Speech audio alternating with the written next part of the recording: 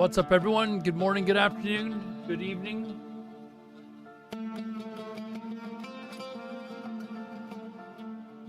Just checking around to see what's going on tonight. There only one missile strike earlier, so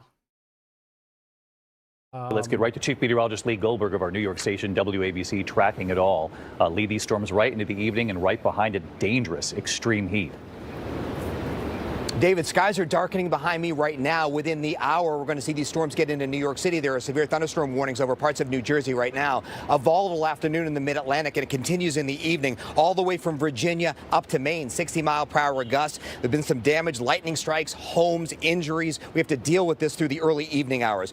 Tomorrow, the severe weather is going to shift to the northern plains and the Midwest. In the severe zone is Bismarck and Fargo and Aberdeen for destructive winds and large hail. The front causing those storms, it lifts to the north. It opens the floodgates for the heat as we go into the weekend. It'll feel like 108 in Omaha, 106 in Minneapolis on Saturday. Blazing heat that spreads into the northeast over the weekend. We're talking triple-digit feel-like readings in D.C., New York, and Boston. It's the start of a heat wave into next week, probably record highs as well. David? Yeah, extraordinary feel-like temperatures there. We'll have to take this very seriously, Lee. Thank you. Return now to the new statement tonight from President Trump on Iran. The president huddled with his national security advisors in the Situation Room for the third day in a row now. His new timeline tonight for any possible direct action against Iran.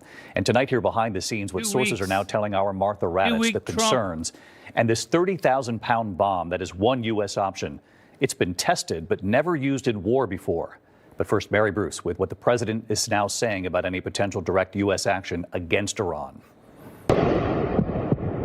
For the third day in a row, the president hunkered down in the Situation Room, deciding whether the U.S. will take direct action against Iran. This was the official statement afterward, read in the briefing room. I have a message directly from the president, and I quote, "Based on the fact that there's a substantial chance of negotiations that may or may not take place with Iran in the near future, I will make my decision whether or not to go within the next 2 weeks." I asked the press secretary if there's no progress in the next 2 weeks, does that mean the U.S. will bomb Iran? Is he saying that if Iran does not come back to the negotiating table within the next 2 weeks, that the president will strike? The president is saying that he will make a decision whether or not to go within the next 2 weeks. It's very clear and direct. Is he seeing any signs of progress? He obviously is holding out hope for negotiations, but is he seeing any inklings of progress that give him that hope that talks are still possible? Well, that's why he said in the statement that I just read for all of you, based on the fact that there's a substantial chance of negotiations that may or may not take place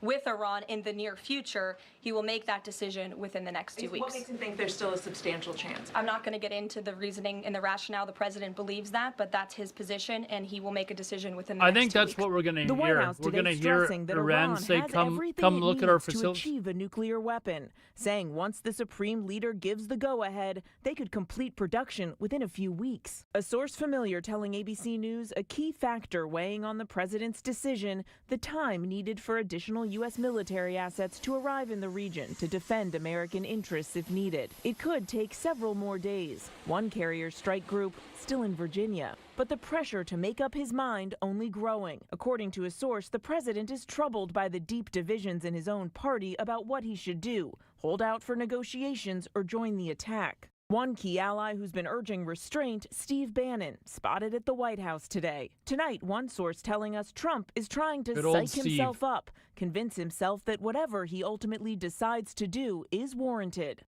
The president's new 2-week timeline to decide, a blow to Israeli Prime Minister Benjamin Netanyahu, who has been desperate for the U.S. to join Israel's ongoing assault on Iran. In the last 24 hours, Iran striking back.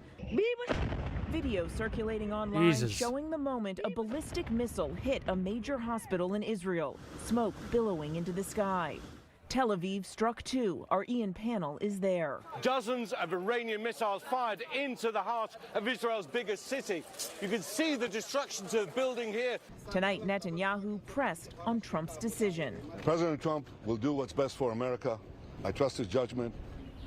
And David, all of this is coming as European leaders are expecting to meet tomorrow with the Iranians in Geneva. One senior official telling us tonight the president hopes this 2-week timeline will, quote, give the Iranians some room to come to their senses. But David, make no mistake, the president still has this high-stakes decision to make, and he's now given himself a deadline to make it. David. Mary Bruce asking the questions there in the brief.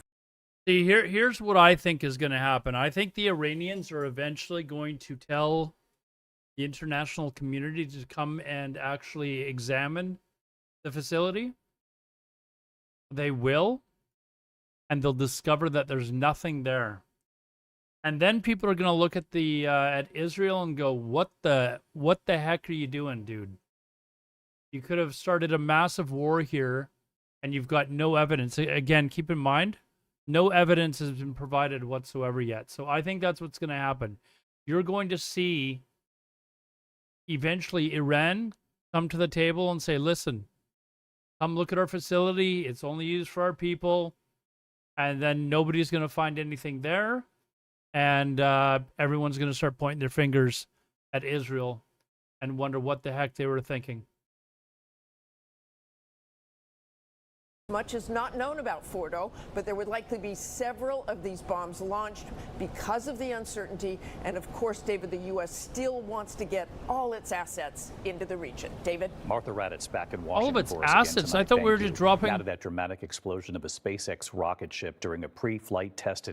What are they talking about here? They're talking about they got to wait a few more days to get all of their assets. I thought the idea was that we were possibly just going to be dropping like a few of these bunker busting bombs.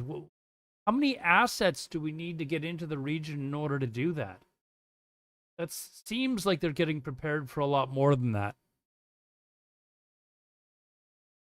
Ship 36 just blew up. Those staggering flames filling the South Texas sky.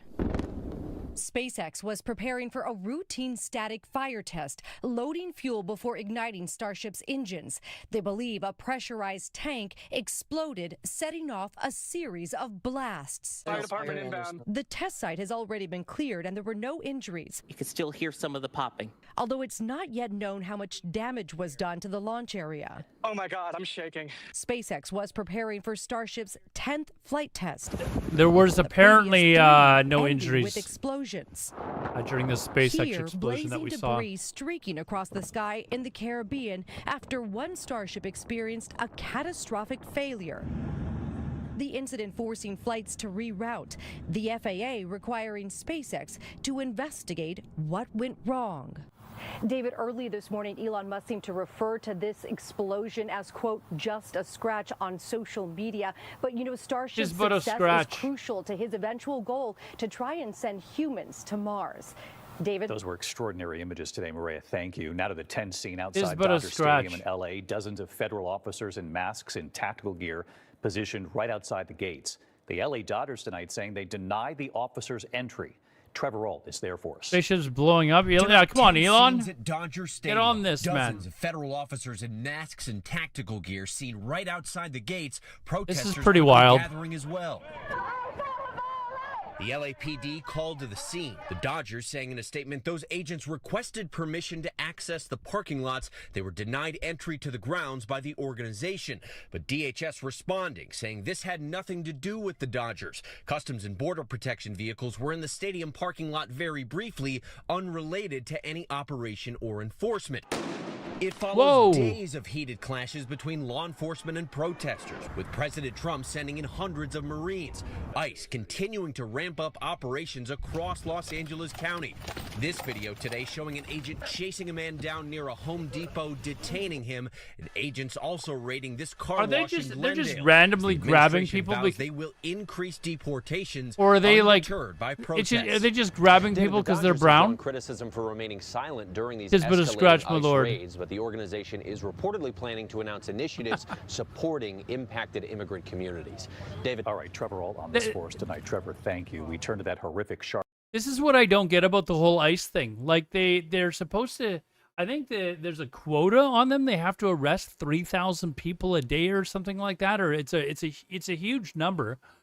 And you see people like this where the guy's like chasing a guy from the Costco parking lot? Like, do they even know if this guy's illegal immigrant or not? Or are they just like, hey, he looks like an illegal immigrant. Let's arrest him and check him out and see whether or not he's and finding out later. Like, it just seems like it's so random and there's no organization to it.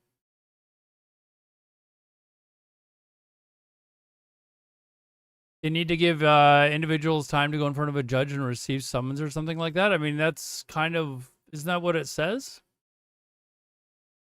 They're going after known, yeah, or so they say they're known criminals. Like some of these arrests that you see, it looks like they literally just spotted somebody on the seat or on the street, and they're just like, hold on, let's pull over and grab him. It doesn't look like there's any organization. Anyways, it's kind of not to mention the fact that all the agents are white males. The area, her family saying Leah can now move her fingers. I didn't think there was any chance at all of saving it, and I'm just so thankful to the surgeons for making such a miracle. Doctors say Leah NATO, Lando Commando, Rogue IRL, what's up, guys?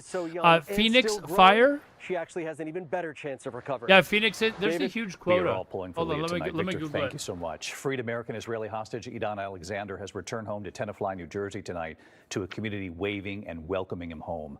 The 21-year-old captured during the October 7th Hamas terror attack was freed last month after 584 days in captivity. He was the last living American held hostage. When we come back on the broadcast, the deadly plane crash in the Northeast, a small plane going down right into a community, and what we've learned. Like Also, dramatic body camera video showing officers racing to save a car full of people that plunged upside down into the water. There's also news tonight about the death of beloved Food Network host Ann Burrell. What the FDNY here in New York is now saying about that initial emergency call in a moment. ABC. I don't even know who that is. Stories that shape your world, that shape your life. Sorry, any news on the Israel strike that happened yesterday? We went pretty late into the night with that one. There was at least 4 major strikes. Apparently 24 people were killed. That was the last report that I saw. And then the hospital was, had major damage done to it, as well as other buildings. 3,000 people that now have no place to live, etc., etc. And obviously Israel pointing the finger at Iran, saying, "Hey, you attacked a hospital," and people worldwide are going, "What have you done in Gaza? You've destroyed several hospitals."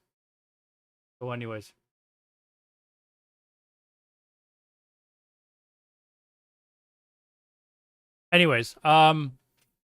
So yeah, we'll try to keep up with that. There was a strike or a missile or two. I'm still trying to get clarification on if it was 1 missile or 2, but apparently Iran only fired 1 missile, and apparently it hit.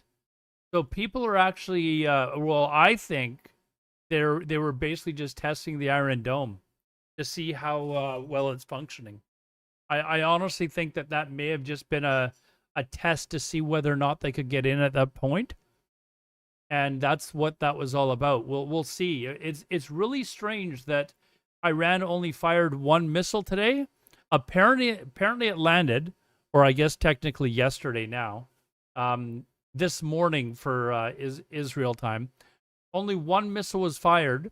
It landed, so it hit. It wasn't intercepted, apparently.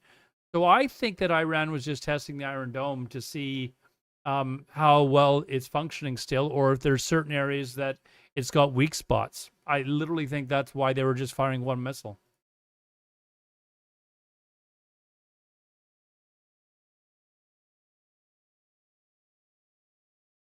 Ice is kind of cooked. I don't know. You're going to have... don't get me wrong. I am definitely a proponent that if you're here illegally and causing crimes, or in my country as well, ship them back. But if they're here legally, or they're not causing a problem, there's no reason to treat them like shit. That's just kind of my view. They are actually here providing a service. I don't know how many of you lost a berry picking job or, you know, a job cleaning hotel rooms or something like that you're really pissed off about. But these are generally the types of jobs that they're getting. So they're not really having a massive impact on your daily life. If they're here for like a year, I firmly believe this. If you come to my country, you've been here for a year, you haven't attempted to learn the language, the customs, you haven't really attempted to find work, I'll pay for your ticket to go home. Like, I don't want you here. So anyways. Roger, are you still here? Do you do IRL streams?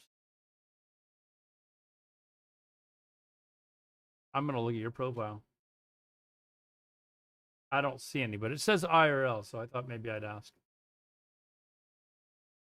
Anyways, let's see what else is going on in the worlds.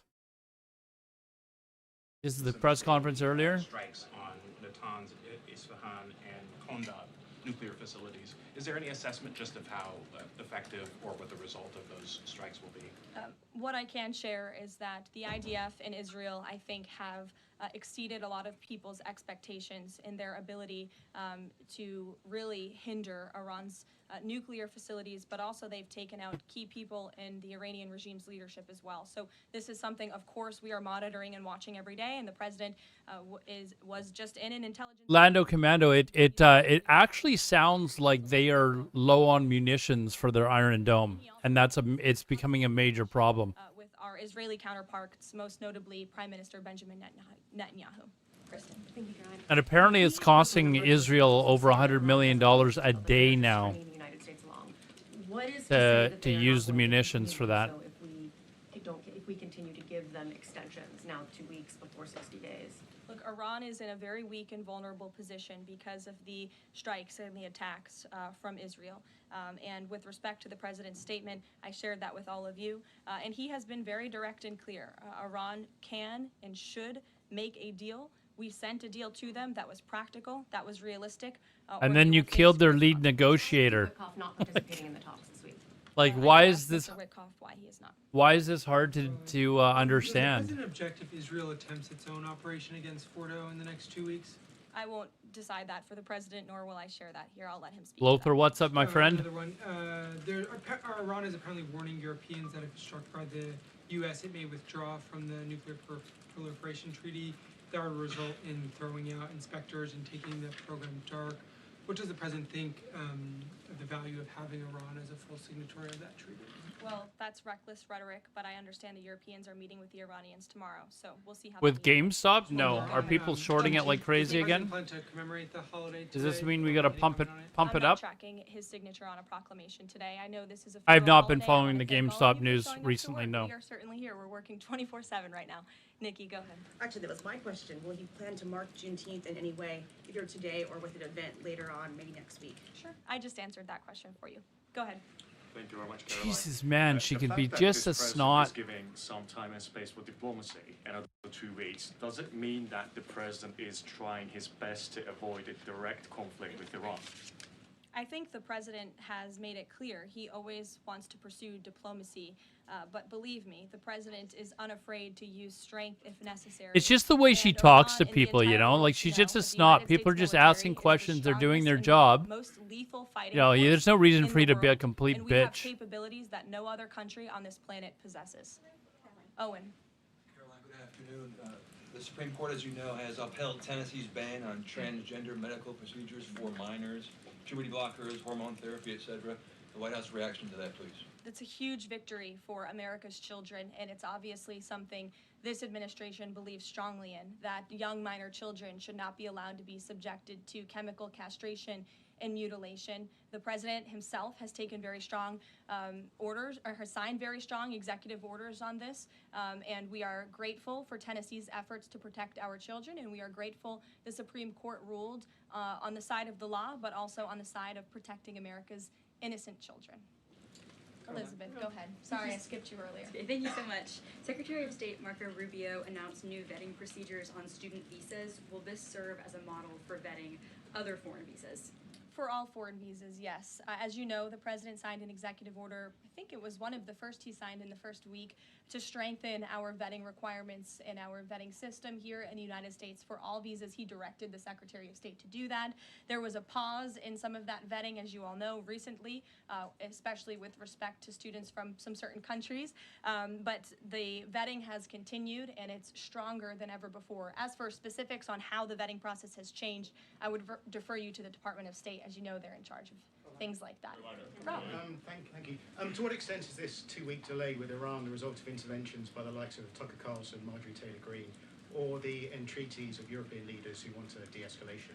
Look, the president hears all voices across the country, and he makes decisions based on his instincts.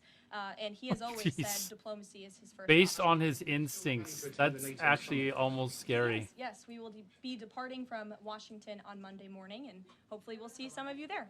Kayla. Hopefully.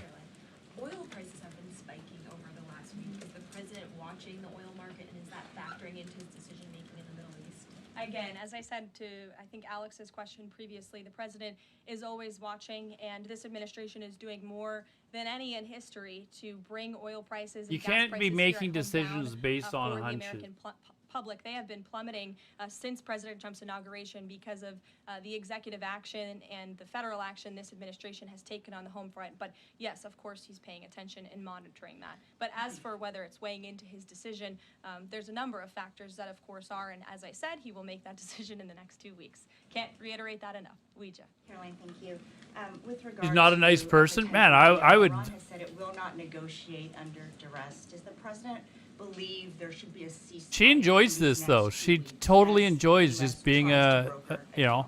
That's not what he said in the statement he dictated to me, so I won't get ahead of the president or add anything additional to the statement that he gave me the liberty to share with all of you. And then just to follow up on how close Iran is to a nuclear weapon, can you clarify, when the president said a few weeks away, did he mean obtaining enough enriched uranium to start building a weapon, or did he mean Iran is a few weeks away from completing the production of a weapon?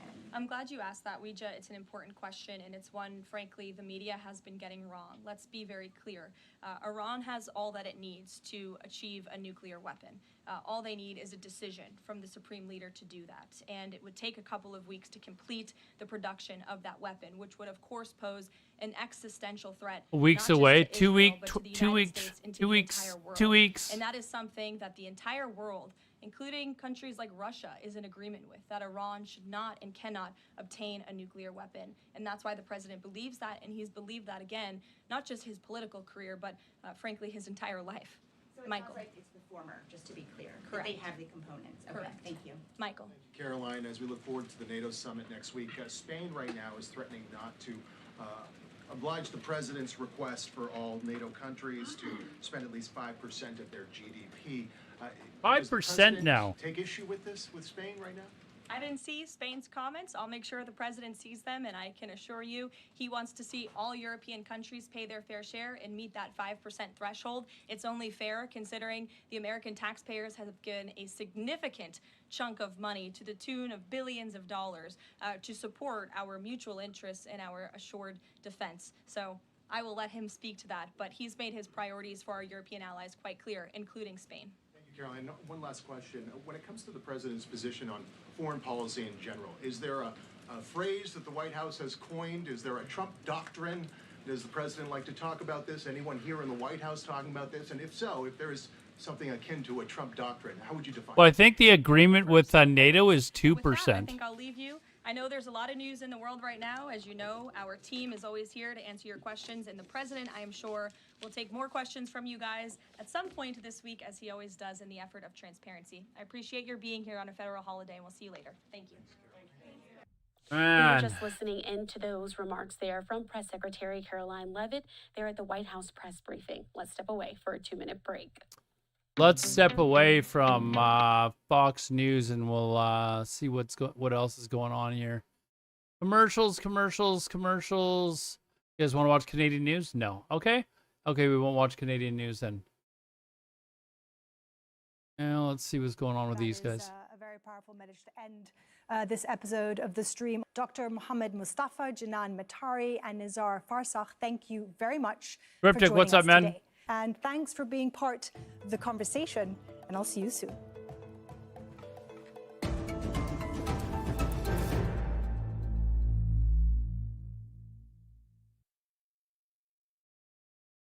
Is the United States slowly but surely losing its place as the world leader in research and innovation?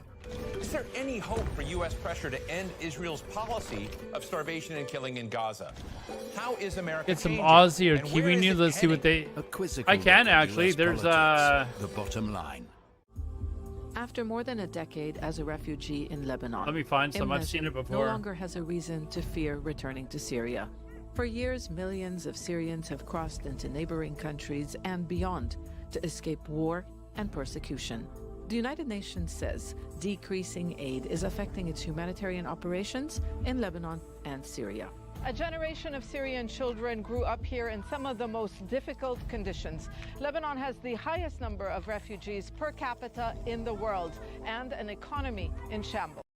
All right, here, hold on. We got ABC TV and ABC iView. we got some Washington.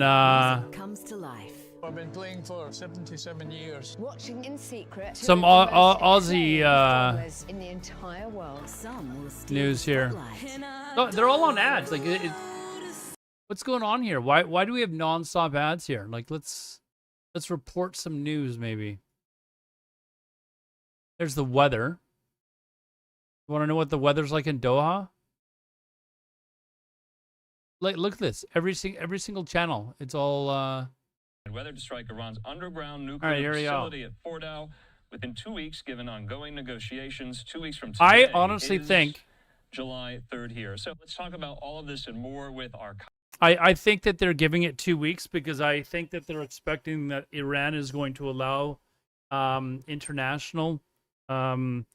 I can't remember the name of the international group to come and inspect their facility, and then they're going to see that there's no nuclear weapons, and people are going to point their fingers at Israel and go, "What the hell are you doing here, man?" Netanyahu, the Israeli leader, has said that they want this to be for sure they'd be reporting on it. Hold on, I'll just stay on. They might not be reporting it this second. I don't know what this is, but this is. I think this looks like some sort of a advertisement for. Hold on, let's just watch it. Today, Donald Trump says he'll decide within the next. There you go. Weeks Very if first the thing that US they will talk get about. Directly involved in the Israel-Iran. You will find that outside of the U.S., news organizations actually do report stuff that are happening around the world. Due to deteriorating security conditions. We can watch this or Canadian news, and you're probably gonna. Police appeal for information after a body of a woman is found on a busy Townsville street. The Victorian Liberal Party bails out John Pizzuto with a $1.5 million loan.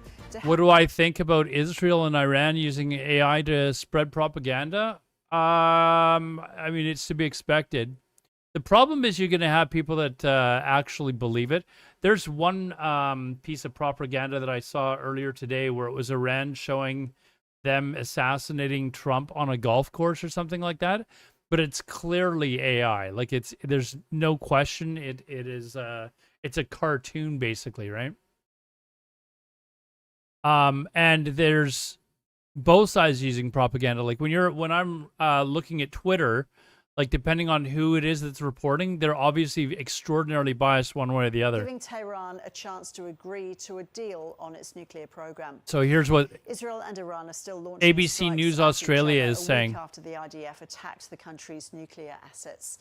The IDF has released this vision. It says shows its air force intercepting unmanned aerial vehicles overnight. The Israel Defense Forces say Iran has launched another wave of missiles. The reports of the strikes came a short time after Iran's West Asia news agency broadcast footage of missiles being fired from Iranian territory. The vision was shared without the exact time and date of the launches shown. Israel's Defense Minister Israel Katz said Iran's supreme leader Ayatollah Ali Khamenei should no longer be allowed to exist after this Israeli hospital was hit by an Iranian strike. Tehran says the attack was aimed at a nearby military site. Israeli Prime Minister Benjamin Netanyahu says regime change is not a goal of Israel's military campaign against Iran, but could be a result. Our primary objective is to stop the nuclear program and remove it as a threat. The second goal is to halt the advancement of ballistic capabilities. In the process, it's clear we've been talking about this for 30 years now. But the matter of regime change is, first and foremost, up to the Iranian people. Iranian state TV is reporting that there's no radiation danger or casualties after an Israeli strike on the Arak heavy water research reactor in central Iran. Satellite imagery shows how the facility looked beforehand and then after the bombing. It comes as the Israeli military says it's broadening its campaign beyond military targets, striking manufacturing industrial sites in Tehran and a research centre. In Washington, the US president continues to hold high-level security meetings at the White House. He left it to his press secretary to deliver to the world his latest position. Based we have to watch her again. There's a substantial chance of negotiations that may or may not take place with Iran in the near future. I will make my decision whether or not to go within the next 2 weeks. That's a quote directly from the president for all of you today. The Kremlin has offered to mediate the conflict and store Iranian assets in Russia. The head of Russia's nuclear energy organization warning that an Israeli attack on Iran's Bushehr nuclear power plant could be catastrophic. Given the proximity of a number of borders, including a number of Arab states, the radioactive cloud could cause damage to a number of states located nearby. Any strike on an operating gigawatt-class facility is a catastrophe, comparable to or even surpassing all known nuclear accidents in the history of mankind. With more, here's former Even correspondent Chernobyl? Greg Jennett.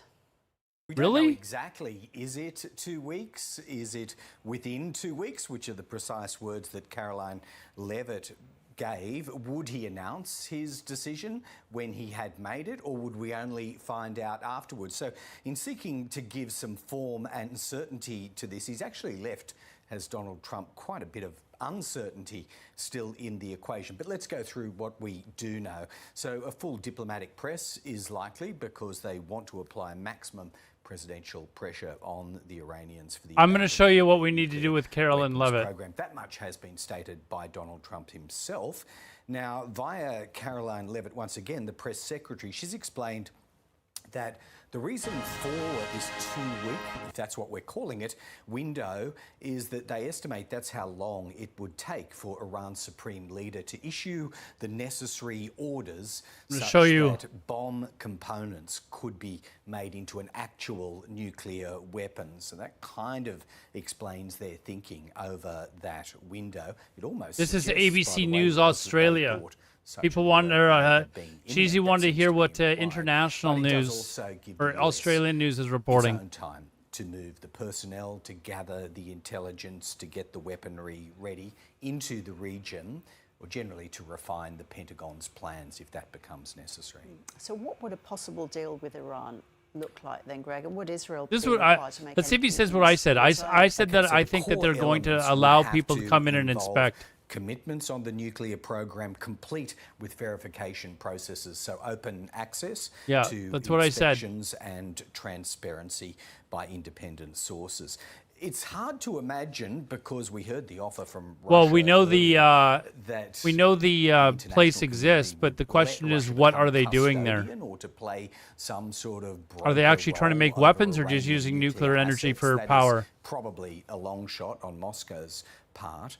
But this pronouncement actually involves no undertakings by Israel or Iran to halt their missile exchanges, which have been free-flowing and continue as recently as a few hours ago.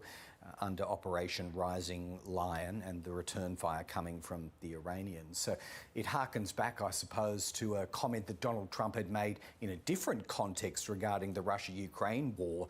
He said sometimes you've just got to let them fight it out. It sounds like in the interim, at least, while he weighs his decision, that is what we're going to see between Israel and Iran. So does diplomacy have a chance, in your view, Greg, with or without the US? Well, the world seems to think so. Marco Rubio, the Secretary of State, seems to think so, Ros. He is working the phones. He's spoken to Penny Wong. He's spoken to the foreign ministers of France and Italy to try and build some international consensus among Western allies around whatever position it is that the US might adopt. Steve Witkoff, Donald Trump's special envoy in this area, at least according to the Reuters news agency, has had several back-channel conversations with the Iranian Foreign Minister, Abbas Araghchi. Now, that actual gentleman is, as we speak, either in or on his way, Abbas Araghchi, to Geneva. There, he will meet this E3 grouping, European 3 foreign ministers, face-to-face. That would be Germany, France, and Foreign Minister Lamy from the UK. They'll be trying to lay out an offer and see if he can be enticed to accept it, specifically around the nuclear program. Again, it wouldn't involve any ceasefire, but it does tell us that this approach diplomatically is multi-pronged on Iran right now, Ross. Greg, thank you. Thank you. All right. And Australia has closed its embassy in Tehran as the situation deteriorates. Political reporter Nicole Hegarty has more from Parliament House. The decision to close the embassy and move staff, as the government puts it, was not taken lightly. They say it's based on the latest security advice. They're keen to point out, though, that the ambassador will remain in the region and as well they'll continue to maintain a diplomatic presence, with consular staff being deployed to nearby Azerbaijan. That's of particular importance because it's seen as the most likely point of crossing by land over borders where it's possible to do so, although, of course, that is a highly complicated process, and that border is, in fact, around 8 hours away from Tehran, the foreign minister said. Also, the airspace remains closed, and while when it comes to the Israel side of the equation and assisting Australians out of the region, Australia was able to help 38 Australians and their family members out of Tel Aviv across the border into Jordan last night. As I say, the situation when it comes to Iran is highly complex and much less certain. The advice has been updated to instruct Australians and their family members to leave if it is safe and possible to do so, but with the airspace closed, if that's not possible, the advice is to seek shelter where they are in place. An update on other numbers more broadly, just quickly, on the number of Australians registered with the Department of Foreign Affairs as wanting assistance to leave. In Israel, it's now more than 2,000. In Iran, it's around 1,200. And the government and the Foreign Minister, Penny Wong, is insisting that all efforts are being made to prepare to allow the facilitation of Australians out of those regions, and then that now includes the deployment of ADF personnel as well as aircraft assets to be pre-positioned in the region, making clear that that's to support the passage of Australians and family members out and not to become involved in any conflict. Here's the Foreign Minister. We are really conscious it is extremely difficult, and I wish it were not so. I wish that we had more capacity. Are you good? Are you good with this? It seems like decent reporting. It is, you know, you will find that it's a lot less biased. Australia has a relatively when you watch small international diplomatic news presence in Tehran, but other Why regions, watch other it? countries have made similar decisions when it comes to closing their embassies and moving staff, and this is because embassies in Tehran in previous previous crises or conflicts have become a target. So that's why the Australian government has chosen to move today. Nicole, thank you. Former Victorian opposition leader John Pesutto has been thrown a financial and political life. Let's see what. Here we go. About optics. That's why I watch the US it. President, because he's given himself That's this 2-week ABC deadline, as you just Australia. mentioned there, a day after him saying that next week is going to be very big, and really implying that they were going to decide to strike Iran and its nuclear site. So how much of this is about optics, especially when it comes to his domestic audience? Yeah, I got something to show you guys. Hold on. Do you not think that whenever you hear Carolyn Levitt, you think of this lady?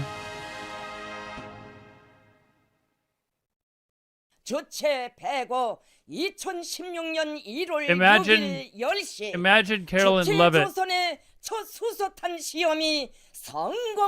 barking out orders.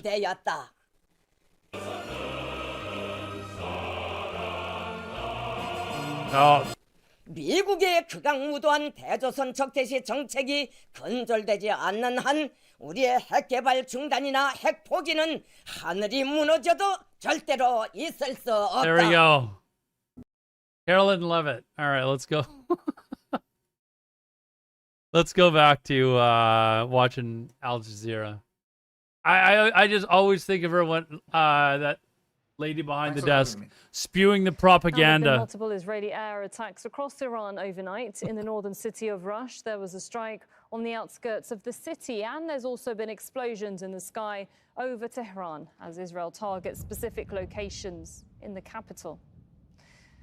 Now, it's been a week since Israel started its bombing campaign, targeting Iran's nuclear sites and top commanders.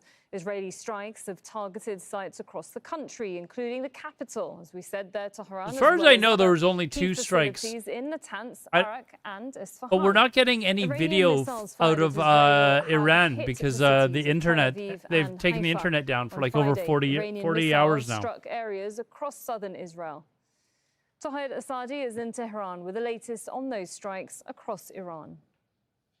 Momentum thrives on escalations between Iran and Israel, as on the 7th day of escalations, we heard different reports from across the country about continuation of strikes by the Israelis. Earlier in the morning, we had a report from the Atomic Energy Organization of Iran saying that a center related to heavy water and research reactor in Khundab was targeted by the Israeli strikes. Also, here in the capital, in the early hours of night, we heard constant sounds of explosion related to the activation of air defense system targeting flying objects from the Israeli side. And also, we have heard a lot of statements from Iranian side saying that we're going to continue our retaliations as long as Israeli strikes continue. And also, we had the report about the Iranian Foreign Minister Abbas Araghchi going to Geneva to have talks with European countries, which paves the way for a possible hope for de-escalation. Iranians are saying that they are ready to step back, but it's going to be possible under one condition, and that is... Apparently, the appeals court has ruled that Donald Trump can command the National Guard. Israeli strikes. And speaking of the rhetoric as from opposed the Iranian to side, California, we are hearing strong messages sent by different Iranian military officials saying that they're going to continue to provide Israelis with the repercussions of these strikes, and there's going to be a crushing answer down the road. Toida Sadi, Al Jazeera.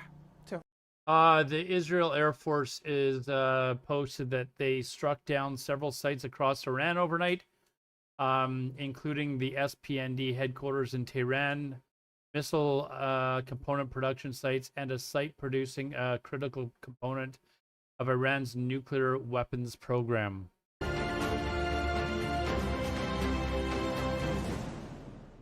In-depth analysis of the day's headlines. Why is Newsom Musk is big deciding mad. to go up against I think you're going to US see a president? Newsom versus Trump election. Times where resolutions, words, and positions matters not. Actually, France Trump was is shipping apparently not ammunition. supposed to be able to The run, UK but I think he'll continues to play, send be scraps against of J.D. Vance. F-35s. Critical debate. The sanctions We haven't have ruled out failed the idea to that stop Trump the may war. actually try to run for a third term. Help Russia to bypass sanctions.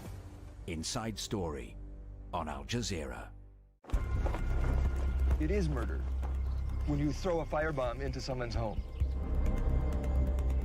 They're insignificant in numbers, they're insignificant ideologically, they're insignificant even as a crime gang.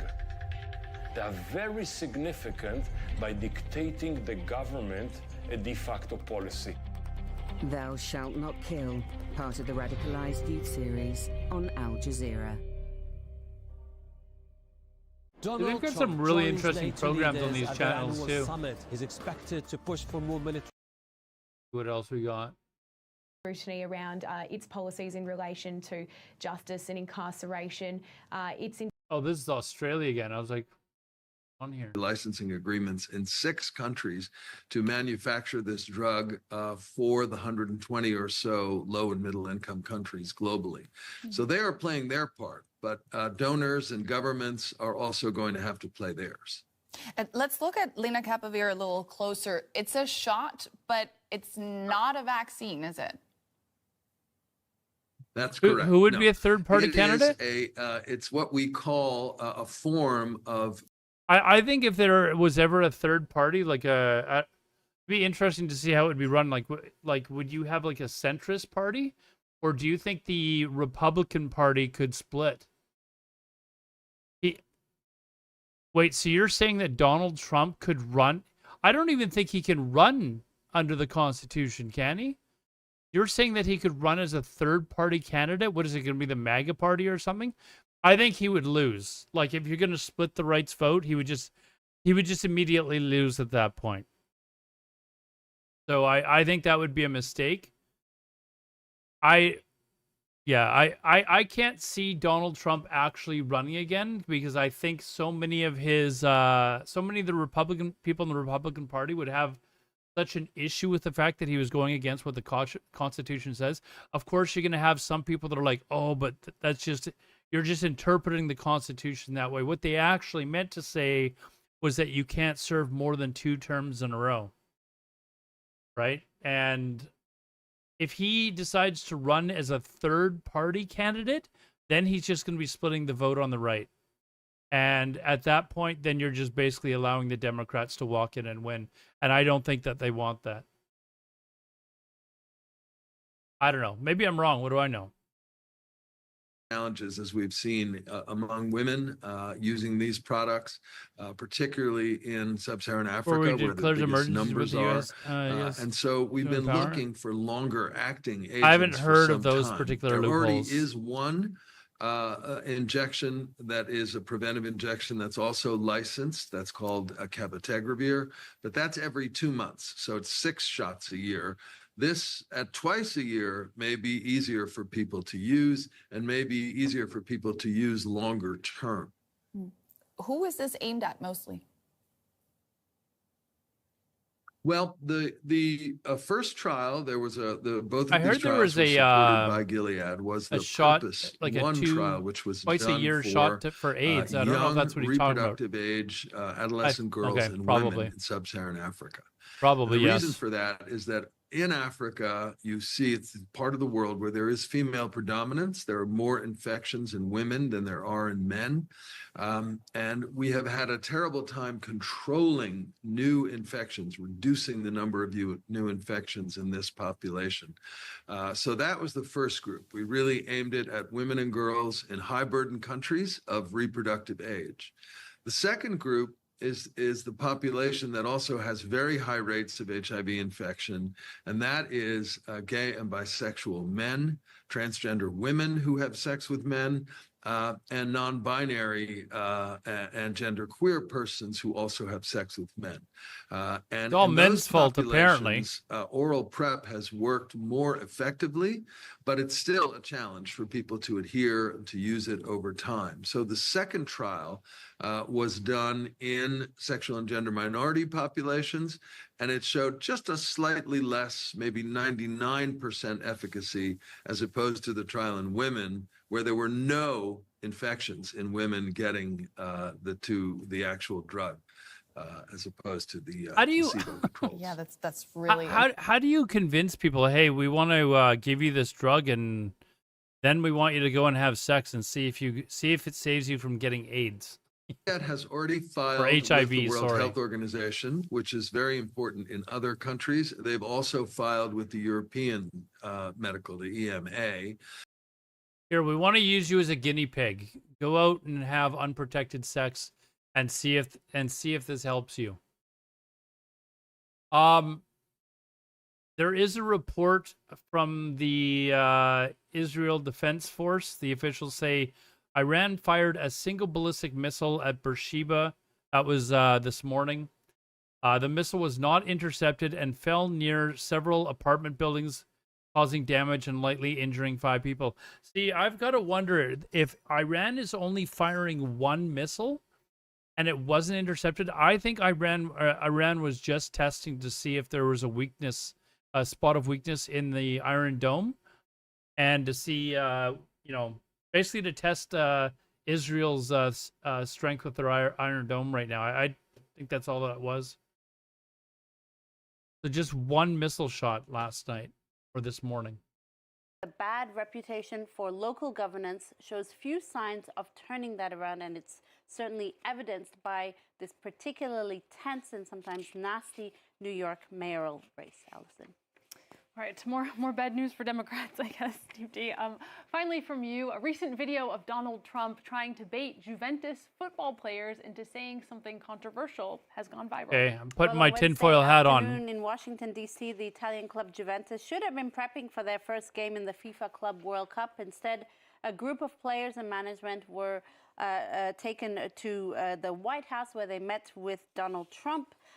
Over the 16-minute meeting, the group, which included U.S. players Weston McKennie and Timothy Way, stood as Donald Trump ranted about Iran, the U.S.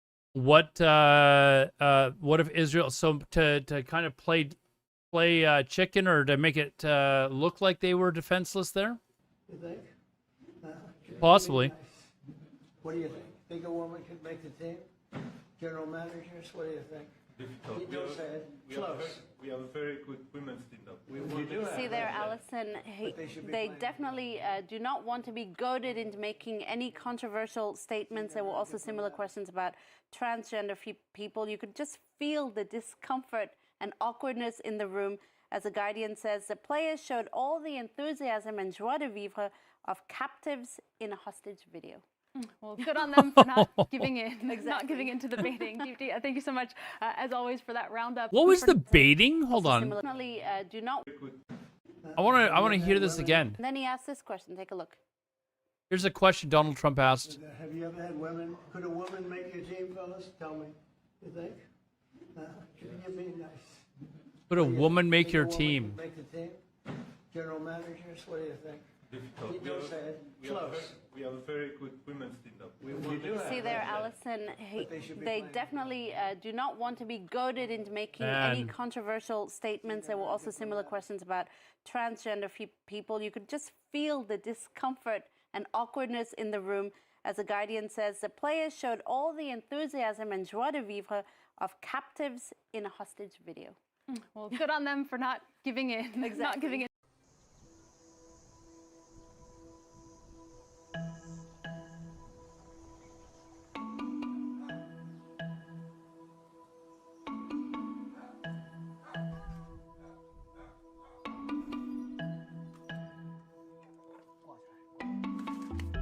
读书还可以泡茶喝，同时泡茶喝，听音乐，所以看书非常安静，不会被打扰，很惬意。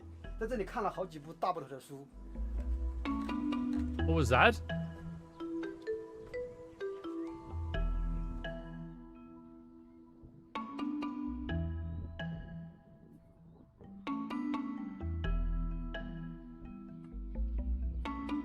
I don't know what that is. Hold on.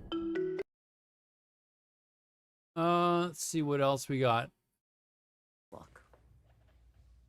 So, President Trump has activated 4,000 National Guardsmen and sent 700 Marines to Los Angeles.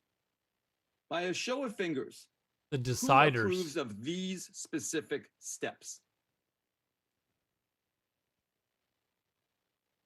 4 of you do. Okay. I think that Normally, it might be kind of out of the ordinary, being that it was so early into the demonstrations. But I think given the BLM riots and everything our country went through a few years ago, and it being in California, where Newsom will pretty much not put his foot down at all, I think that he had to get ahead of it. Otherwise, we would be seeing even more of it. So that's why I approve. I approve it because it really does get out of hand. You know, the National Guard will be there hopefully to keep it under control. A couple of you said that you don't approve. Tell me why. Mine is more like a personal just experience. Like I lived through the Venezuelan protests when the government did that and sent tanks, and it got real violent real soon against the people. So I get scared. It's like more of like a PTSD thing, but I understand what Rosin's saying, like based on the history with how bad the BLM process got. It's probably reasonable, but still, it's a lot for me. Margaret, what do you make of that set of responses? There's something more there, and it is that But for this is about the most of ICE people protests. who are generally okay with it, even if they don't love it necessarily, it doesn't have the same proximity to them. They don't feel like it's about them, and they also don't feel like it is about civil rights or the rights of Americans to protest. They feel that it is about illegal immigration, which is an issue that they deeply care about. And we've actually seen this now in a number of slightly different focus groups. It's interesting that these are Hispanic voters, so you're like, how would Hispanic voters feel about it? But as we all know, third-generation Hispanic voters are just American voters. They just happen to be Hispanic. For the woman who said, I'm triggered by this, it's because... There was a Blother there was a clip I saw on Instagram today where it was a Latino woman, and she was laughing hysterically, making fun of Hispanics that voted for Trump. And she was like, how are you feeling now? You feel stupid yet? Like, but she was just laughing hysterically the whole time. She's like, you making any more money? Yeah, Julie, most of that group sided with Trump in that debate, but it was fascinating to hear the one focus group woman who said, I have PTSD because I lived through this in Venezuela. This is personal for her. And it goes back to what we were talking about, the division between people who recently immigrated here, who maybe have gone through those things, and those in the focus group. As Canada, we have protests, but they're not violent. Like people just kind of walk through the streets, block traffic. You're seeing a lot of that reflected among Republicans. There's not really any damage. The people who feel this way in the focus cities. groups, it's hard to find a Republican who doesn't agree with the administration's strategy in sending the Guard there. That's why they're expanding these raids in blue cities across the country. Like you'll see like Palestinian protests, and like here it's not reported as people supporting Hamas. I said it right this time. It's reported as people like the protesting Palestine.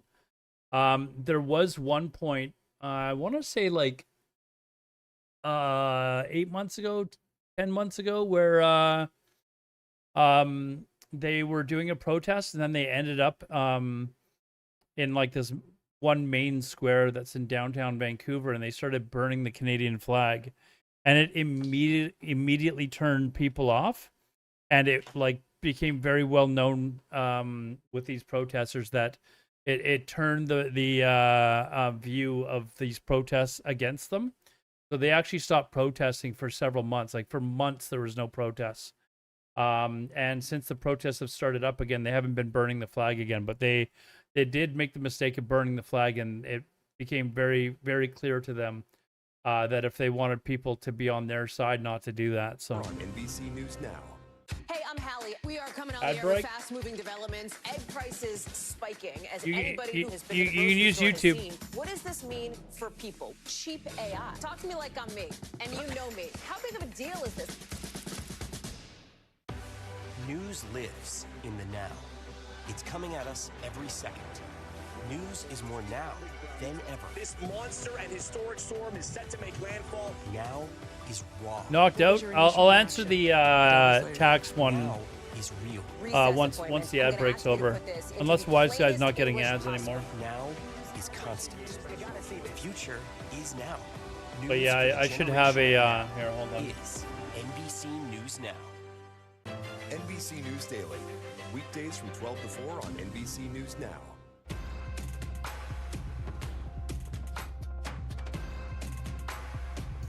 see, what else do we have? Has Netanyahu repeatedly overestimated Iran, or has Iran simply been incapable of delivering a bomb over the years, or is it something else? How about they don't have a bomb? I think it's fair to say that we have seen a little bit of alarmism over the years regarding Iran's proximity to nuclear weapons. But it goes without saying that right now they're Maybe they haven't dropped the bomb close because they don't to have one. weapons. They had amassed enough enriched uranium to produce 22 of these weapons. So they had enough weapons grade uranium for those. Are we done in the ad? Oh, the ad says it's the another US 30 had seconds. estimated that Iran was about 6 months from being able to produce a crude nuclear device. So not missile deliverable, but something more rudimentary.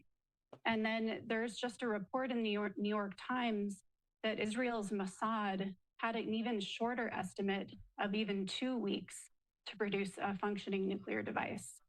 So Israel acted preemptively here, and I think the world in time. That's what we're will being thank told them is that for it. Israel has acted Iran preemptively. obviously isn't Still no evidence, by the way. their nuclear progress. So how do we get reliable information? I'm not on saying their it's not there, but show people the Well, we have evidence a so variety we of know that tools. this The is intelligence justified. community, certainly in Israel, the United States, and Europe, are very helpful. But we have had the International Atomic Energy Agency, the UN Nuclear Watchdog, in there inspecting any sites where Iran had nuclear material.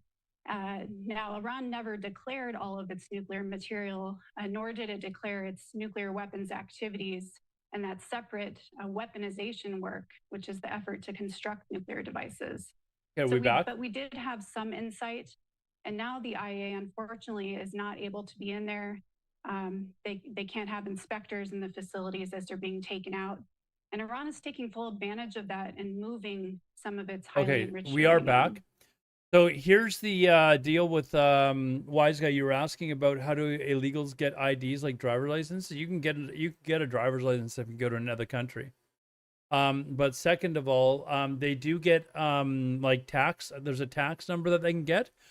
So you can be an illegal like immigrant in the country and get a tax number from the government in order to pay taxes, because if you're working at one of these places that is basically hiring illegal immigrants like berry picking or whatever, they'll get a tax number so that they're showing that they're paying taxes, because if they're wanting to proceed with getting an actual citizenship, to go through the citizenship process, they better be showing that they're actually paying taxes. Because if they suddenly are here 5 years and then they say, okay, well, provide your taxes or show us your taxes, and they don't have any to show because they haven't been submitting them, they're going to get denied. So they need to they do definitely get their taxes and stuff like that in order to make sure that when they're asked. So anyways, this here is obviously right side of the news. I'd like to kind of point the difference. They're claiming that they're definitely claiming that Israel is in the right, and that they've shown or that they know that there's a nuclear possibility of them having nuclear weapons, but they haven't shown anyone else. And that's why everyone else is like, okay, that's fine. Show us proof. If they've got proof that Iran was actually trying to build a nuclear weapon, I don't have a problem with what's going on here.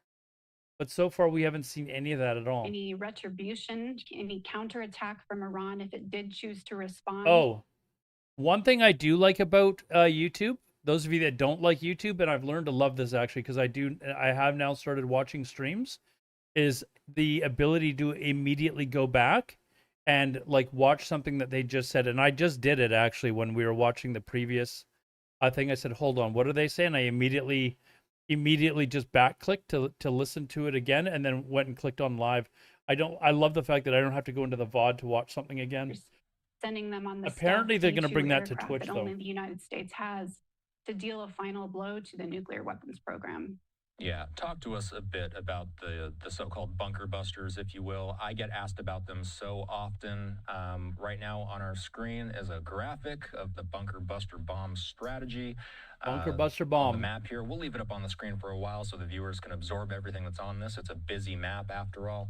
Can you tell us why bunker busters are important? What facilities specifically would a bunker buster be targeting?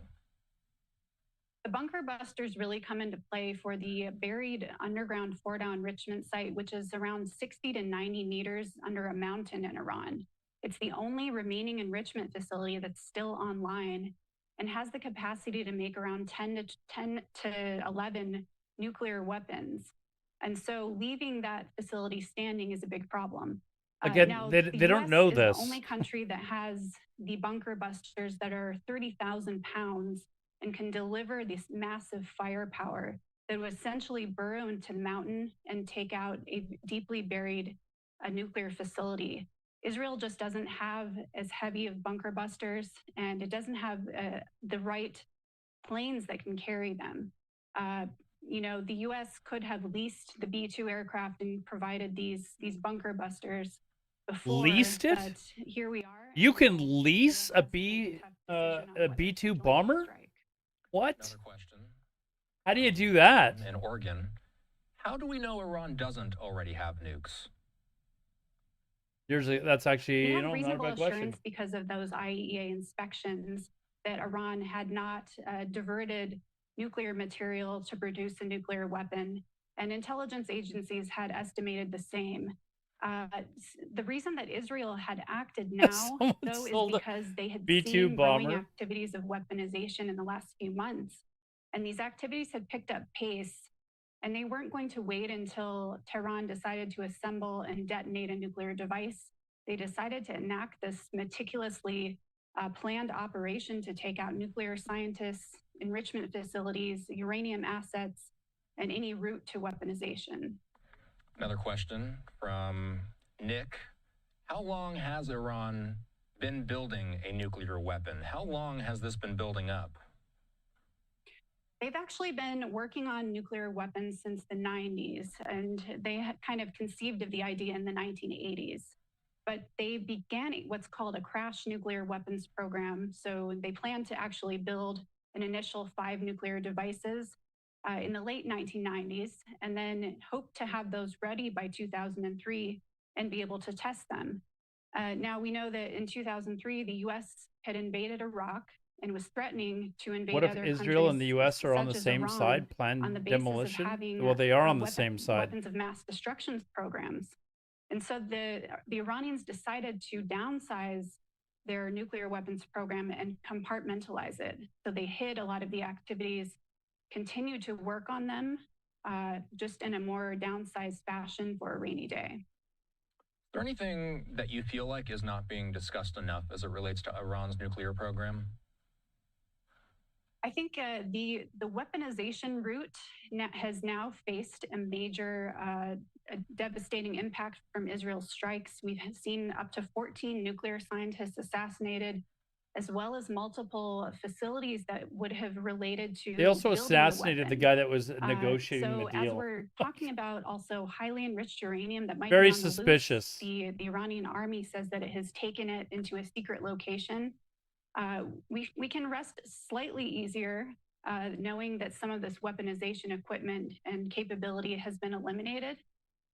It is very suspicious that Israel has suggested that there's nuclear weapons, attacked saying that there are nuclear weapons, and said that Iran won't come to make a deal, when in fact they assassinated the guy who is head of the negotiating team for Iran. Very suspicious that they assassinated the guy that's head of the negotiating team for Iran before they could actually try and make a deal with the U.S. It's really suspicious that they took him out. Is the U.S. mainland safe? Correct me if I'm wrong, but the main point of concern as far as Iran's nuclear program is the areas that are more in the region of the Middle East, correct? We're not so much worried about the U.S. mainland. Do I have that right? That's right, but the Iranians are working on intercontinental tipped ballistic missiles that could eventually reach the United States. And that's another reason why we see Israel striking now. There we go, chat. We're buying a B-2 bomber. Only $3 million? I feel like that's a steal. Are you kidding me? They've got a B-2 bomber for sale for $3 million. I feel like that's a bit of a steal. That's incredible. That's got to be completely legit, right? Oh, it says that you need 2 pilots. I'm going to have to find somebody else to split this with me. Our troops are safe, though. This might be a tough question to answer, but let's say Iran's nuclear program was at 100% strength before this most recent round of strikes began. What percentage is it at now after these IDF strikes?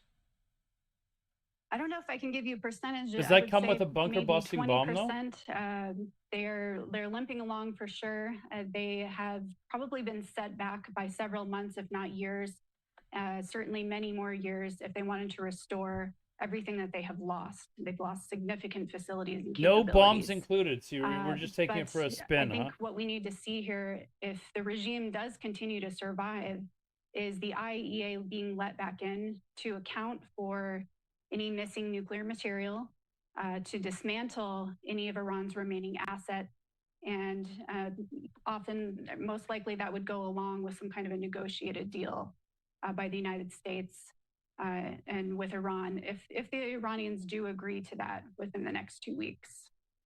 Get this question in from James. What would need to be damaged to make the surrounding area radioactive? Is there a concern in the area for some sort of nuclear? This question here was pointed out, I think, on the Australian station that we were watching. Like, if they drop a bomb on this place, what happens to all the nuclear material that's around there? Like, they were suggesting that it could be worse than Chernobyl. From last night's raid on the Arak nuclear reactor, there was no concern of radiation because the reactor was not yet fueled.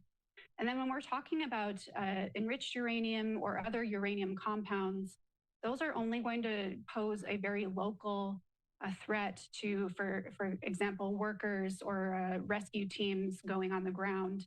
They would just need to wear protective gear for a while, and then the chemicals and limited alpha particles would dissipate.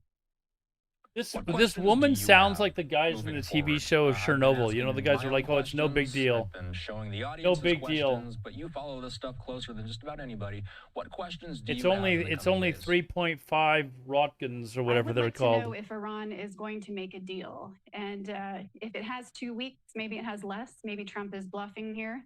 They need to agree to fully dismantle their enrichment, their weaponization, and their missile delivery. How did we go from unconditional surrender yesterday to we'll see what happens in 2 weeks? How did that happen? In February, when he gave them 60 days to negotiate. On that 61st day is when Israel struck. So I think the Ayatollah needs to take this off ramp, but it remains to be seen if he will, in fact, go down with the ship as it sinks. Andrea Stricker is the Deputy Director of the Foundation for the Defense of Democracy's Non-Proliferation and Biodefense Program. Thanks for the informative interview. We'll be in touch soon. Thank you. All right. So we continue In a to weird monitor way, these live vantage points out of cities like Tel Aviv. The time here I in the don't know, States, dude. 7:25 Pacific time, 10:25 on the East Coast. Live look at the White House. Israel Standard Time. I don't know, dude. About 5:25 in the morning. We're going to take a quick commercial break. We're going to be joined by Project Dynamo in a moment. They've been working to evacuate Americans from the danger zone. Okay, let's see what says Al Jazeera. Israel's program, we know, has existed for quite some time, and that it has been used to generate nuclear warheads, and that Israel could fire these. Chinese President, this is just in, guys. Chinese President Xi Jinping calls for an immediate ceasefire between Israel and Iran. The delivery methods as well. Sure, On the that'll other hand, happen Iran immediately. has a nuclear energy program. It has 21 facilities that are under IAEA safeguards. Just last year, there were over 450 inspections that occurred in Iran. In comparison, there was actually only one inspection that happened in Israel. This is based off of the Director General's Safeguard Implementation Report that recently came out for the year of 2024, last year. So there's obviously a huge discrepancy here that Dan, Rebecca, and also the story that played before we began our discussion pointed towards, which is that, you know, one country has been able to exist outside of the international non-proliferation regime and sort of do whatever it has wanted to do, whereas the other, Iran, has been subjected to quite extensive Lothar, I've got inspections something and to scrutiny, report to you in just even a in an second. era right now where we actually don't really have a deal like the JCPOA in place. When we had the Obama nuclear deal in place, those inspections were well over Here you can read 1,000 the a bottom. year. It was a much higher level of insight that we had into Iran's nuclear program. But even without the JCPOA, I've already said that there are hundreds of inspections that have occurred, and that even within the last few days, some of those inspections had occurred before the Israeli attacks on their facilities, which obviously makes it quite dangerous for IAEA inspectors to go in and take a look at things. So that's where I'd say the key kind of difference is. They have different histories, different levels of foreign assistance in terms. So you make a good point here, Blother. If Obama had a deal in place that said, hey, you can use your nuclear plants to build, you know, for energy for your citizens, blah blah blah, and Iran's like, okay, that's all we'll use it for. And then Trump comes by and says, this is the dumbest plan I've ever seen in my life. This is the worst deal that's ever been created. And sits there and rips it up in front of everyone and says, this deal is garbage. Does that mean that Iran no longer has a deal and they were able to go and do whatever they want suddenly? Like, whose fault is that suddenly? To call it a little bit of flirtation with weaponization 20 years ago, I think is actually underplaying the real risks of it. From my understanding and analysis, but I have not been able to get back into Iran, and I know some of my scientist colleagues that used to be able to also are not able to get back. But clearly, it is more than that, and I think that particularly the Fordow plant, which was deliberately constructed much deeper below ground than some of the other plants, including Natanz, which had been the uranium enrichment plant, and Isfahan, which was very much above ground to the extent that we saw it, at least. So we have to recognize that there is a problem there, and it is not just a problem. Iran has frequently said that it would like to emulate Japan. Well, most of us that know anything about the Japanese program know that it was constructed surrender or die to provide nuclear energy, but also to provide all of the competencies. I'm just saying, if they were following the agreement, what's the problem? They weren't developing anything other than energy. What's the problem? There's no proof that they did anything more. Scientists basically saying to me that they could. Anyways, Blother, I don't know if you read this or not, but it looks like China has flown cargo planes to Iran. What's in those planes, we don't know, but a couple of other countries 5 of them too, and I believe that Iran is, it's keeping that option as possible, and I think that this is why Israel is. Iran's shown that they're not to be trusted. At what point do we not trust Israel anymore? And I'm saying this as somebody that's playing, devil's advocate. At what point do we not trust Israel anymore? Because they've been going on for 32 years about, Iran, almost having nuclear weapons. And so far, they've never been proven correct or that they were going to have nuclear weapons. They were also the reason why we went to war against Iraq, because they swore Iraq had nuclear weapons. There was weapons of mass destruction. And a large war in the Persian Gulf happened because of it. And then when we went in there and kind of looked at everything afterwards, what did we find? Absolutely nothing. There was no weapons of mass destruction at all. How long is it going to be until we just no longer trust Israel? Curious. Yeah, I'm Playing sure. I devil's mean, advocate, of course. this is more a matter of opinion than having anything really serious to ground it on. Personally speaking, I would be really surprised and shocked if Israel were to use nuclear weapons in anything except what it regarded as the context of existential threat. And that's what I think it developed its nuclear weapons for. That, I think, is what it has had in its mind all along. And that's why it's been prepared to be pretty extreme. I mean, the secrecy, the complete breaking of international norms around nuclear proliferation. I mean, think about the Jesus sanctions plays for pressure Team that was Israel. put I'm not religious. I don't give on a. North I don't Korea. care. I mean, Israel has been prepared to. Also, keep in mind that I believe Jesus is actually in the Quran as well. I've never read any of the scriptures of any religion, but I believe he's looked at as a prophet in the Quran. Is he not? 11 years Are of there that, any 18 Muslim years people was in the spent chat that solitary can confirm? confinement. And when he was released, it He's was not on looked at as probation the on the son of condition God, that though. he did not talk to a journalist. And when he did, he was back in prison again for 6 months. So, I mean, they've been really, really serious about that program and about maintaining it. And I think my view of that is that it is for existential purposes. Yes? And Okay. it's only at the extreme that they Okay. would think of The using trouble it. is, if I could just bring Shahir Jesus is in the here, Quran. because when we talk about words of like He's looked at as a religious figure too, as well, right? They just don't acknowledge him as the son of God. They acknowledge him as just a prophet, like a lot of other people, right? existential threat to Israel. Absolutely. You're Right just now, half we're trolling. I know. hearing two main messages coming, especially out of And the I'm only West. half being One, serious. that Iran can never have nuclear weapons. We've heard President Trump repeat that over and over again, citing the existential threat that would provide Israel.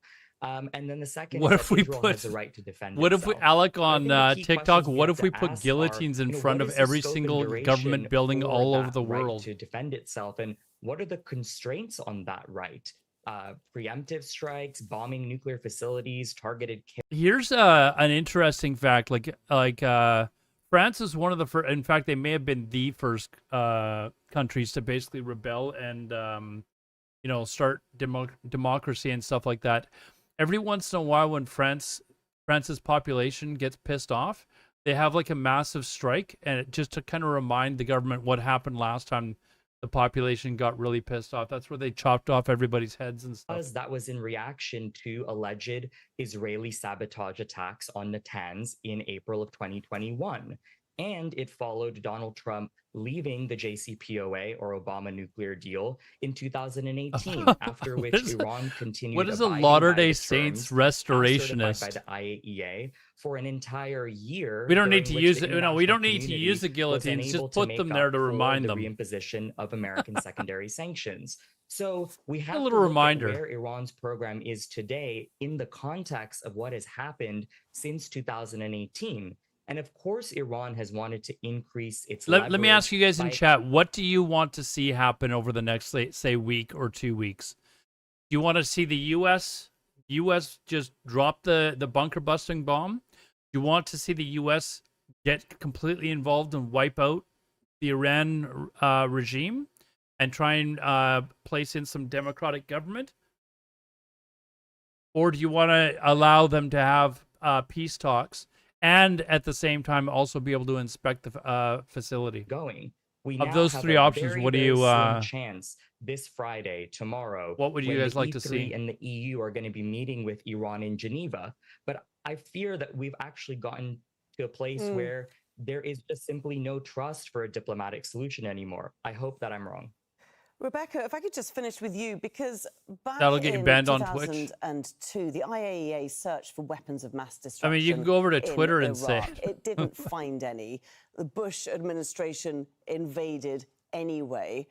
Are you seeing any parallels to the until the situation 1940s. Yeah, I then believe it was like and now? 1947 or I've got a 1948, lot of right? concerns about it. And just last month in May, I was at the UN at the Non-Proliferation Treaty meeting and could see this absolute failure of leadership among I'm not sure what your point is, though, Blother, because there's lots of countries that never had a previous history. There was no Canada before, like, the 1700s. No USA before the 1700s. Like, what's your point? And this now has 94 signatories, has entered into force in 20. Debbie wants to see the Iranian It is PP. holding. It is beginning to And implement. keep your perverted thoughts to yourself. 90-something signatories, all working together with large take up among countries from the global south in particular. And I'm reminded of a banner in Israel a while ago that said, "Don't bomb Iran, talk." What we need is to get them round the table. We can't do a new JCPOA and have it stick unless we've got the US, China, and Russia, as well as the EU3 working, and the IAEA, of course, working with Iran. And that's what we need to do. Otherwise, we will end up with the kind of humanitarian Mike Rochford, let me ask you a question. that If we do I have Google Maps up? Sort of, actually. If we were to look at the Middle East, okay, here's basically the Middle East here, right? Right now, who is Israel really having issues with? It's basically just Iran, right? I think they might have, well, obviously Palestine as well, like Gaza, West Bank. But they're having serious issues with Iran. Jordan, they're having some issues with, but like, I think they can live next door to each other anyways. If the Iran issue, excuse me, is dealt with, Israel has attacked Syria and are maintained a presence there.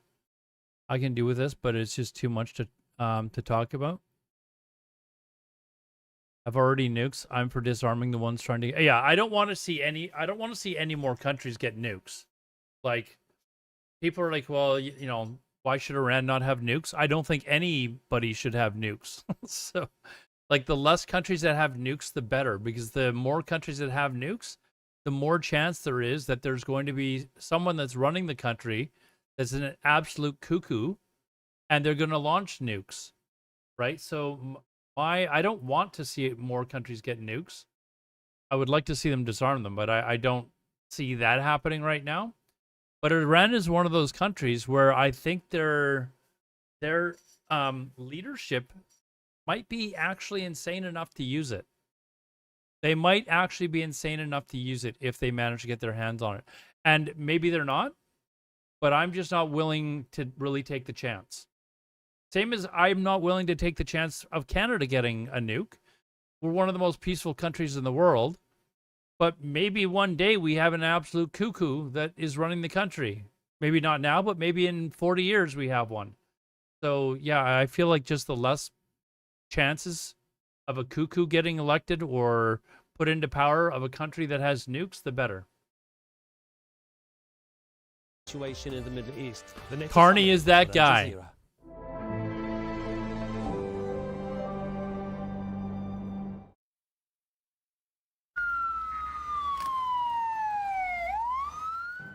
Several people are injured as Oh, Iran Turkey launches Turkey another could for attack sure on take on southern Israel. For sure Turkey could take on Israel.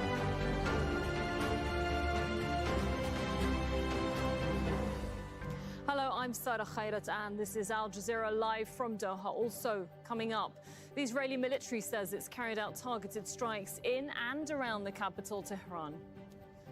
President Trump says he'll decide within the next 2 weeks if the U.S. will Maybe be fix the directly world food involved problem in to the solve the Israel-Iran conflict. We could have a discussion for years about the different things that countries could put their money towards, besides all the ridiculous amount of money that they're spending on defense and all these other weapons. Like, I don't know what the figure is as to how much some of these countries are, like the U.S. are spending on defense and stuff like that. But there's a lot of other things that are going on in their country that they could spend their money on that would probably be much more beneficial than, you know, building 40 more B-2 bombers or something like that. Like, it is actually kind of absurd. and now they're suggesting that all the countries should spend up to 5% of their GDP. Like, why? Like, spend it on education and teach people how to get along instead. This morning.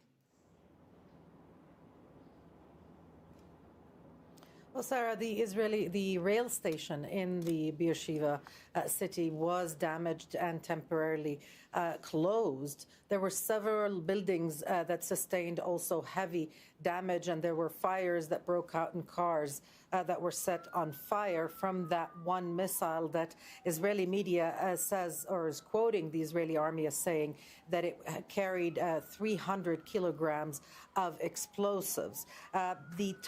Here's Elza Durgo. Just to rebuttal your point, all those states that you mentioned are also like extraordinarily poor. Do you not think that they like, I don't know, they shouldn't even be bothered wasting their time on a nuke? Like they should be spending money building their infrastructure and other things around the country, not on a nuke. There's countless other countries that, you know, they're not trying to get a nuke. They're spending their money elsewhere. Canada's got a nuclear program, but we don't have nukes, right? This unit in particular is responsible for the communications of the Israeli army and the Navy and so on. So it is quite significant in terms of security. Now, we don't know the exact target, the building that was struck, what it is, because there hasn't been an official statement from Israel or the Israeli army yet. We saw the statement from the Beersheba municipality. That's how we could verify the location. The Israeli police issued a statement saying a city was hit. And Nora, have we heard at all from the Israeli leadership responding especially to Donald Trump's plan that he wants to wait for 2 more weeks before he decides, and also the negotiations in Europe? Ever since when Gaddafi was killed, the country went to shit, and they've been suffering ever since. There is quite often a period of turmoil after a government is overthrown. This is one of the problems that you have with Iran, is people are talking about, you know, taking out this head cleric guy, and the problem is you don't know who's going to come to power later. There's been countless times in the past where they've overthrown a government. The Americans have assisted in a coup, and the guy that eventually comes to power is even worse than the guy that was in power before. So that's why they've got to be careful. The next guy who's in line after this Khomeini guy might be 10 times worse.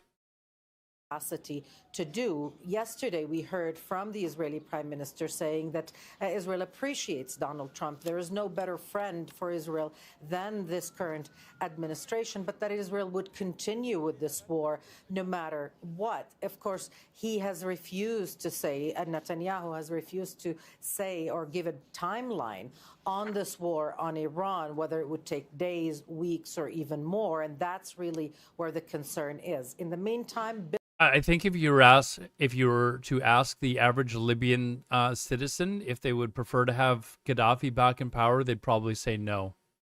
They'd probably take their current situation. In Tel Aviv, carrying munitions and weapons and so on, bringing to about 800 the number of cargo planes that have come to Israel since the beginning of the war on Gaza.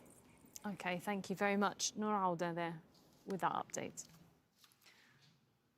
Now, as we just heard, President Donald Trump will decide whether the U.S. will get directly involved in the Israel-Iran conflict. Well, as a Durgo, I believe. Let's hope that the U.S. has learned from their lessons.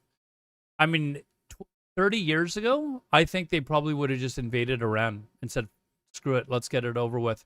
I think 30 years ago they would have just invaded, said, "We're getting rid of this guy," invaded, taken him out. Much like, I mean, they did do something like that 30 years ago, right?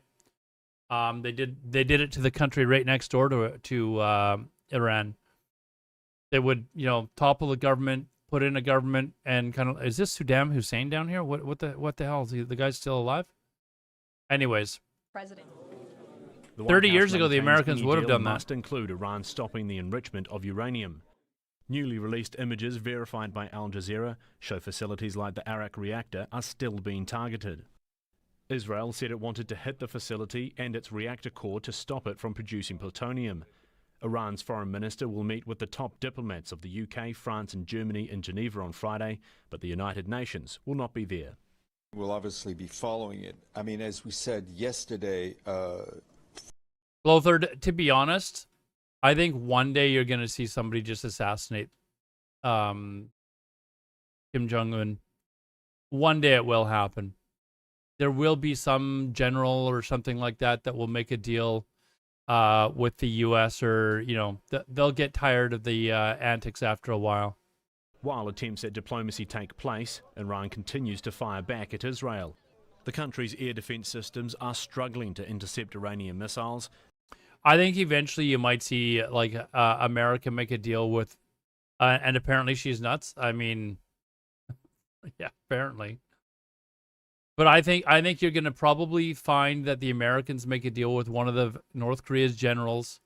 They'll have the Kim's family completely arrested, and South Korea, the United States, and whoever else will probably support the fall of the regime, because having a cuckoo head like that with nukes in the region is ridiculous. There's going to be a point where people are just fed up. And it's I believe in South Korea's constitution that as soon as North Korea wants to rejoin with South Korea, they can do so. So I think eventually you'll see some, and I think it'll happen really quickly, where the population will just, because it's not like the population there doesn't, like, a lot of them don't understand how whack things are that are there. So I think eventually you will see something happen there. For us in Washington, D.C. Phil, this Trump timeline seems quite long in a conflict that's moving so fast. Yeah, moving so fast and also not moving at all here, because we're effectively in this holding pattern for the next 2 weeks. And you've got to take that 2 weeks thing with a bit of a proverbial grain of salt, because Donald Trump often says 2 weeks. He's used it when referring to Ukraine. That water-powered vehicle right now, the hydrogen vehicle. To domestic policy. And you think about the last 1 week, just how much he's vacillated from extreme to extreme, from looking like a ceasefire was in place to then looking like he was about to launch military strikes, to saying he didn't know when he was going to make a decision, to now saying he wants those 2 weeks to think about it. And some are wondering if it is a coincidence that he made this announcement, or he gave this announcement to be made on his behalf right after he'd had lunch with a guy called Steve Bannon. Now, for those viewers who don't know who Steve Bannon is, he's a very loud voice in the Make America Great Again part of the Republican Party. He was a top advisor to Donald Trump. That side of the party is very fiercely against any intervention. They are all about America first and not getting involved in foreign wars. So that meeting took place at the White House. Could have been a coincidence, but another meeting that took place at the White House yesterday was David Lammy, the British Foreign Secretary, meeting with Secretary of State Marco Rubio and Steve Witkoff, the Middle East envoy.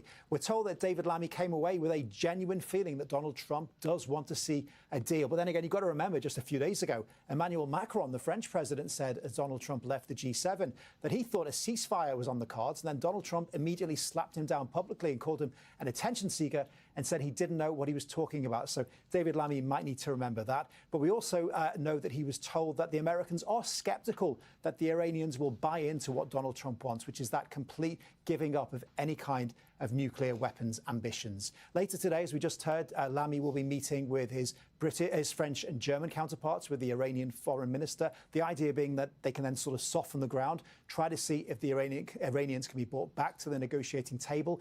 If that does happen, then it's likely Steve Witkoff will meet with the Iranians at some point in the next 2 weeks. But remember, 2 weeks is such a long time in the world of Donald Trump. And all it takes is for him to pick up his phone at some point, open Truth Social, write a message, and foreign policy changes just like that. Yeah, quite incredible, and so much has happened. No, in it doesn't. Just 7 That doesn't days happen, since does this the Israeli strike started. Thanks very much, Phil Lavelle, there in Washington, D.C. Now, Iran's foreign minister says attacks on Israel will continue until they pay, in his words, for criminal aggression against Iran. Abbas Araghchi made those comments ahead of talks he's due to attend with European foreign ministers in Geneva later on Friday. Among the diplomats is the UK Foreign Secretary, who says he believes there's a window for a diplomatic solution. And What that's countries after do meeting you think US likely to Secretary of invade State Canada? and also the White House Middle East envoy on I'm not Thursday. Greenland. Now, Shahram Akbarzadeh is a non-resident senior We don't really fellow have at the any Middle worries East about anyone Council invading on Global us. Affairs here in Doha, and he says the conflict is going exactly as the Israeli Prime Minister planned. Denmark. Netanyahu We actually have an started the ongoing conflict war to with Denmark. torpedo So. nuclear talks between Iran and the United States almost a week ago now, exactly a week ago. He would have known, and all observers would have known, that Iran would retaliate. And Netanyahu planned to use the retaliation by Iran to drag the United States into the conflict. Now, that seemed to really play according to his plan, because Trump was really sending signals that he was ready for the U.S. to step in. I'm going to give you and one finish the warning. job. If there's any It's only racist by, comments on my the chat, fact it's just an that immediate European- ban. a lot of I do European not time people powers out. I don't are even know how to do that, actually. really concerned I just know how to and ban. anxious about what this So conflict be careful. will do to Europe, to the Middle East, globally. That now we perhaps see a pause in the U.S. decision and giving diplomacy a chance. So I think Netanyahu has been a driver's seat from the very start, and there's a big risk that these negotiations will fail and we'll go back to where we were at the beginning of last week. Israel really wants the US to be involved, and it's not just a matter of targeting the nuclear facilities. That's only... I honestly don't think Israel wants to go to negotiating anymore. I think Israel just straight up wants the U.S. to become involved militarily, and that's it. I think Israel's done everything that they possibly can in order to stop negotiations, including assassinate the head negotiator for Iran.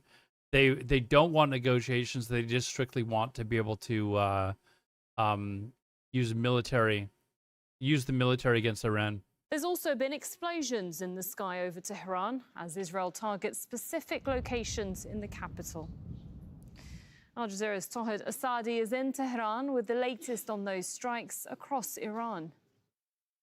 Momentum thrives Israel's not a race, between so Iran no. and Israel, as on the seventh day of escalations, we heard different reports from across the country about continuation of strikes by the Israelis. Earlier in the morning, we had a report from the Atomic Energy Organization of Iran saying that a center related to heavy water and research reactor in Khundab was targeted by the Israeli strikes. Also, here in the capital, in the early hours of night, we heard constant sounds of explosion related to the activation of air defense system targeting flying objects. For all intents and from purposes, the Floater, it Israeli is a side. country. And also, we have heard a lot of statements from Iranian side saying that we're going to continue our retaliations as long as Israeli strikes continue.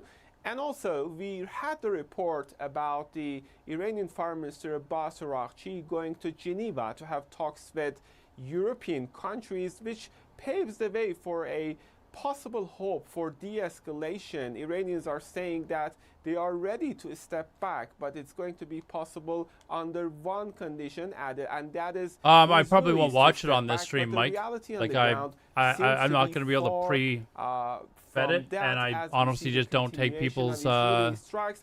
And speaking of the guarantee that it's rhetoric from the it's Iranian good for the side, clip. we It are could be hearing anything. strong So messages I won't watch it sent right by now, but different Iranian you can send it to me on military Discord or something if saying you that want. they're going to continue to provide Israelis with the repercussions of these strikes, and there's going to be a crushing answer down the road. Toida Sadi, Al Jazeera, Tehran. Russia is one of the many countries closely watching how events unfold in Iran. Now, the two nations cooperate closely and they have a shared experience of antipathy and sanctions from the West.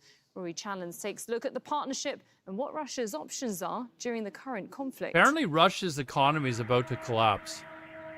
For Ukrainians, there is no more deadly symbol of Russia and Iran's relationship than the drones flying at their cities. Russia makes them now, but earlier in the war, it imported Iran's Shahed 136 and smaller 131 by the thousands. Just one facet of a strategic Russia-Iran partnership that takes in defense, energy, and geopolitics. It's about common strategic interests. I mean, I think that Russia was looking for in the Middle East to rebuild its Interesting influence. that all Syria of was a these convenient countries foothold. are all on the Iran same was the side. dominant power there. So Iran served as something of a force China, multiplier for Iran, the North Korea, Russians in the Russia. Middle East, as long as Syria Wonder was what under they all have Assad's in rule. common. The Iranian and Russian economies are both battered by sanctions, so they need to find trade partners that don't use the U.S. dollar. Yeah, Syria. When Russia and Iran Although signed the new leadership of Syria their strategic partnership is treaty in January, a little bit more formalised a relationship that's pro-West been deepening for years. The than two previously. have long cooperated on energy, with Russia helping build Iran's Bushehr nuclear power plant and working together to sidestep US sanctions on their oil and gas sectors. They've also shared military drills, most recently in March, with Russian, Iranian and Chinese navies exercising together in the Gulf of Oman. But with Iran now under sustained and unprecedented attack from Israel, eyes are on Vladimir Putin to see if he'll help.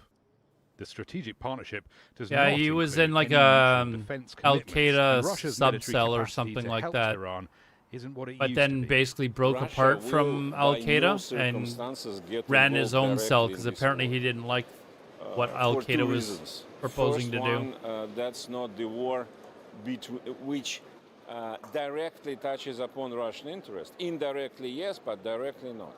But the more important reason is that Russia has a very clear priority. And as long as this priority is in force, I mean Ukrainian conflict and Ukrainian campaign, Russia has no capacity to get involved in any other military actions. Speaking to journalists in St. Petersburg, Putin suggested Iran was on its own. You know, once we offered our Iranian friends to work together on air defense systems. They didn't show much interest then, and that's it. Speaking about the Strategic Partnership Treaty, which you mentioned, it doesn't include any clause about defense. That's number 2. And the third point, our Iranian friends didn't ask us about this, so there is nothing to discuss. But memories of the fall of Syria's Bashar al-Assad are still fresh in Moscow. It's where I wonder if Assad now Bashar lives has in learned how to exile. speak Russian yet. If Tehran topples, Moscow will have lost another important ally in the Middle East, undeniably a blow.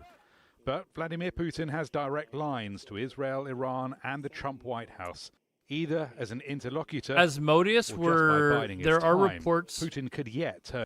There are reports that Israel did have a number of strikes in Iran, but because the internet is down in Iran, it's hard to confirm what they've said that they've done. So.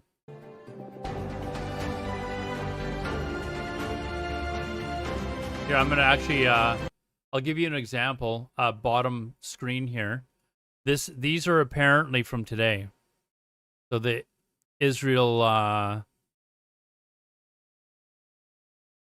Israeli forces have released these videos. But we don't have anything actually coming from Iran. So.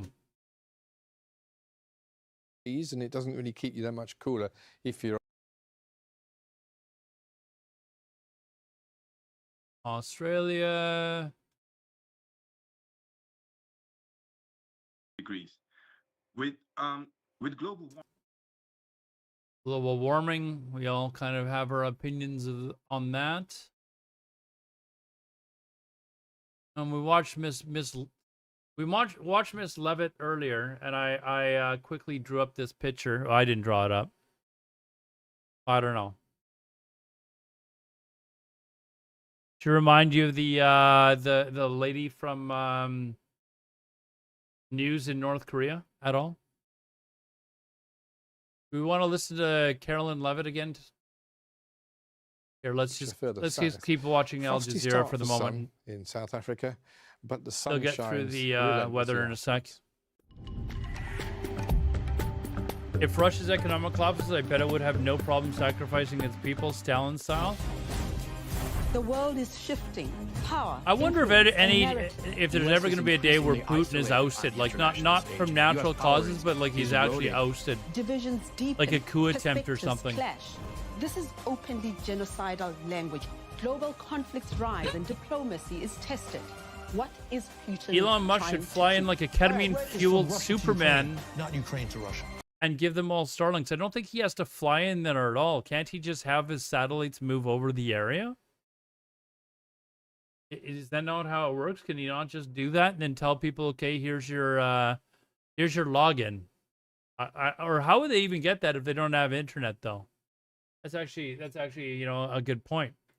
As far as the drug test that Elon Musk posted the other day that we looked at, I had to get a drug test for the job I've got now, but the drug test, like it only tests, like your body will get rid of almost all drugs in your system after like 3 days. So all he'd have to do is say, okay, I'm not going to do drugs. I'm not going to do ketamine for the next week, and then go take a drug test and say, see, I told you I'm not addicted to ketamine. Words for criminal aggression against Iran. Abbas Araghchi made those comments as he prepares to travel to Geneva later on Friday for talks with European foreign ministers. Israel is nobody in front of Iran. Donald Trump will decide whether the U.S. will. We're gonna find out. Because it looks like Israel, their defense system looks like it's going to be failing. It's all going to come down to how many missiles is Iran going to be able to fire at Israel? Because if they start turning Tel Aviv into something that looks like the Gaza Strip. Best way to contain a country he calls a mortal enemy of the West. His first term reveals the shifting nature of the American president's policy towards Tehran. Rosalind Jordan reports. Lots of tough talk from U.S. President Donald Trump since Israel went to war against Iran on June 13th. Maybe you could call it the ultimate ultimatum, right? It makes sense.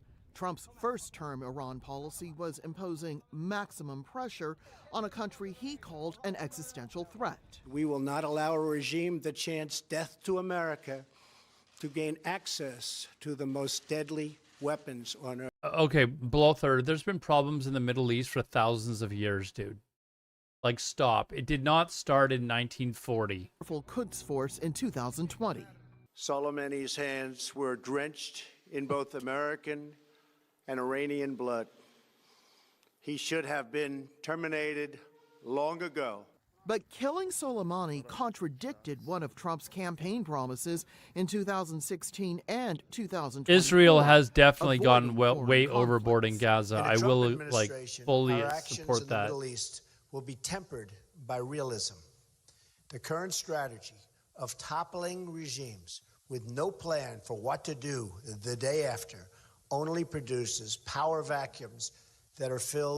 It's not thousands of years of them doing atrocities. They've been conquered by plenty of other places. They were conquered by, the Crusades. They were conquered by the Romans, by the Greeks. They were conquered by the Persian Empire, the Egyptian Empire. Like, it's been non-stop wars there. It's not just them. It's people coming into their territory and causing wars. And lasting solution to the Iranian nuclear threat. Earlier this year, Trump ordered Special Envoy Steve Witkoff to start talks with Iranian officials. The sixth round was supposed to happen in the Iran Ottoman on Empire, June of course. 15th. But Israeli airstrikes on the 13th forced the Iranians to cancel. Trump's response? Tehran's time for talking has run out. I told them to do the deal. They should have done the deal. Their cities have been blown to pieces. They've lost a lot of people. On social media, we know exactly where the so-called supreme leader is hiding. We are not going to take him, kill, at least not for now. And unconditional surrender. And then this suggestion U.S. forces might be deployed, despite growing congressional and public opposition to fighting yet another war in the Middle East. We're not looking for a long time. Yeah. We're looking. I only want one thing. Iran cannot have a nuclear weapon. I mean, you don't know that I'm going to even do it. You don't know. I may do it. I may not do it. I mean, nobody knows what I'm going to do. But even with the saber rattling, Trump still wants a new Iran nuclear deal. Iran was very close to signing what would have been a very good agreement for them. And maybe that could still happen, I guess. The president's latest comments causing confusion about whether This guy's talking about wanting to get Iran to sign a deal when he ripped up the previous deal that Iran had. Rosalind Jordan, Al Jazeera, Washington. The Iran-Israel conflict has severely disrupted cross-border trade between Pakistan and Iran. That's as fears grow over an escalation in the conflict with Israel. Pakistan is Iran's fifth largest export destination, and it imports more than $2 billion worth of Iranian oil each year. Kamal Haider has this report from Quetta in the border province of Baluchistan. At this major fruit and vegetable market in Hazarganji, Quetta, these workers are busy loading grapes, peaches and apricots destined for markets around the country. It is also the first port of call for fresh produce imported from Iran. And Pakistan also exports its famous mangoes that are in high demand at this time of the year. But this local trader says trade has come to a halt. The conflict between Iran and Israel has brought our trade to a standstill.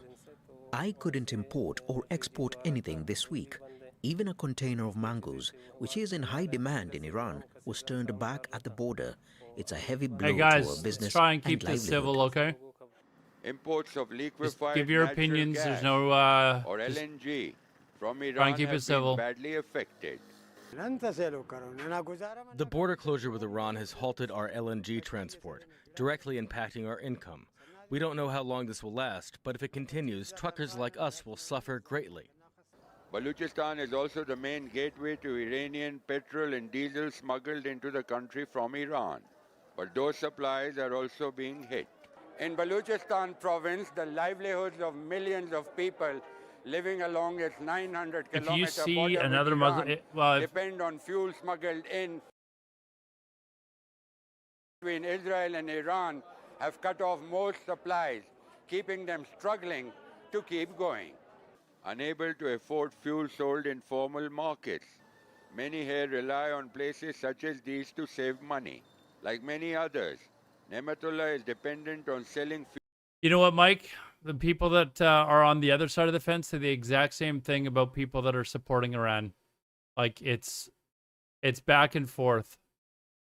Like I'm not sure why people can't just look at it from a point of view of Israel has the right to defend itself, but what they're doing in Gaza is way too excessive.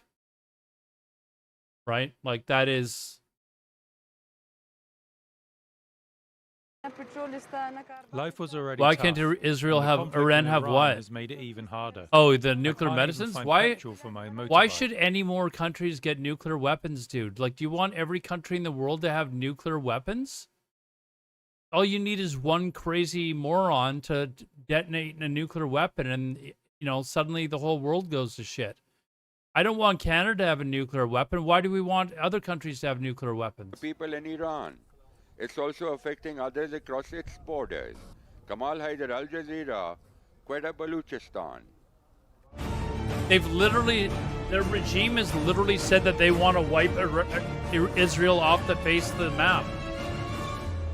Like, that in itself is enough of a reason for me to maybe not want them to More than have a 30 nuclear weapon. Palestinians have been killed Because by they might Israeli actually forces use it. in Gaza on Friday morning. You don't hear Canadian leaders going, hey, you know what? We want to wipe Greenland off the map. Like, let's say Canada got a nuclear weapon. You probably wouldn't have to worry too much about it. But Iran is literally saying, we want to wipe Israel off the face of the map.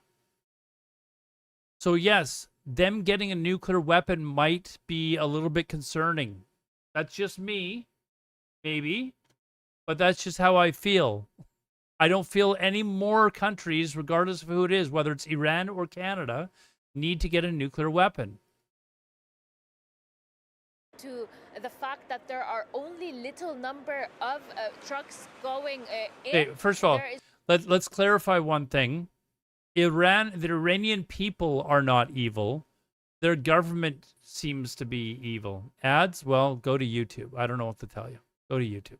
The Gaza Strip, food is not entering. We're talking about only a very limited number of trucks coming in every single day. And people are very desperate. They're being killed as they're trying to take whatever is on the trucks. We have been seeing Palestinians trying to get a bag of flour, but every single time this happens, the Israeli forces launch artillery shelling, and also quadcopters are killing Palestinians the same exact way as the distribution points. Like, look what's going on in Gaza right now. That's disgusting. You cannot defend this. Also, there need to be.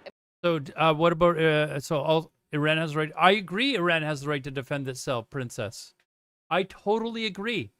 Israel started this war. There is absolutely no question in my mind. Israel started this war, and they've made claims that Iran has very quickly going to have the potential to make nuclear weapons, which most of us would agree they should not have because their government are cuckoo.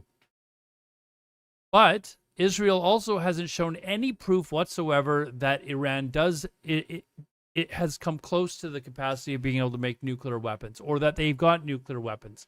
And we've gone through the same thing over and over and over again with Israel. For the last 32 years, Israel has been saying they've got nuclear weapons, they've got nuclear weapons. And it's never been the case. Like, it's never been the case. Iran's even had people come to their country, like independent verifiers, to make sure that they didn't have nuclear weapons. They never found anything. We went to Iraq in the 90s because they were trying to convince the world that Iraq had nuclear weapons of mass destruction. We had a war with Iraq over it. Guess what they found? Absolutely nothing. They found absolutely nothing in Iraq, but we took their word for it. And now we're taking their word for it again and again. No proof. Just show us the proof. If they came out tomorrow and said, all right, here's the proof, and they actually showed factual proof, I'd be like, okay, yeah, I don't want those guys to have a nuclear weapon. But they can't even do that. Why? Why would it be so hard to say, yeah, we've got proof, here it is? And then most of the world would sit there and go, you know what? Yeah, okay, I'm okay with this. Drop their bunker buster bombs and let's get rid of that place. But they haven't done that. Why?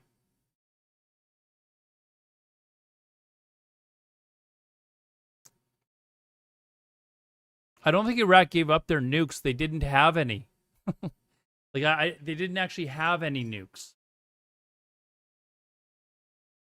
Nuclear. Oh, is that how it's pronounced, Lacrony?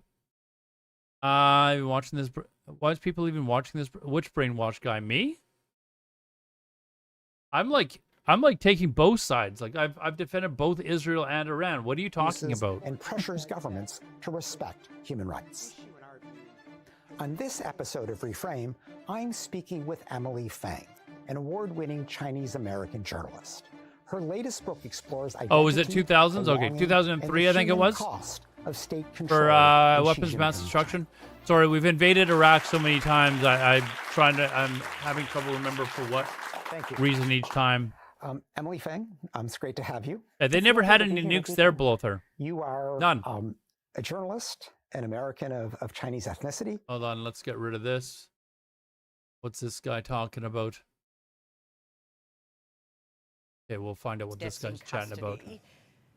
Are there meaningful changes that have come out of this meeting, or at least commitments for meaningful changes, that will shift the dial on those I have issues? no idea, Lennis, John, what that says. We're hopeful that one of the big things that was agreed to, that moving forward is down the well, track Iraq that, definitely we'll did have have a chemical meeting weapons with, at one point.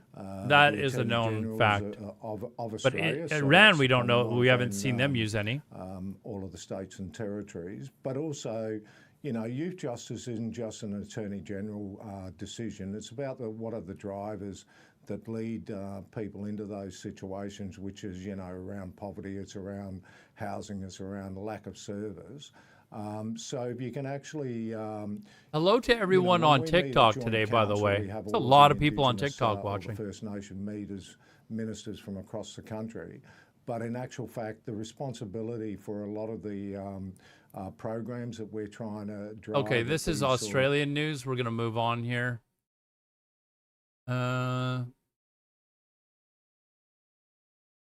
it. And Trump's right about that point. Obama didn't deserve it. He hadn't done anything in his first year as president to deserve it. Trump tried to bring a ceasefire to the Russia-Ukraine war and failed. He tried to put himself as the key actor in the recent uptick in violence between Pakistan and India. That didn't work. So now he's hoping if he can bring an end to the Iranian nuclear program, he'll get the Nobel Peace Prize.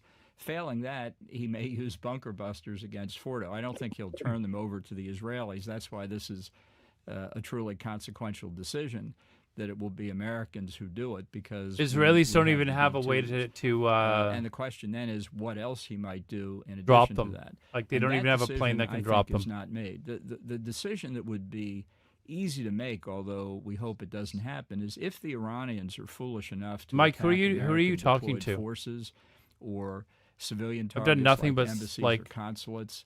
talk about in how the I'm Middle East, repulsed or about what's resume, going on in Gaza. their terrorist attacks against president and former U.S. officials, then I think he would respond as any Hey American Tommy, president would have to do. Very I'm being forcefully. serious. Like How high enough is with the the risk of false insults, flag okay? operations? That would suggest something. If you like can't, that. if you can't False not flag insult people, operations just by the Iranians. take Well, a hike. Whoever would have an interest. Well, I think we would know who it was, where the attacks were coming from, and if that Like were we're the talking case, about we'd innocent respond people here accordingly. that I are also fucking think getting if the caught up in a Iranians, war. Again, contrary to their own interest, attack the oil infrastructure of the Gulf Arab countries. It's I think we would governments that come are to their causing defense this as well. problem. And can I just ask, Ambassador, you say that Donald Trump essentially has to pick a side, right, between joining those who say we still need to negotiate with the Iranians, and that is also the Europeans, or sending the bunker busters or using them to help Israel in those military efforts. Do you think Donald Trump I is don't think going to Netanyahu is actually join popular the in Europe- Israel. I think somebody was mentioning that his popularity rating is really abysmal. Minister in Geneva on Friday? I don't know how he stays in power. I think there's zero chance of that. I think the European effort will not succeed. There's no point for the Iranians to negotiate with the Europeans. The Europeans don't pose any threat. I would just like to ask you specifically what you would advise Donald Trump to do if you were still in that seat. Because, of course, there's also the option that the U.S. could, for example, help the Israelis by refueling, the planes that have to go a long way if they want to hit Iranian territory. Is that categorized as being operationally involved? Would that be an option for Donald Trump to send planes to... Sure. I think he has a long range of options. The one that makes a difference is the deployment of Tommy, see, here's B-2s I'm to going deliver to explain something to you. You believe Hamas are bad people because they're terrorists towards Israel, correct? People that are living in Palestine might look at Hamas as basically their only hope to fight against Israel. I believe that's actually how they originally started, is because of the way Israel was treating people of Palestine and marching into their territory in the West Bank, et cetera, and just kicking people out of their homes. They've been doing this for decades now, and they've got no recourse. They've got no way of fighting against these people. So when you suddenly imagine somebody invaded your country and a group of people stood up to those people and tried to fight for you, you might be like, hey, you know what? These guys are on our side. We like them. usual. I don't think Rubio, based on his record in the Senate, would have put out such a statement. Like, unless honestly, Trump if had you can't directed see it that, way. I don't know what to say. 'Cause that's I what he agree. wanted, hands off. Their tactics suck. Like but they don't have any other way of fighting back. They have literally no. You tell me how the people of Gaza are expected to fight back. They've got nothing to fight back with at all. So yes, those of us in the West might look at the way that they're fighting as being cheap and dirty and, terrorist like. But if you were in that situation and you were being kicked out of your house and your relatives were being murdered and another family was being put in your home and there was nothing you could do, and then some fighting force rose up and were fighting back against those people, you might cheer those people on. Even better than Donald Trump, and Trump can't stand being number two. And he has a long-term strategy. So are you saying that at this moment in time, he's still going from moment to moment? That's how he plays. Yeah, they're a product of again. His very much a supporters product say of what he Israel's done plays three-dimensional in the chess. It's all territory. very complicated. I want to tell you, he plays chess one move at a time, and I mean one move at a time. Okay, let's just take a listen to the clip from Friedrich Merz at the G7, because as we record this, we are between that G7 meeting where Donald Trump left early and a very important key NATO summit coming up. Let's just take a listen to Friedrich Merz. This is the dirty work that Israel does for all of us.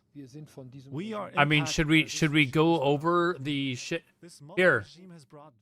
Get this through your head. This is Gaza. Through Hezbollah, through Hamas. Okay, that is what Gaza looks like right now, okay?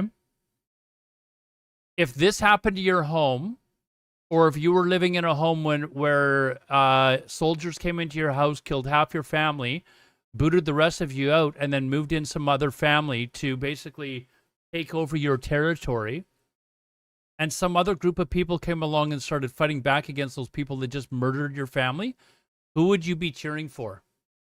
I don't know. This is basically what Gaza looks like now. So don't try and portray that one side is completely innocent here, because it's quite clear that they're not. They do have blood on their hands for sure.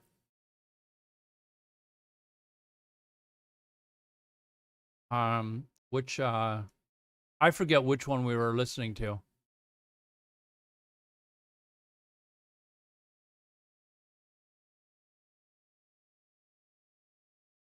Makes the mistake of alienating working class voters.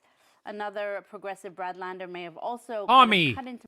This has gone on way longer than October 7th. Are you really that narrow-minded to think that this started on October 7th? Open up a fucking book. Mamdani support That by is the getting most arrested ignorant this thing, week, dude. What is in front of October 7th? reporters You while want to go back? challenging- How many fucking decades can we go back to the shit that Israel's done? Educate myself. My federal God. Something controversial has gone viral. Well, on Wednesday afternoon in Washington, D.C., the Italian club Juventus should have been training for their first This? game in the FIFA Look at club this. women went to meet This the has been US going on a president lot longer than at the White October House. 7th. And over the 16-minute meeting, the group, which included U.S. players Weston McKennie and Timothy Weah, stood as Trump ranted about Iran, the civil war, travel bans, and then he asked them this question here. Take a look. Have you ever had women? Could a woman make your team, fellas? Tell me. You think? Oh, we watched this earlier. I can't watch this. I don't care about us. What is this?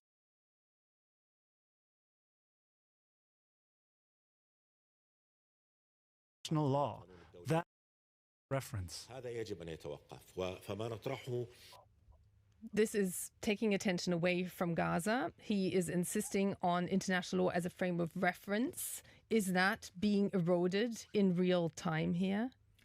Well, I could say a lot about this, but let's say first what the Gulf Arabs are saying publicly. They are all criticizing the Israeli attack. Benjamin and Yahoo. In private, they are all saying, "I hope to God they destroy." You the know, nuclear immediately he's program using and the Iranians speech to don't text. attack us. They want what every other person wants: the best of both possible worlds. We don't know the outcome. The question here is, what is your propensity to accept the risk of a nuclear weapons-equipped Iran? My propensity for risk is zero, and I think that's the Israeli propensity for risk. It's very easy for others to say we're willing to accept the risk, and if life were risk-free, that would be a potential outcome. The issue is whether Israel can act in self-defense without waiting to be hit first, or without waiting to the very last minute with an absolute certainty that it's going to be hit. I don't think international law requires it. If it does, then I would disregard it. Well, some are making the argument that you yourself, in opting out of several treaties, laid the groundwork for this happening. And I know that Richard has Yahoo's been evil. So, I've fully switched from Yahoo. In this situation, Ambassador Bolton, because also, traveling with Frank-Walter Steinmeier here. I'm glad that we can all have a laugh after how heated that was getting for a bit. But Benjamin Netanyahu is definitely a problem. About this yesterday, do you feel that this is all a mess that goes back to abandoning Dude, the that's JCPOA? hilarious, man. He wouldn't say publicly such a thing in as many words, but he did point out how Oh, much effort man. had gone into that Iran deal originally. And I think there is a certain amount of regret you certainly feel among many European powers, thinking, that is, was a major error by the Trump administration. I'd love to hear your response on that, but also I'd like to kind of ask a broader question, which is, I know that you've been a long-term critic of arms control more broadly, and you were Mama involved in, ARA, leaving whereabouts the do you live? ABM treaty, leaving the INF treaty, Some and of now my we're seeing happiest moments. the end of the new. Now with the end of the New START treaty coming up, obviously about the world entering into, particularly the three great nuclear powers entering into an arms race. I mean, do you think that is an arms race that the Americans simply have to embrace now, or are there any measures in terms of arms control that you think would be worth testing out under those new situations? Well, let's Corgi, do how's it going, man? strategic arms control first, then the JCPOA. The first question is whether you think. I think Netanyahu and Khomeini, both of them are cuckoo. Like, again, I'm not trying to take sides here, but both of them are really like cuckoo. User 10517. I feel like I'm talking in binary here, dude. Those of you that are do we have many people that are from Israel in chat right now? There's dozens of you on TikTok watching right now. There are definitely people that are pro-Israel. Is Netanyahu popular in Israel, or would people in Israel be happy to see him gone and somebody else come to power? Like, I honestly think I look at Netanyahu and because he's caused a lot of this strife over the last 30 years. But I look at the regime that's in Iran, and I think they're cuckoo as well. Like, we've got two cuckoos battling against each other, and one of them has nukes, and the other one might have nukes. You know, the Obama administration, that Russia. So that meant up until the time we withdrew, there was one country. You're in not the world Crocodile Dundee. Well, that's a bound by good the thing. INF treaty, the United States. That's ridiculous. So we withdrew from it. All right, now let's take the JCPOA. This is another treaty that Tommy, gives I people wouldn't a mind warm if and fuzzy feeling, Iran got a but new it government. Made the fundamental mistake of allowing as long Iran as it's to enrich uranium. And better than the one that's in now. That of uranium enrichment. And like I said earlier, that's the problem. Is every time America has tried to help with a coup attempt to overthrow a government, the government that comes to power is far worse than what they've already got. Right? So. Illusion, and I think this is a very important point. That Benjamin Netanyahu only has a 30% approval rating in Israel. Even the Israeli people hate him. Generally in the range of 3 to 5%, not to weapons grade isotopes of U-235, which is 90%. That's a huge gap. It is not a huge gap. When you enrich to reactor grade levels, you are doing 70%, 70% of the work you need to get to weapons grade uranium. So people say now, with the JCPOA. Leon Exchange, how's it going? Hello to everyone on TikTok, guys. I'm really happy with the 85%. How many people are here from TikTok? Words, the key error, the original sin of the deal. And again, was to allow Iran. Let's try to keep this discussion civil, guys. And I would I know it's a very heated topic, the German side, but when you're listening to other people, try and listen to their side of the story and not just yell and scream at each other. An absolute precondition that Iran can have civil nuclear reactors if it renounces both uranium enrichment and plutonium reprocessing from spent fuel, plutonium being the other route to nuclear weapons. And that line held until the Obama administration, John Kerry, realized they're not going to have a deal with Iran unless they allow uranium enrichment. I'm just tired of they made that fatal concession, and tired of the world using us as their fighting force and bank account. How come everything is suddenly our issue as well? Diplomatic counter logic that argues that at this moment in How crisis, about ending now everybody's score? I left don't know with what you nothing. mean, There's no agreement on TNM ballistic shop. missiles that could potentially be used, and I don't want to go further down that road because. But you have to, because the notion that the agreement does anything is an illusion. Okay, you simply don't believe that they do anything, and there's a counter argument saying given that the parties. they rein in. Let me just remind you of what Winston Churchill once said: the only people that you can count on complying with arms control agreements are the people. For who was it, Vox? I'm just tired of the world using us as their fighting force and bank account. How come everything is suddenly our issue? Let's not pretend that the U.S. is innocent. Okay? Even Americans can admit that they've gone in and caused some of these problems. Iran being one of them, by the way. They overthrew a government that was democratically elected.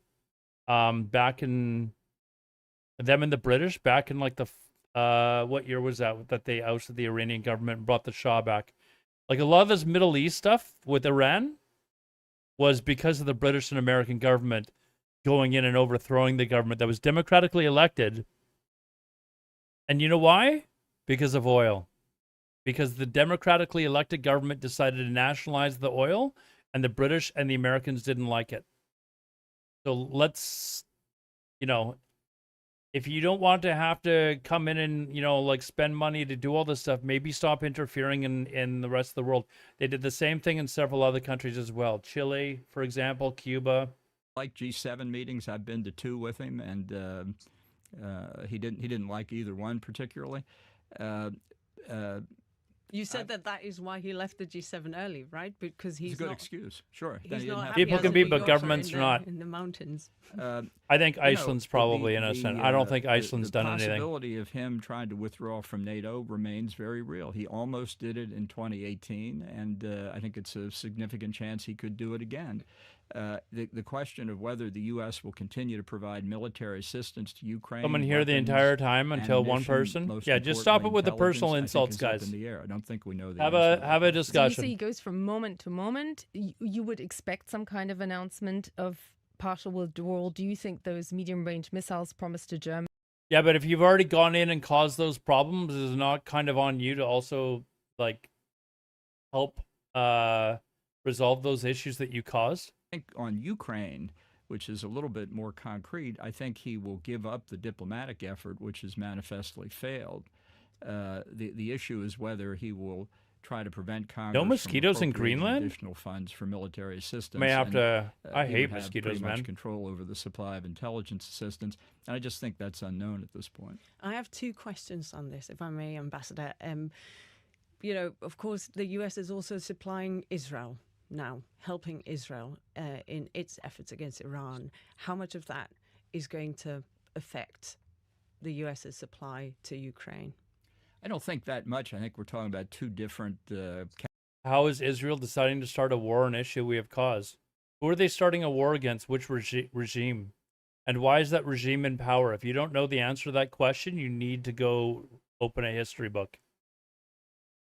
There is a reason that the current regime in Iran is in power, and it most definitely does have something to do with the USA. I think I actually just explained it. Including the U.S. cut their defense budgets.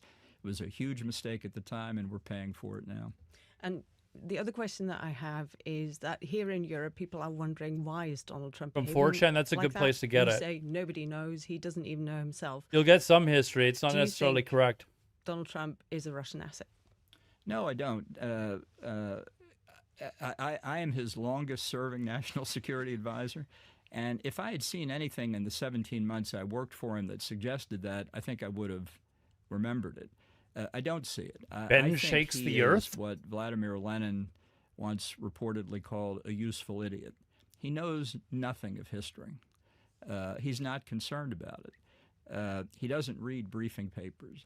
He thinks that international relations, state-to-state relations, are embodied in the personal relationship between heads of state. So whether somebody is his friend or not. He thinks he. I don't want to Vladimir Putin immigrate to are friends. Iceland. I'm sure I they're can all assure very you that's friendly not people, how but it's Putin way sees too him. cold He- for me. he And thinks I'm a Trump Canadian. Thinks he and Xi Jinping are friends. I'm saying That's no, not thank how you. Xi Jinping sees it, but it shows how they can manipulate him.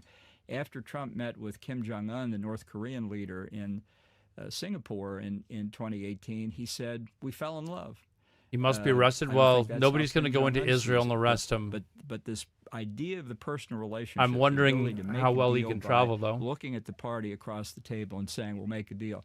May work in Manhattan real estate, does not work internationally. That all sounds very off the cuff. It's warmer but than there's a most of stark Canada in winter, contrast not to, the part of Canada I live how in. he behaves on the world stage here, and as you described, this moment to moment.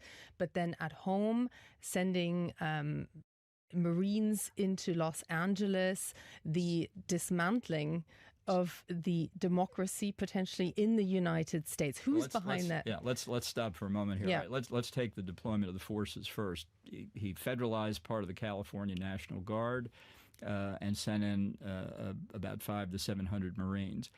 I mean, questioning court rulings. That's what I mean with questioning democracy. I can only deal with one thing at a time. So I would not have done that. I don't think it was. I can totally understand why you're against sending money. I totally get that. To an extent, I am as well, but I also look at history and, what happens when you don't stand up and nip something like this in the butt. I'll use the Russia-Ukraine thing. I know you're probably against sending money to Ukraine as well. The problem is, where's the maps? Here, we'll look at our map cam, okay? And I've said this, I don't know how many times. Ukraine's over here.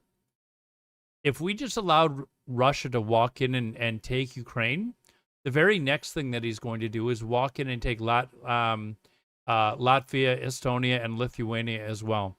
He's looking to reform the USSR. If you want to read or watch a good piece of like a documentary, watch the there's documentaries on YouTube about Vladimir Putin. He was a young KGB officer in East Germany. I think he was stationed in Leipzig, but I can't remember the exact town. But he was a young KGB officer in Leipzig when the wall fell. I'm old enough to remember when the wall fell, and he was just absolutely outraged because he was sitting there watching the Russian Empire fall apart. And it's widely believed that he's trying to put the empire back together. So very good documentary, but that's why you need to nip this in the butt now. The same thing happened back in the 30s, right? 1939, 1938, 1937, when a young Austrian got power of Germany and decided to start taking over other countries. His excuse for taking over Austria was, well, they're basically ethnic Germans anyways. So people didn't say anything. He took over Austria. Then he decided to push his luck and go into the Sudetenland and Czechoslovakia. They're like, okay, that's it. Then he took over Czechoslovakia, and then he invaded Poland, and World War II started. So had they nipped it in the butt early, we probably wouldn't have gone through World War II, but they didn't. You remember, what's his name? Who's the British Prime Minister, Tommy? The British Prime Minister that came back on the plane waving the piece of paper saying that they had peace. The guy before Winston Churchill. Anyways, some good documentaries out there to watch. Of a much wider war, potentially a world war, as we're seeing events unfold in the Middle East. We're on the brink of a wider war, but not World War III. Richard. Estonia is a tremendously strategic Yes, important country. Yeah, That's why they Russia would probably very quickly move in on those countries as well. If you saw that we weren't going to do anything against Ukraine, the US should embrace a three-way arms race with Russia and China, and aim for a number of warheads in its nuclear stockpile that equals. I agree Russia with you, plus Fox. China. They are definitely trying to pull the U.S. into the conflict. Not to. I mean, remember, deterrence worked Keep in during mind, the Cold War. They also eliminated the head negotiator for Iran. So they started the war on the very first night. They killed all the nuclear scientists as well as the head negotiator on their negotiating team. Like, they basically destroyed any chance of negotiating a deal at that point. Cool. Now you're fully briefed up on the state of the world, which is indeed troubling, particularly looking at the Middle East at this moment in time. If you want updates, John Bolton, the warmonger, German yes, that's him. And the world, don't forget the Berlin Briefing newsletter, and do drop us your comments what you would like to get briefed up on. Until next time, bye bye. Who's the? I can't remember the name of the guy that.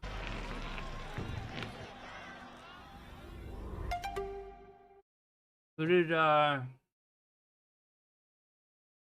he take over for?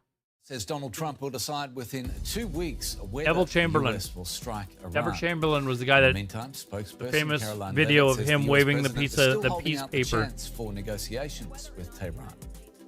Also coming up, people gathering in the hope of receiving aid are gunned down in the Gaza Strip. Officials say dozens of people have been killed as the threat of famine looms in the enclave.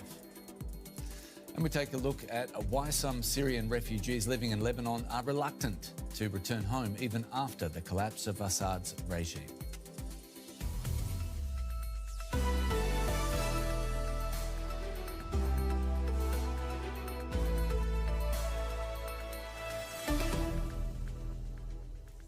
I'm Anthony Howard. Welcome to the program.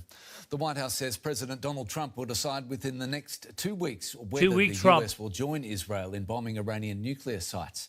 In a statement, Trump added that there was still a chance for talks to secure a deal over Iran's nuclear program. Europe's top diplomats Yeah, but are Vox, set to meet. In the case of Iran, they've been accused of making nuclear weapons for years, and there's never ever been any evidence of that. They've even had independent teams go in there to like check out what they were doing. Never found anything. Israel's also claimed that other countries like Iraq have been doing it. We went to war with Iraq. I was corrected earlier. It was in the early 2000s, I think 2003 or something. The Iraqi war. Went in there. It was a war because they thought they had nuclear weapons. That was their excuse, remember? And afterwards, they found out that there was no nuclear weapons. And damaging several others. It's been 32 years now that Netanyahu has been going on about nuclear weapons these other people have had, and nobody's ever found any. Nobody's ever found any. We're all together. How long are we going to listen to this what was for? Going on. We didn't know what was going on in our own house. It was like a whistle, and then I heard the crash, the boom. It was horrible. And the door of the mamad was open like a hurricane. Actually, XG Black. I've heard there have been rumors floating around that Iran has reached out to other Muslim countries that are allied with the U.S. and told them that they would like to talk. I think that is why Trump has actually stalled joining in, because I think that they are actually going to give the chance to make a deal happen. Main goal of the offensive is to stop Iran's nuclear program.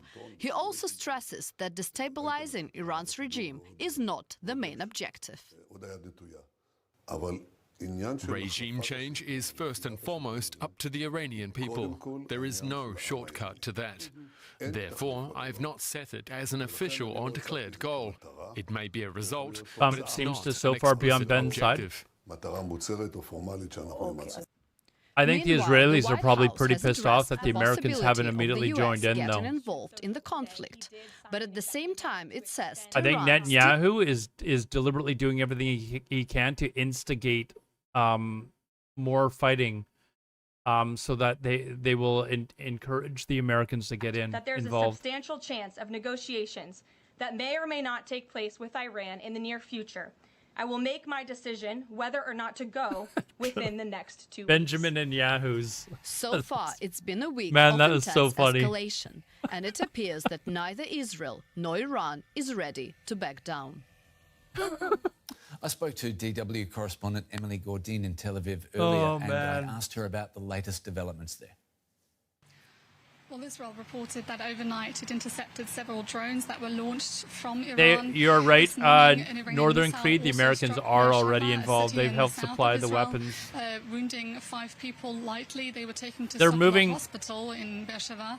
They're moving weapons over to Israel, like to the Middle East now. They've already announced the B-2 bombers are on their way over. I think there was a report today that they were fueling up in Hawaii earlier today.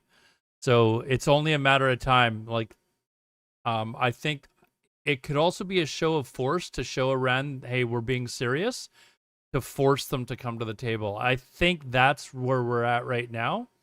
And if Iran's just going to give the middle finger to everybody, then they probably will see that the Americans will drop the bunker buster bomb. The US directly involved in striking Iran.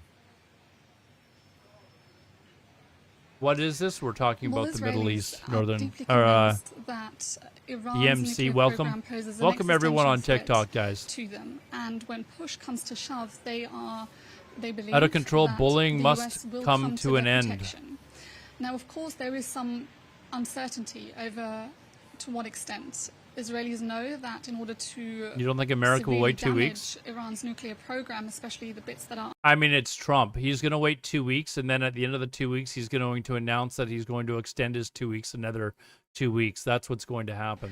whether they will get them, or there is some speculation as well whether Israel might even launch its own ground operation if it is confident enough that it can control the environment around it. In the meantime, however, the Israeli government has made it very clear that it will continue its strikes on. Cheesy, honestly, I find this weird, but I honestly think Trump wants to go down as the guy who's ending these wars and stuff like that. I think he is really wanting to push Iran to actually. This is like, I feel weird even suggesting this, but I think that's why he's extending it. He wants to actually see if Iran will sit down. For more, I'm joined now by DW correspondent Teresa Tropper, who has reported from Iran many times. Teresa, Israel's military said it struck dozens of targets. Easily end the in Ukraine Tehran conflict, like overnight. he What are you preached, hearing so he from could. Iran? I mean, he was talking out of his ass because he was trying to win an election, right? Of course, he's going to say, "This is Donald Trump. You know, that election would never have happened. It would be over in 24 hours if I became president." He's got no control over the conflict in the UK. And calls are also restricted. So almost all people I've been in touch with are no longer able to connect to the internet and tell me how things are in Tehran at the moment. But more importantly, they're also not able to connect to the internet to find out how things are and what is happening, because they were able to access the latest news on social media or even the IDF evacuation orders previously. And now they can't do that anymore. So they have to make their decisions based on little to no knowledge what's going on. Some of them have already left Tehran and are hiding somewhere in the north or in villages around, hoping it will be over soon and then they can return to their houses. And others are still staying put in Tehran, hiding in their flats and wondering what to do, wondering if they should leave or if they can leave, because we know the Israeli operation is still very much ongoing. And no one really knows what the next target could be and when all of this could be over.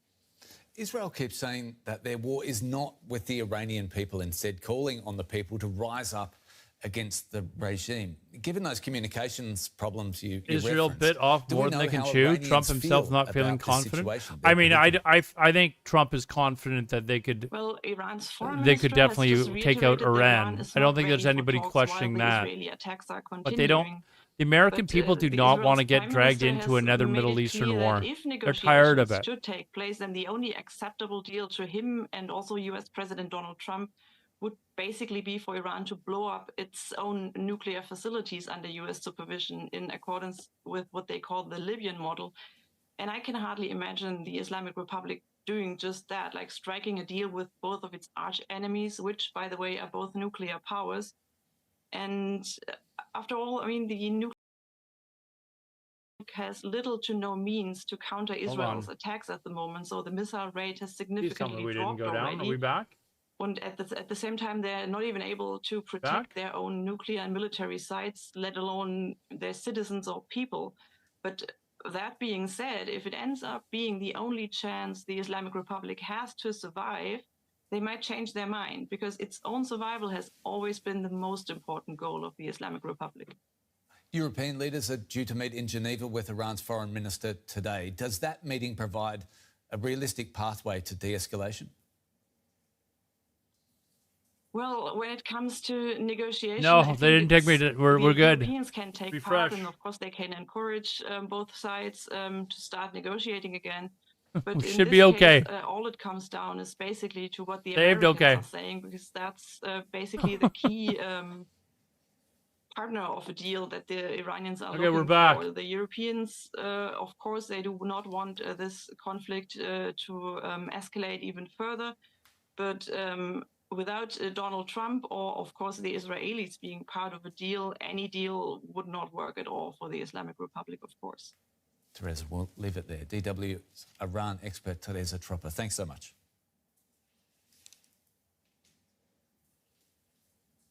Now, as we've been reporting, President Trump says any decision on potential US involvement in the Iran-Israel conflict will be made within 2 weeks. But the possibility of the US joining Israel in bombing Iranian nuclear sites risks triggering a backlash from Donald Trump's political base. The US president campaigned on keeping America out of foreign wars. I mean, you don't know that I'm going to even do it. You don't know. I may do it. I may not do it. I mean, nobody knows what I'm going to do. Trump doesn't know if he's going to do it. Donald Trump keeping the world in suspense as he faces I think foreign policy decision so far in his second term. I didn't have any drop frames, but it did definitely show that my but within his administration and coalition of supporters, there are screwed very up for a different bit. ideas of what Trump should do. Hawkish commentators and supporters in Yeah, Congress it's are Benjamin all in and on Yahoo bombing causing Iran's the nuclear problem. facilities. Benjamin and Yahoo. Nuclear program is very close, and the world will be better off for it. Glad you voted for him. Many of Trump's most fervent MAGA and America First supporters are against military action. His former advisor, Steve Bannon, has advised Trump to stay out of the conflict. National Intelligence Director Tulsi Gabbard said earlier this year that Iran was not pursuing nuclear weapons. Do we have anyone that's Representative Marjorie Taylor Greene Iranian said on social in the media, chat?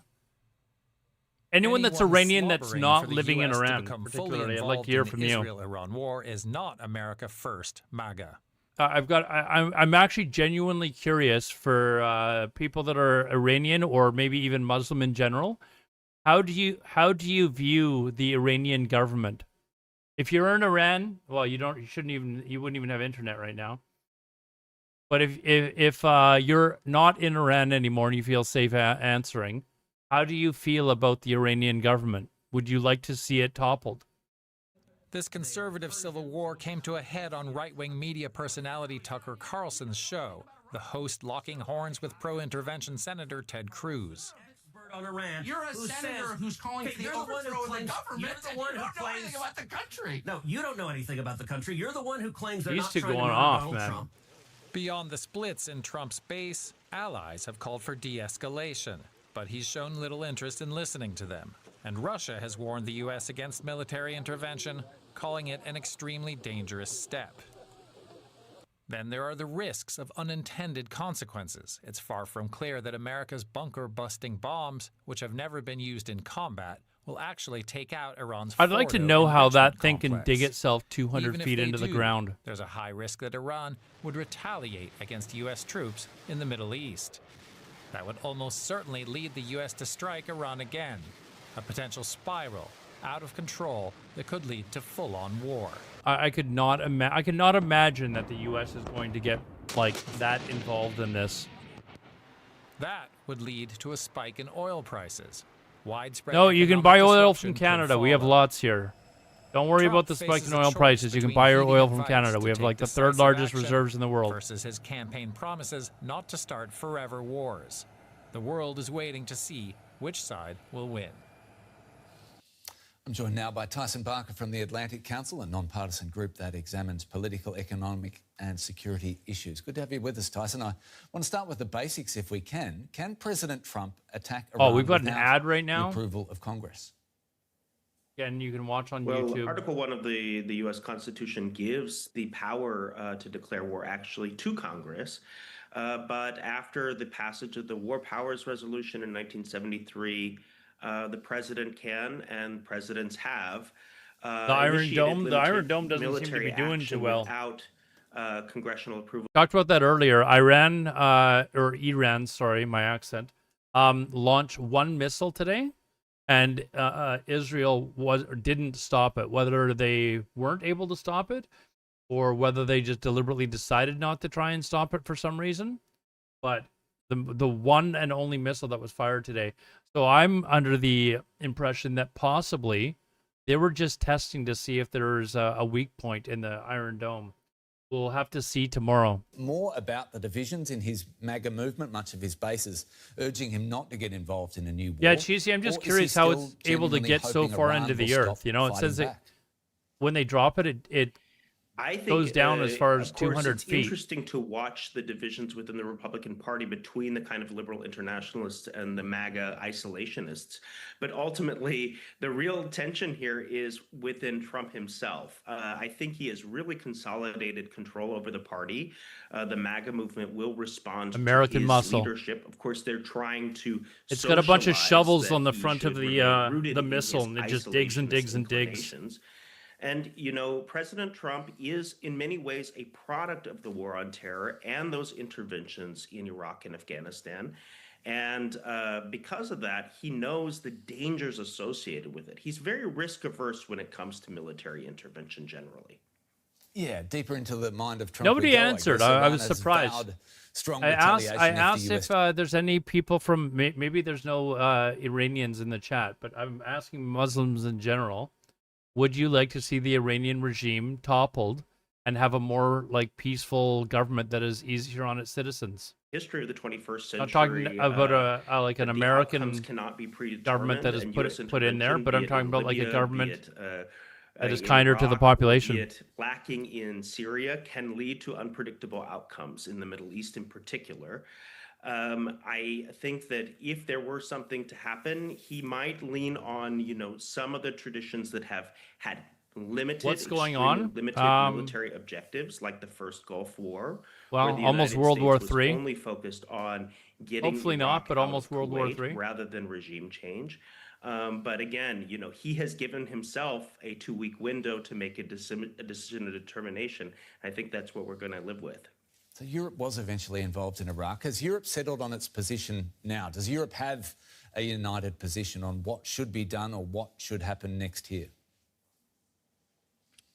I think that their primary objective at this point is What's the we're seeing in commotion? Geneva and Well, with, according to we've got Carolyn Levitt up on the bottom window now, but she's told us that the dear leader Donald Trump has not made up his mind yet, and he will bless you with his decision in the next 2 weeks. That's what we've been told. Europe have leverage to impact any decisions that the United States or Iran, for that matter, make. Tyson Barker, non-resident senior fellow at the Atlantic Council in Berlin. Thanks so much. Thank you. Right, here's a look now at some other stories making headlines around the world this hour. Supporters of Venezuelan President Nicolas... And there's I don't know what this is about. I mean, if there Morning to you. Nice to chat to you this morning. So Donald Trump last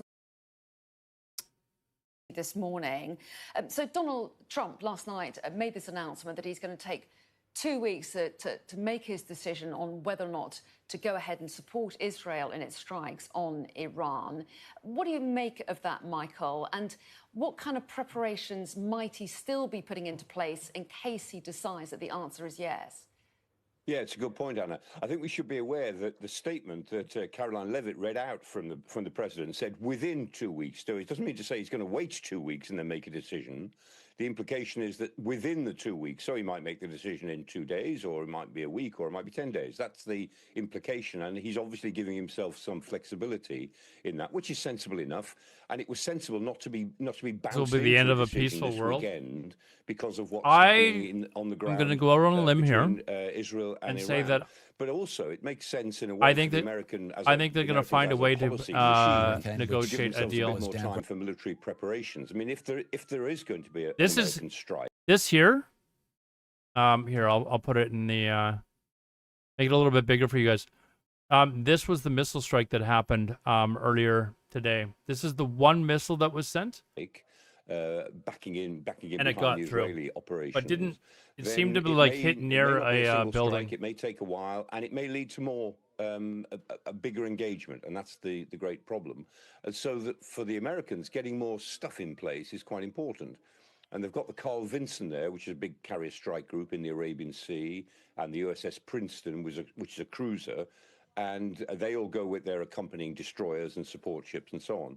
But the George H.W. Bush, big carrier, left Norfolk, Virginia over a week ago, And that's been in the Atlantic. That's going into the Eastern Mediterranean. That'll be a few days getting there. And above all, the Nimitz.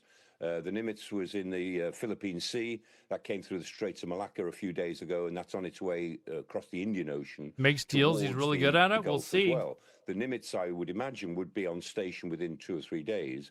And again, all these carriers, these possibly at least two, and maybe even 3 carrier strike groups, will carry all of their F-18 Super Hornet aircraft and all of the other electronic surveillance aircraft that they take, plus the ships they bring with them, lots of air defense ships, missile ships which can defend against incoming missiles and so on. So it's a very big build-up. And then here's a concern for the Americans in chat. The Americans have been moving a lot of their aircraft. The U.S. national debt has surpassed 37 trillion. 37 trillion it surpassed today. Around. So aircraft left their bases in Britain, in Italy, and in Germany a few days ago. I think he's posturing to make a deal as well. I think he's bringing on all these people. He's showing Iran that they're being serious, and it'll force them to come and.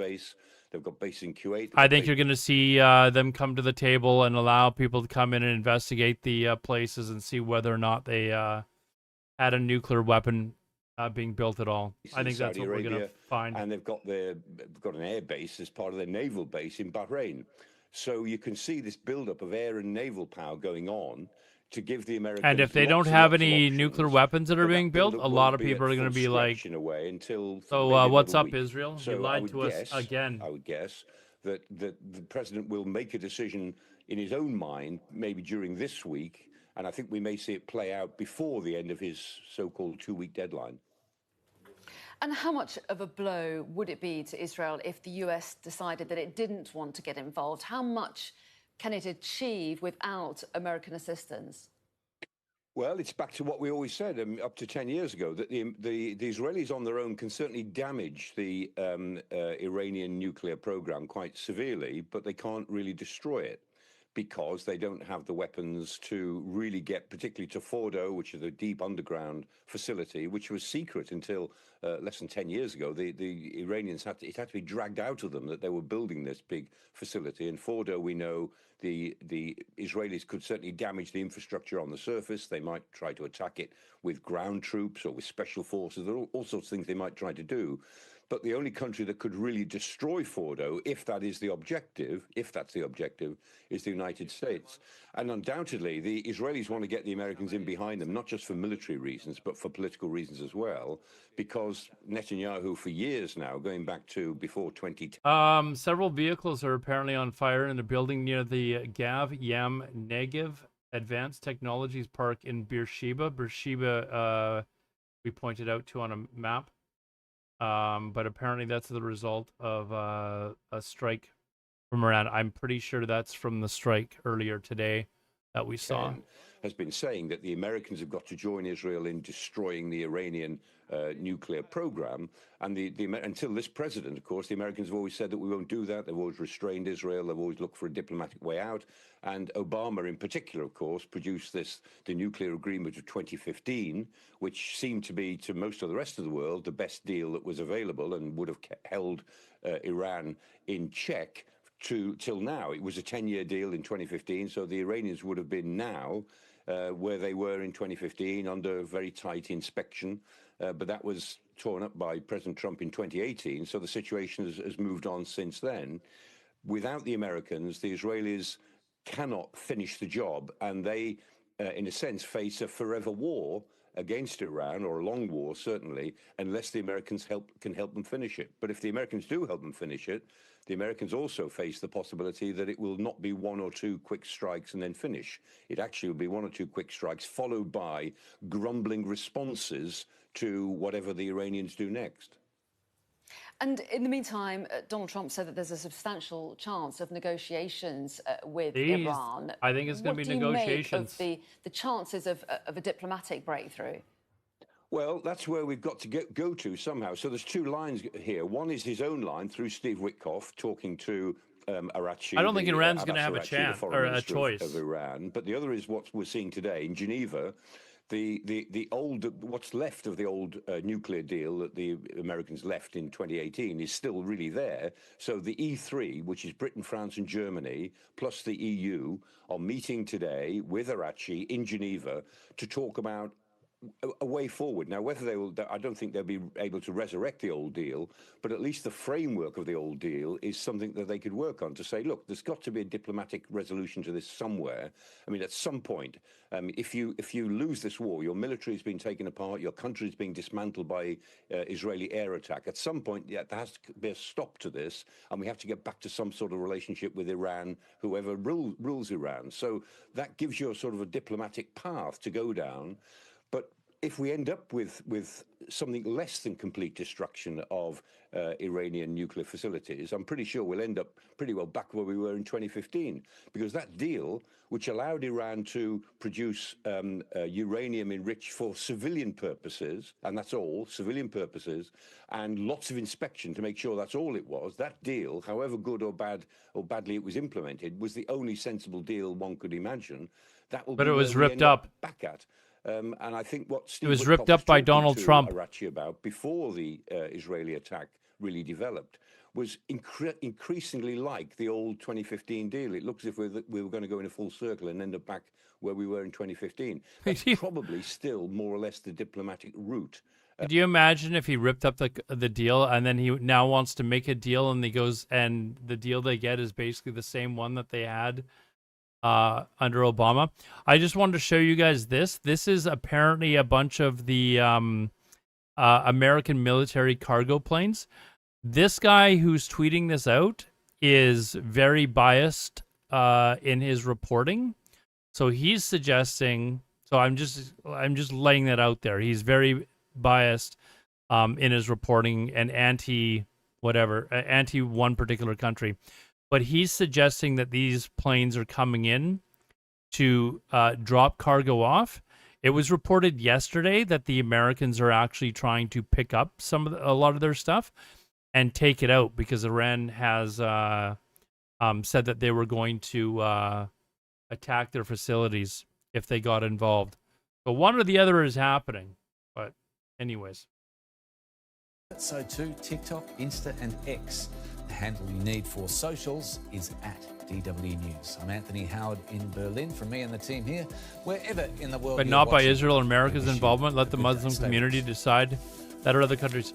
Here's the problem. If they have an uprising in Iran to basically take out the government, you're probably going to have you could possibly have a civil war in Iran as people try and vie for power. Right? Like that could be like a serious issue to have to deal with.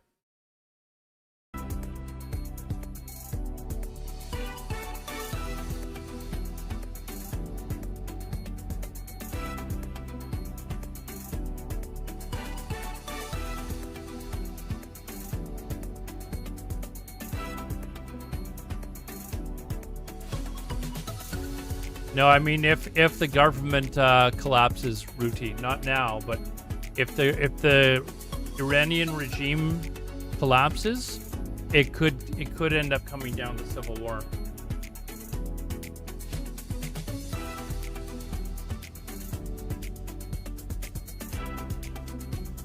And I mean that could be even more devastating, right? And then even then, if you have a civil war, you don't know who's going to come to power. You could be even more ruthless towards the population of Iran than the current regime. To the point. Strong opinions, clear positions, international perspectives. Will the United States be dragged into another war? Play it by in the ear. Middle East, Probably or a good could advice. diplomacy still What's prevail? up, Poppy? The world How's it is going, holding man? its breath to see Or what President Donald up, Trump will Gucci? do about the conflict between Israel and Iran. What's Join up, us this Poppy? week on To the Point. To the point. Next on DW. This is DW News Live. What's new? We'll tell you. We are happy that we are back. What's up, Poppy? What's the story? Benjamin and Yahoo. Getting a visa is more difficult than finding gold, really. What's it to you? We have dreams. We're never gonna let Bloker live that down. In-depth stories and issues that are being discussed across the continent. DW News Africa. In 60 minutes on DW.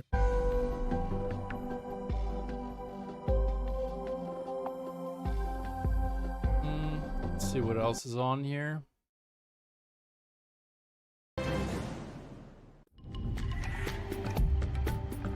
And we're everyone doing ads right now. Everyone doing ads. What's this? To define what is a nation-building project. So what's to be made of how quickly this legislation is being passed? What does this is now almost certainly out of reach. It's good to have you with us. Also coming up, a story for French history buffs out there. Over 100 relics owned by the Emperor Napoleon are on display here in Paris before they go up for auction. They include his iconic hat as well as his divorce papers. His divorce papers. With the heat. Now that summer is officially here later tonight. I can't believe it. I know. Certainly feels like it in some parts of the country. What is it, summer From now?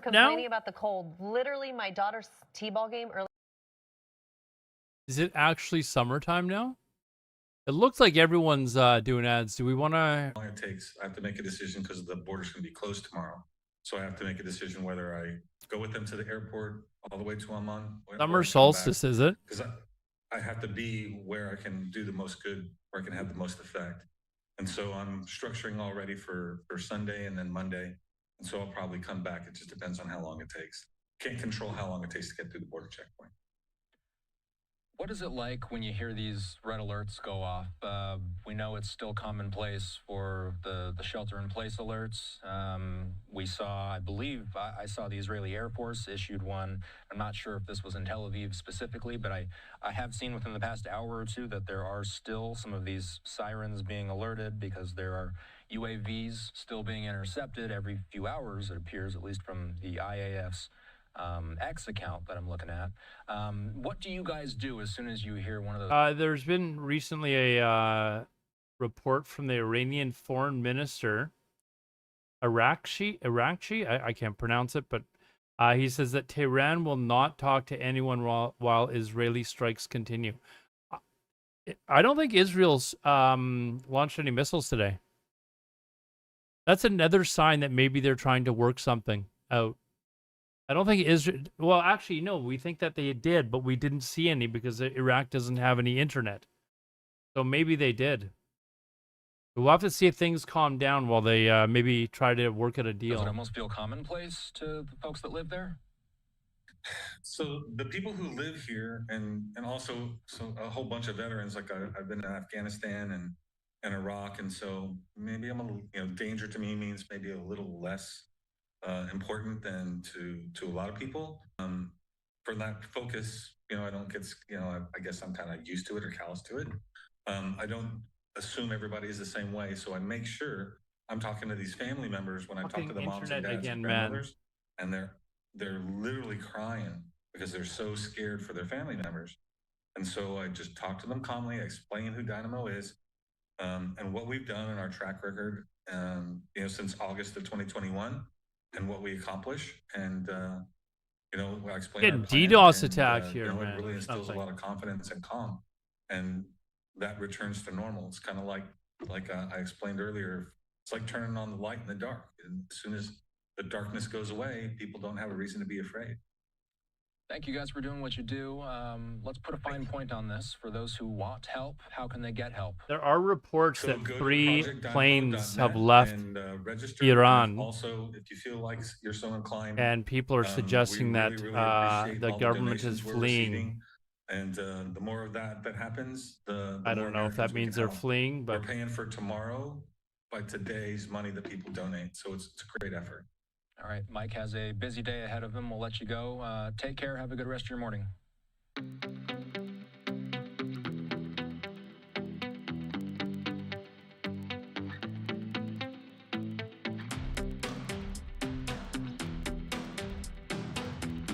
Or did my stream drop on on Twitch at all? Or you guys should all still be there now, right?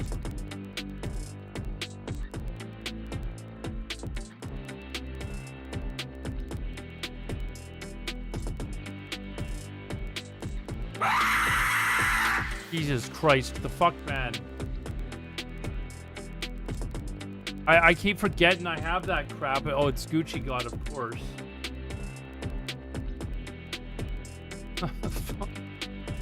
Trying to have a serious conversation here, and then that drops. It's all good on Twitch? Okay, good. Sorry for the rest of you if that hurt your ears. We might have to get rid of that if we're trying to be a serious streamer now.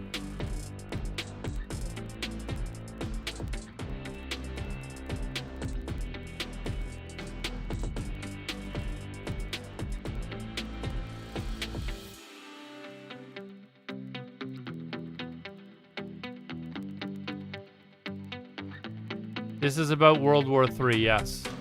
The possibility of it.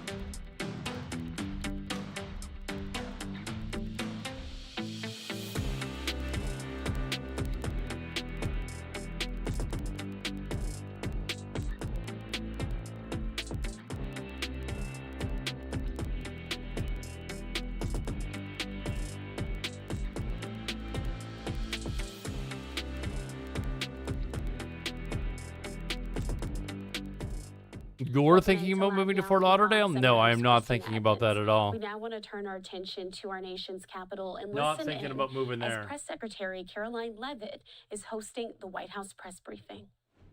President Trump's powerful efforts to secure our homeland are working. Oh, yeah.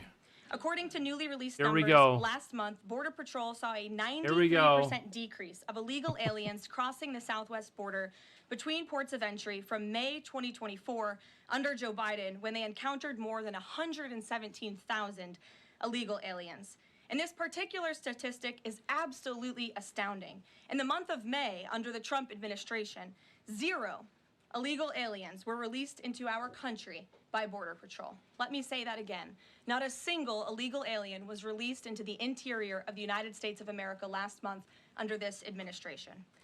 Let's contrast that to Joe Biden's failed leadership, where immigration officers were wasting their finite time and resources processing dangerous illegal aliens for release into the United States.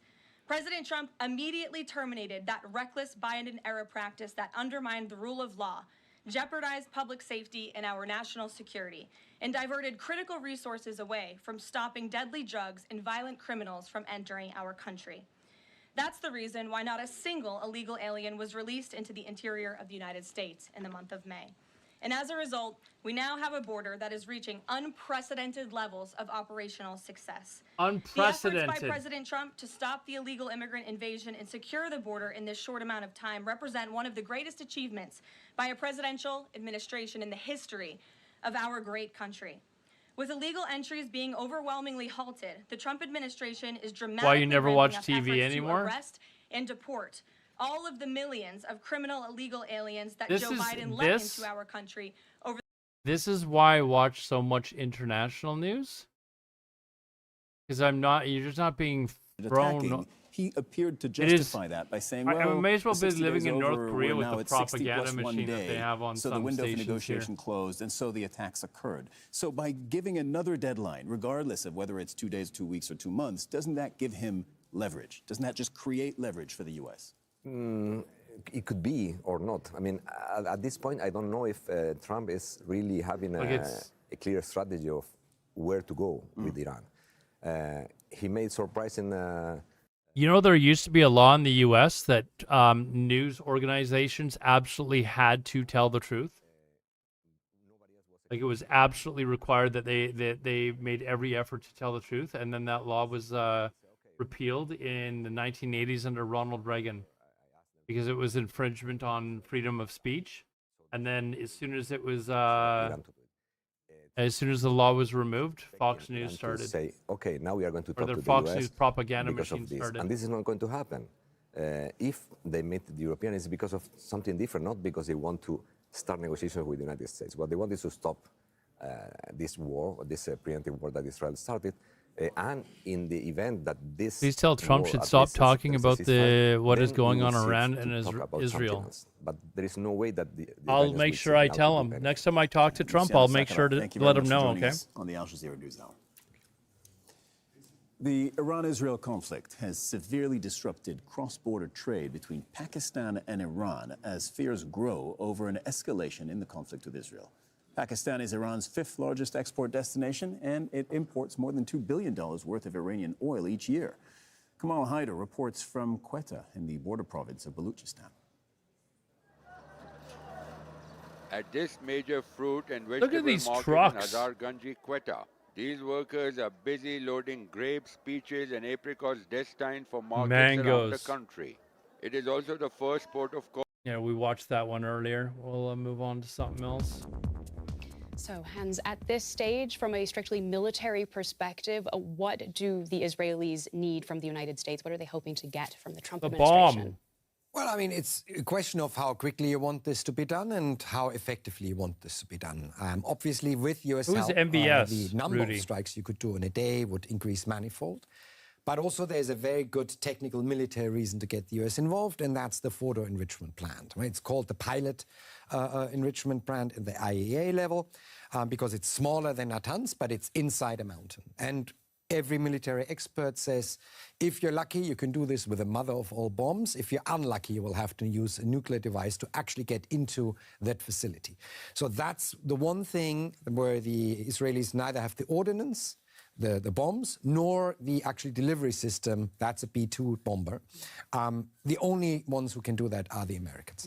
If Fordo stays in place, the Iranians have an enrichment program. And Kristen, we've been circling around this question, but let's come back to it. Why now? As we've mentioned, it seems like this idea of bombing Iran has been around for a really long time. Yes, I mean, for Netanyahu, it's a golden opportunity because the so-called axis of resistance that Iran had built up over the last 20 years basically lies in ruins, with Hezbollah very much weakened by Israeli attacks, with Hamas basically not existing to a very threatening extent, and the regime in Syria, the Assad regime, having been removed last December. So this whole threatening potential that Iran had built up is not there anymore. The life insurance in form of Hezbollah is not there anymore. So they are very much weakened. This was a good opportunity. It was ready to go from obviously from a Secret Service point position. It was militarily possible, and then you have some internal political arguments here and some external political arguments here. You have the internal situation within Israel, where Netanyahu is under a lot of pressure internally for not taking care about the hostages, not getting them back, but rather implementing his own plan for Gaza to resettle there, to reconquer Gaza, which is met with a lot of protests inside Israel and outside by its own allies. Even Germany, at the end, kind of criticizing the political or the military movements of Israel in Gaza. So this is a way to kind of close the ranks internally with the population inside Israel and externally with the very important allies of Israel. Yeah, German Chancellor Friedrich Merz having criticized what's happening in Gaza, but also having recently said, praised Israel's attacks on Iran, saying that it is doing the Is dirty Georgia work safe for from that everybody war? else. Shani, I was going to make a joke that you were talking about the state Well, it's interesting. Georgia, but It shows you a little bit yes, about the timing, I think how this- Israel I within a think the week turned country of from almost Georgia a is pariah fine. state to a very cherished one, where it reminds also the world, not just the neighbors in the Middle East, but also other people in the world, the mightiness of the Israel and what Israel has always seen as a very key pillar of its defense, which is deterrence, that it's Down with the Ayatollahs. Thank you, Israel and USA. You have at least waked up and taking care of. that even the Americans are actually falling It's in the mammals on charms of the TikTok. Israel offensive, saying, well, they're so successful. It I know seems like Georgia's our a country. risk It's here, also a if we do state in the join, U.S. I was going is to so make a minimal joke that that he maybe was it's talking worth about it for us the to state. come and sort of cut the ribbon almost on this attack that Israel has orchestrated, and we have only given the last finishing boot and get enough credit for that. But the hesitation on the American side is because they're not quite sure this is only that there's left. It's not quite clear how much of the work has been done, and there's always the fear of, as Kirsten said, you go in, you don't really know how you go out. And Israel, as we're seeing in Gaza, is very weak on exit strategies, and this is exactly the American fear now of being dragged into something much greater than it seems right now. Yeah. And Rima, do you see it the same way as that this could possibly be opportunistic for the Trump administration? I mean, it sounds like Trump warmed up to the idea of military intervention after Israel's initial attacks and seeing them as what he sees as a success, that this could be something that he could help take credit for? I think so too, because he actually started all of Or I'm this by trying to saying find that some he new doesn't news for you want guys a war. here. And I think it will be a great victory for him to kind of sustain this discourse that I can get so much done without actually a military intervention. But I think we also are seeing how this is changing. Actually, within hours, it changes, and it kind of gives the impression. I would like to go back to what happened yesterday, because it seemed like everything was actually very clear. Lebanon, here's an interesting little tidbit. Lebanon's Nabi Berri, he's a parliamentary speaker in Lebanon, obviously. Highest ranking Shia politician in the country and Hezbollah ally, told local media Lebanon would not join Iran in any war against Israel. So this is an ally of Hezbollah and a high-ranking Shia politician that is saying Lebanon should not get involved and would not help Iran in the war against Israel. I don't think it is so, or at least it Crazy. doesn't show like that. Yeah. Yeah, so that meeting on Friday, of course, this news that foreign ministers from the UK, France, and Germany are going to be meeting with Iran's foreign minister in Geneva. And Rima, I'm just wondering if Australia, Slovakia, and Czechoslovakia are suspending operations at their embassy in Iran's capital, Tehran, due to the deteriorating security environment, says the foreign ministries of each country. I wonder if they're reporting from inside the city that the actual like civil unrest in the country is getting out of hand or something, and they're worried and they want to get out of there. I think many analysts I was reading, they were saying Is that this the is a way Iranian in government which about to Iran collapse? is, in a way, it's trying to attract What do the you- attention of Obviously the got a lot of international supporters community of Iran in the chat. Do you think? by saying, okay, Do you think the Iranian government could collapse here? this escalates by targeting clearly civilians and a hospital. It's like a subtle way of asking the same idea that President Trump was saying, that they've asked me to come here and to speak to me. You never imagined that to happen? I think all of these different elements that are Would you taking want it place, to happen? from yesterday until now, Would you I want a think more they give us a peaceful? clear idea of where Iran is headed Would you want a more peaceful, less restrictive government? to the table of Iran negotiation power. and speaking, because it clearly can see the danger of all of this and how it will absolutely it will escalate, and it will involve more and more attacks, not so much on Iranian civilians. I think this is the last thing that Iran cares about right now, but absolutely attacking the system itself and by killing Khamenei himself. Yeah, that's a really important point. Hans, it seems like Netanyahu's other goal, in addition to dismantling the nuclear program, is regime change in Iran. Yeah, we're Are going these to two talk things about it that right go now. hand in hand? I mean, in other words, is it required to get rid of the current regime in order to stop its nuclear development? The fundamental argument against dealing with the nuclear program in Iran militarily was always Shout that out to should TikTok then and the this jihadist regime survive extremists, it's politically, harboring. it is very likely deciding then on experience that having a nuclear bomb is The better than opinion is very split on this, for sure. national inspectors without ability to negotiate about it. So you're practically forced to think about regime change if you are going after the nuclear program in a military manner. The problem with the current situation is there is no obvious plan or path towards a regime change in place. So what we are at best, and this is best in inverted commas, are seeing I is agree. regime Iran collapse, has the chaos in right country. to defend. And All that's countries have the pretty right much to the defend worst itself. outcome for the country, but also for the region. So step one, well planned, well executed. Step two, 0 out of 10. Yeah, and when Hans says worst outcome for the region, if you see regime collapse, what would some of the consequences be if we were to see the regime fall in Iran? I mean, first of all, this would be devastating if the US joins in and attacks not only these facilities, but even maybe more infrastructure. We are seeing that the Israeli understanding is, for example, to attack news channels, to attack the energy infrastructure. This has major repercussions on the society. And I think that the rather No naive regime plan of change, Netanyahu Rudy is says on TikTok. to weaken the regime Not to an yet. extent that then the people of Iran would take over and start a revolution. But you cannot create a revolution by starting a war from outside, because people are now busy with fleeing, they are busy with surviving. So they would ask for more support in other ways and not being liberated by the Israelis. So I think to opt for this idea that the Iranians now would finish the game and they would just topple their regime is rather naive. And the repercussion could be, I would completely agree with what Rima said, that this regime has a lot of interest to go back to the negotiating table. They could escalate. The only way they could escalate within the region would be through the Houthis breaking and news world here. trade Breaking in the Strait of news. Hormuz, in the Red Sea, to attack. Breaking news. Just in from Iran's foreign minister Arakchi. I can't pronounce the name, but Arakchi it sounds like. Washington asked us to negotiate and we refused. But we have no problem with dialogue with other countries. So this is from Iran's foreign minister, and this is being reported by a Iranian pro-Iranian journalist. So I'm being led to believe it's probably true. And he's saying that Iran's foreign minister Arakchi has just stated, Washington asked us to negotiate and we refused, but we have no problem with dialogue with other countries.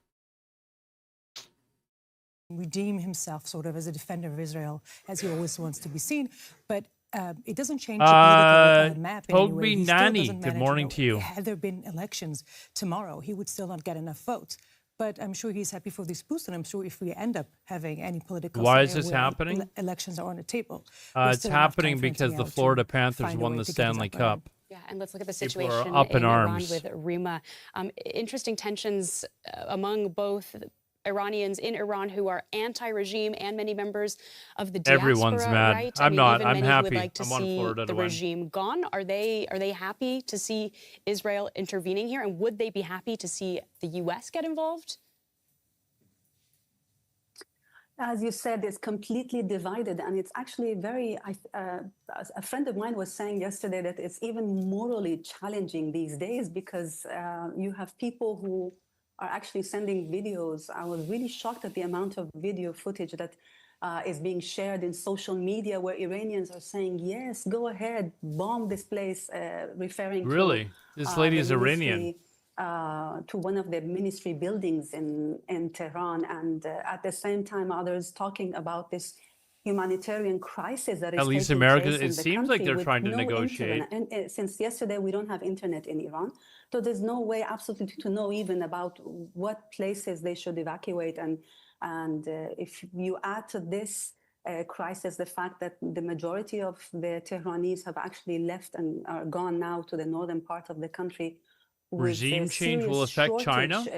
problem with the food shortage in the north of the country, then you realize really what is happening inside. Basically, you have a country where its people have gone many times out in the street protesting completely peacefully, and they've seen there is absolutely not even, they haven't managed to even negotiate anything with the regime.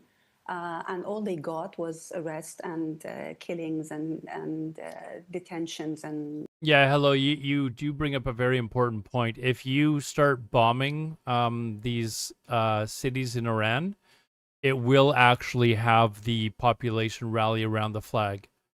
Like no population wants to see their country get bombed. There is no quicker way to rally a population than to attack it. We should always say no and kill to war innocent because people. of the price that we are paying as a society. So Yeah. it's really complex right now. If you voice your opinion, you get attacked by the others, and you immediately people start saying, well, you actually are in favor of the regime. So it's really difficult times right now internally. Rima, it's a really fascinating dynamic. Thanks for sharing it with us. We're coming up almost to the end of the show, so I want to return to our main question just briefly, which is whether the U.S. will stay out of this conflict. Hans, do you think it's going to be dragged into another long-term war in the Middle East? Look, I mean, the decision has not been made. President Trump no said, way they can no be one dragged knows into another what I'm going to long-term decide. war. I would add, neither does he. Neither does he. So it is really a question of, are we taking the risk of this nuclear program being damaged, set back by a couple of years, and then being rebuilt with the regime in place? Is this what the Americans find acceptable? Remember, there was the threat yesterday from Russia. It's really hard to see at this point. Russia It's said great that there's the a foreign line minister drawn in the wants sand to that meet. if I cannot America see gets that the Israeli involved, side at this there's a point line. is willing to stop It these was attacks. almost an idle threat Neither that would it Russia make would get sense, involved because then, too. at the moment they have not set back the program more than a couple of, at most, a year, a couple of months, a year. So they need to continue if this is supposed to have made any sense at all. So it's really hard to say. One can hope that there is a smart outcome to this. Well, we almost had a but revolution with, in this Iran particular like a US year ago. administration, Remember with the you just don't know. headscarf issue? How much potential Like, do people you were see hoping that there for was going to be a regional revolution conflagration then. if the United States goes in? Will this I think really they're spill over and maybe make close. it difficult for the U.S. to get out, just briefly? I don't think any other country has an interest in a full-blown war in the region, especially the Gulf countries. Trump was at the Gulf countries months ago. They share the same vision of making business in a stable environment. So I don't think anybody's interested in this. So the U.S. will try to help a little bit, but maybe not be dragged fully in. And then the question is, will there be space for diplomacy? And this would need the whole countries, the Gulf regions, every other country, Lebanon, Syria, to be at the table to build We'll see a if new they get involved, security man. We'll see infrastructure if for they the get Middle East. involved. Not It only sounds Israeli like interests on the table. it sounds like the most they want to do is just Thank drop you so the much one for adding the yours to our bunker conversation bombs today. It's been a on the pleasure one speaking with you facility, all, and that's thank you it. for watching from home. If you liked our show, you can leave us a comment on YouTube. I cannot imagine the U.S. getting involved to the point where there's like an invasion of Iran. Like, I could not imagine that.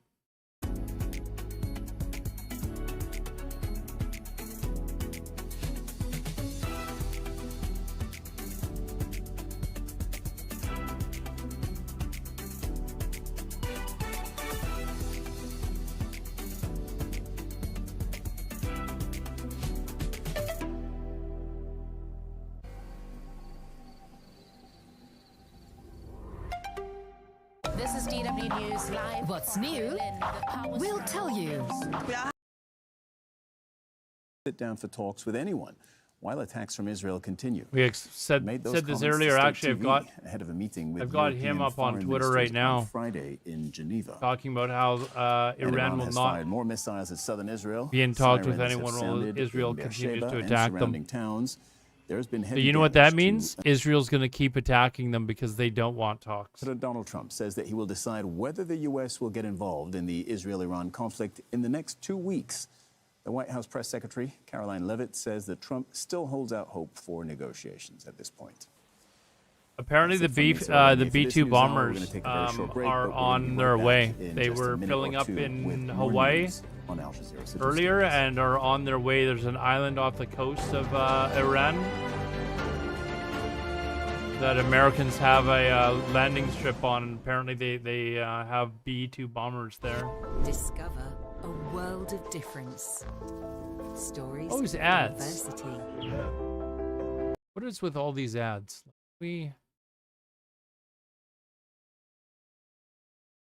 Ads.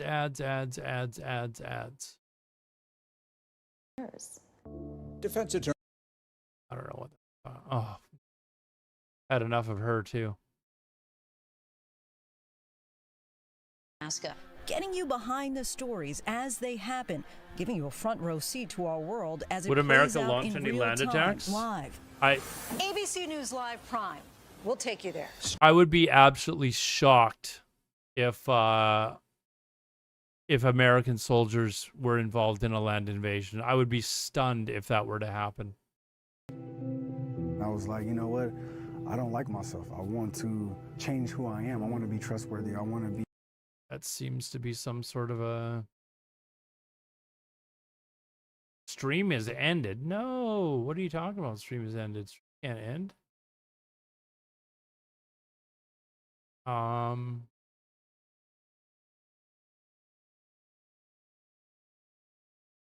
These bloody TV shows have way too many ads. Willing to do anything. All they want is more war. And their number is on the That would be the rise. only effective way to induce regime change. I agree. Well, unless the population rises up. Worldwide. Unless the population rises Starts up. July 12th on DW. But I think if the Americans go in and help with a coup attempt against the government, I don't think the people that live there would ever trust the people that were put in power. This is DW News live from Berlin. The White House says Donald Trump will decide within 2 weeks whether Guys, I'm going to go to the will washroom strike really Iran. quickly. In the meantime, Behave spokesperson yourselves. Caroline Levitt says the US president Don't is do still anything holding in out the chat, but behave yourselves. All right? No misbehaving in chat while I'm gone. I'll be right back. concern for some in the international community.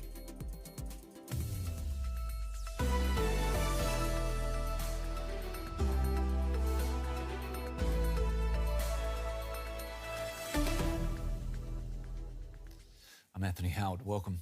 The White House says President Donald Trump will decide within the next 2 weeks whether the US will join Israel in bombing Iranian nuclear sites.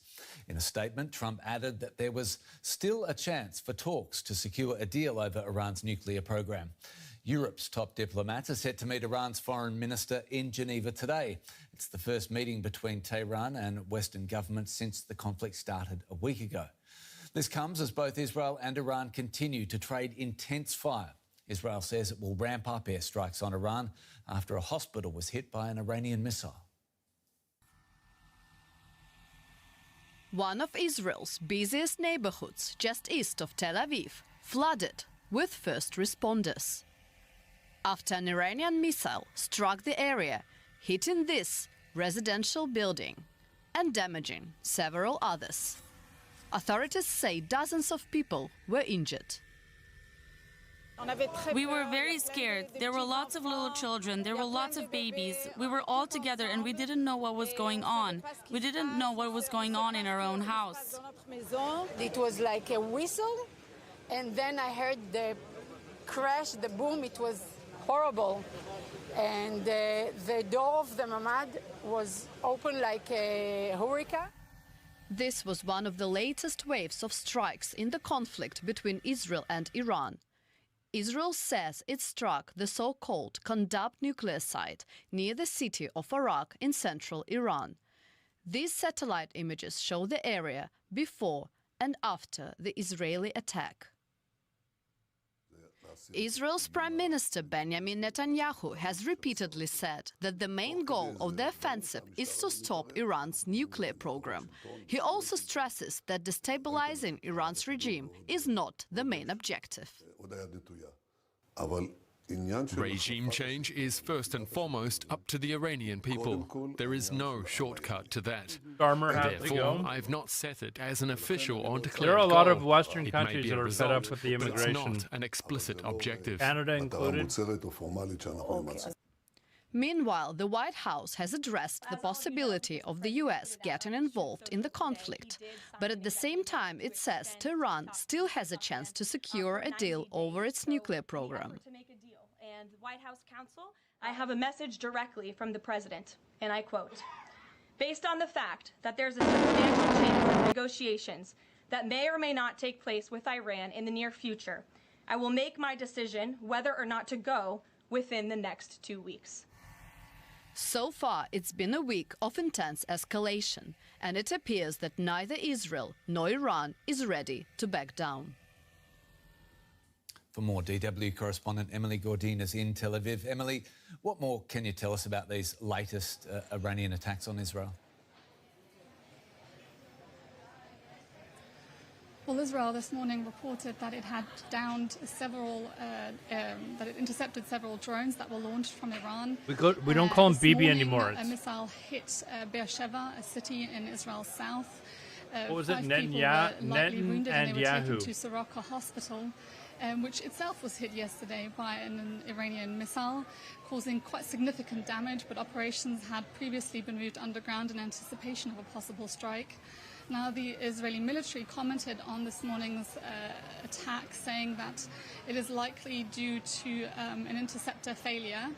And it essentially said that, this incident goes to show that while Israel possesses really extensive air defense systems, it is not bulletproof. It is not 100% bulletproof, and some missiles do get through and do strike civilian infrastructure.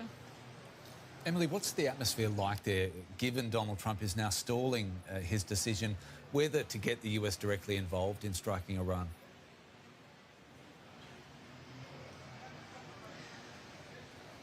Israelis remain optimistic. They see Iran. Look at the damage in the top left monitor, man, from yesterday. And when push comes to shove, they are convinced that the US will protect them. Of course, it is known among Israelis that in order to reach some of the underground nuclear facilities in Iran, they require so-called bunker-busting bombs, and only Americans have them. Only American planes can fly them. So there is some awareness that what Israel can do here is limited. Who's this dude? At the same time, there is some speculation that Israel could also launch some kind of ground operation if it does maintain significant Who's the guy in the top control left? a I know particular there's a lot of area. you on TikTok. Who is this And in guy? the meantime, what we're seeing is Israel essentially keeping up its strikes on Iran. Amit with Shah. Israel cuts, the Israeli defense minister saying that essentially threatening Iranian leader Ali Khamenei, which is an indication that it is not just about Iran's nuclear and ballistic Ayatollah missile of India, huh? program that Israel is going after, but also a regime change in Iran. Emily Gordine in Tel Aviv. We'll leave it there. Thanks so much.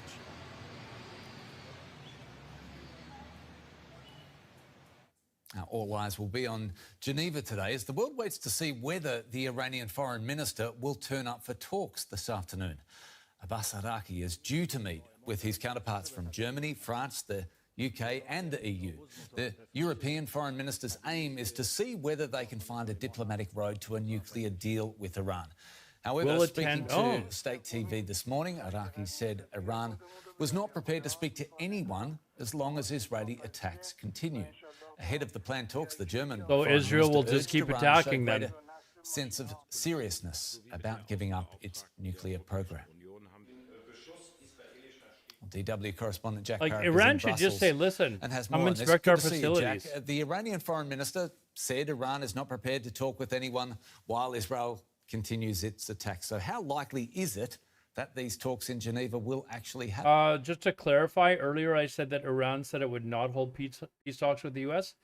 It's now being reported that Iran says it will not hold peace talks with the U.S. until Israel stops striking.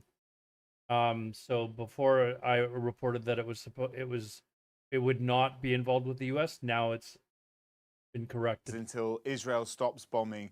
So you know what's going to happen is Trump is going to come in and tell Israel to stop effing bombing.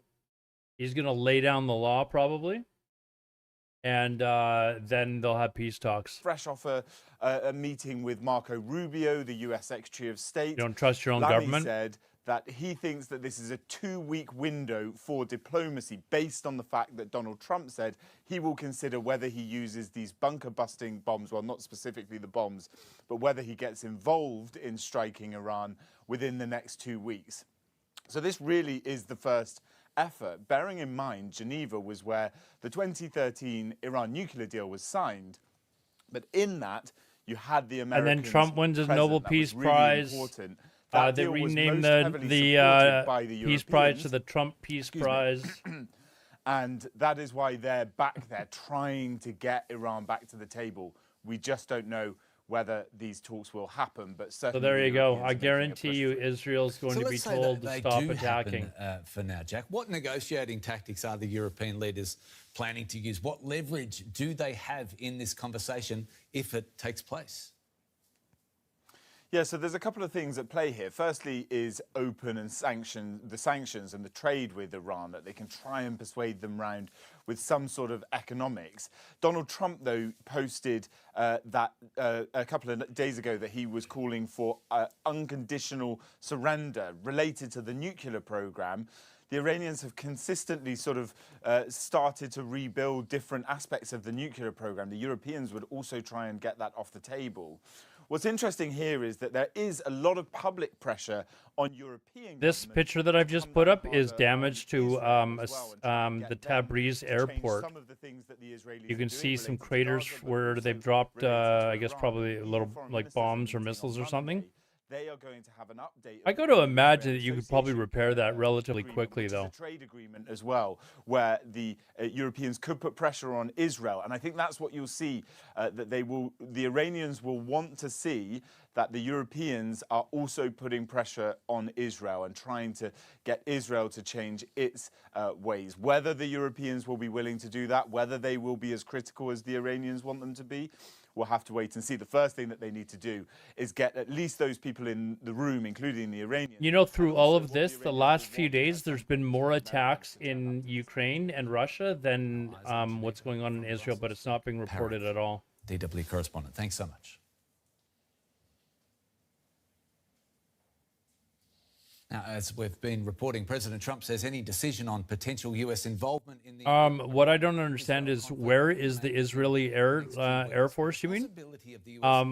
Israel in bombing Iranian nuclear sites. Keep in mind the Iranian internet is down, right? You're not actually seeing anything posted in Iran because nothing can get out, really. But there was news reports during the daytime here that Israel had taken out like another 40 targets or something last night, but there's no video evidence or anything. So far in his second term. No You one want to knows leave what this he'll world do, news? but within... What do you want to watch instead? Do you want to watch a hockey game? Bringing whatever he discussed. You want to watch Canadian news? You'll fall asleep to that. Now, what kind of progress can be made here? Now, it's unclear. Abbas Araghchi, the Iranian foreign minister, did say that he does not want to negotiate while Iran is still under fire. Now, the terms of the deal that the U.S. wants the Iran Air Force to agree to doesn't seem to have changed significantly. I don't really think that they have much of an Air Force, Blother. Speaking of Air Force, there's significant movement of USAF tankers and US Air Force cargo planes repositioning to the west coast Hawaii.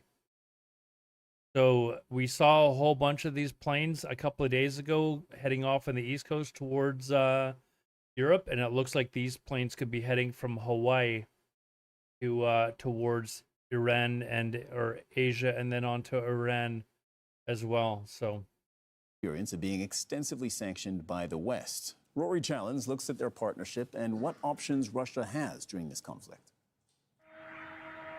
Russia, there's a wild card. For Ukrainians, there is no more deadly symbol of Russia and Iran's relationship than the drones flying at their cities. Russia makes them now, but earlier in the war, it imported Iran's Shahed 136 and smaller 131 by the thousands. Just Bet one Iran facet wishes they had of it now, had them strategic now. Russia-Iran partnership that takes in defense, energy, and geopolitics. It's about common strategic interests.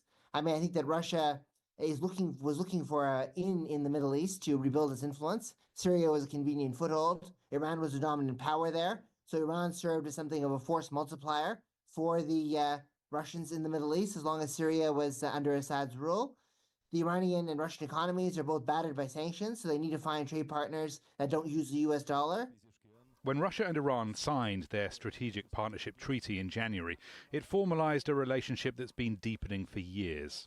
The two have long cooperated on energy, with Russia helping build Iran's Bushehr nuclear power plant and working together to sidestep US sanctions on their oil and gas sectors. They've also shared military drills, most recently in March, with Russian, Iranian and Chinese navies exercising together in the Gulf of Oman. But with Iran now under sustained and unprecedented attack from Israel, eyes are on Vladimir Putin to see if he'll help. The strategic partnership threatened the US does not yesterday. include any mutual defense commitments, and Well. Russia's military capacity to help Tehran isn't what it used to be. Russia will by no circumstances get involved directly in this war. for two reasons. They First can't. one, that's not the war between, which directly touches upon Russian interest. Indirectly, yes, but directly not. But the more important reason is that Russia has a very clear priority. And as long as this priority is in force, I mean Ukrainian conflict and Ukrainian campaign, Russia has no capacity to get involved in any other military actions. Speaking to journalists in St. Petersburg, Putin suggested Iran was on its own. You know, once we offered our Iranian friends to work together on air defense systems, they didn't show much interest then, and that's it. Speaking about the Strategic Partnership Treaty which you mentioned, it doesn't include any clause about defense. That's number 2. And the third point, They our couldn't get Iranian involved friends if they didn't ask wanted us to. about this, so there is nothing to discuss. They're barely But holding memories on of with the fall of Ukraine. Syria's Bashar al-Assad are still fresh in Moscow. It's where Assad now lives in exile. If Tehran topples, Moscow will have lost another important ally in the Middle East, undeniably a blow. But Vladimir Putin has direct lines to Israel, Iran and the Trump White House, either as an interlocutor or just by biding his time. Putin could yet turn this crisis to Russia's benefit.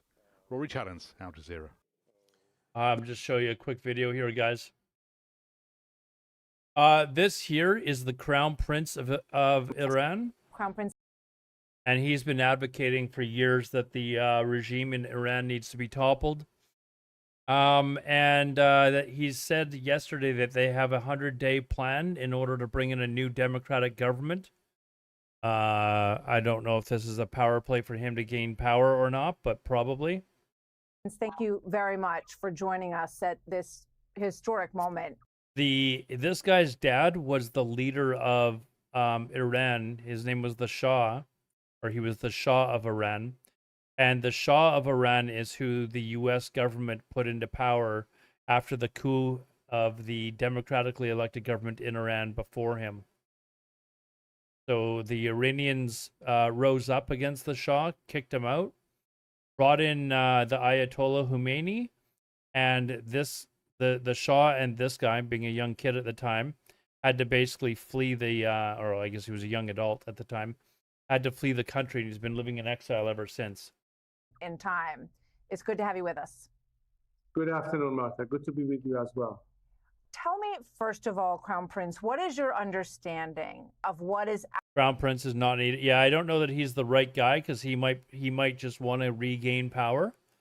I don't know that he's an Israeli puppet, more so that he wants power. He wants to run the country again. I don't know. He could be legitimately just looking, out for the Iranian people, but his dad wasn't like that. Actually the situation on the ground right now in Iran?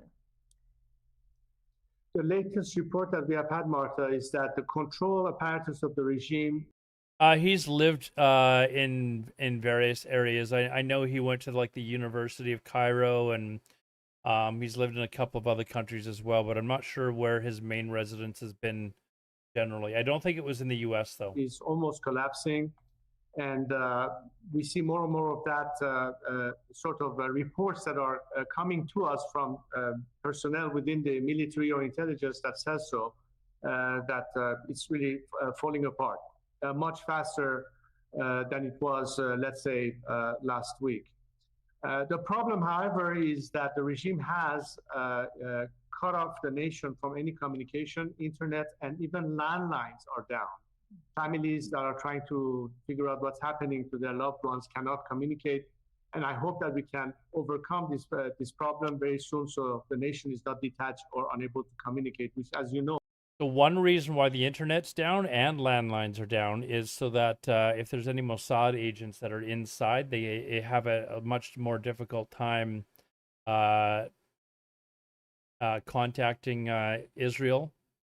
But you got to think that they've got some sort of a backup plan for that, though. No, it's crucial for anything that needs to be done. The regime is so desperate that it's now taking this initiative to impede on the process. But his I know father we will stole overcome billions of this. money. It's a Yeah, big challenge, and my compatriots are extremely resilient. His dad, when he was the Shah, he was terrible for the country. He was evil. had tens of thousands of people murdered, and the population rose up, and that's how the Ayatollah Khomeini came in. So many people were so desperate to bring someone in that they basically just wanted Khomeini to come in because they thought he would be better. Have stood,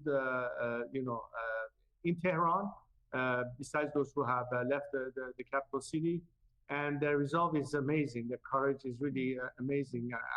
It's a shout out to them that despite all the hardship, they believe that this time victory is near, and we need that courage and that moral support that the world needs to also give us, that this time they're going to be on our side rather than continue thinking that this regime will ever provide a solution. Historic opportunity to put an end to all the problems, not just the nuclear threat, but every other thing that has been associated with this regime ever since it took over.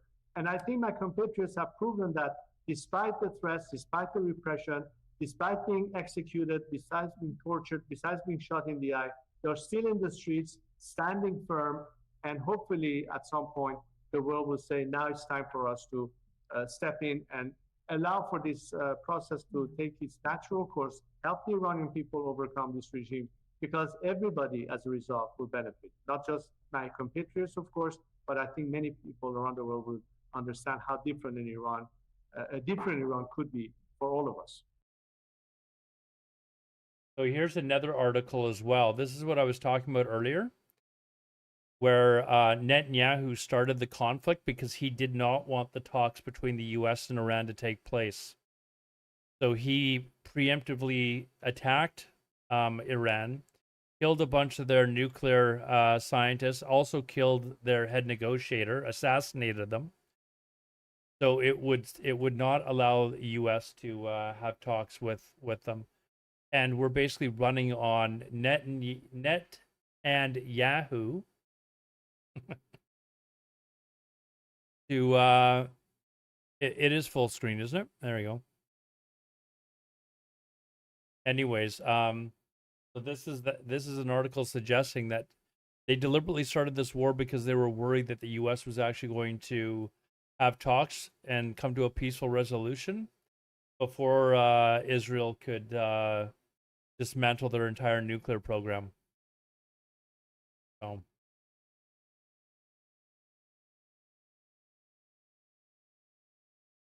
Is representatives from 3 European countries, France, the UK, and Germany. As far as we know, this could be one of, maybe even the last serious attempt at negotiation. We just don't know, but it could be attempt at negotiation before potentially the U.S. gets involved in a direct strike on Iran. Yeah, it could be. Actually, I think this is the last attempt from the European side, because this is the last chance they have. There's talks in Geneva, and they're hoping to have talks with the Iranian under the JCPOA that was signed in 2015 expires in October. And in order to get a deal started. Countries decide to give themselves a deadline, which is in the middle of August.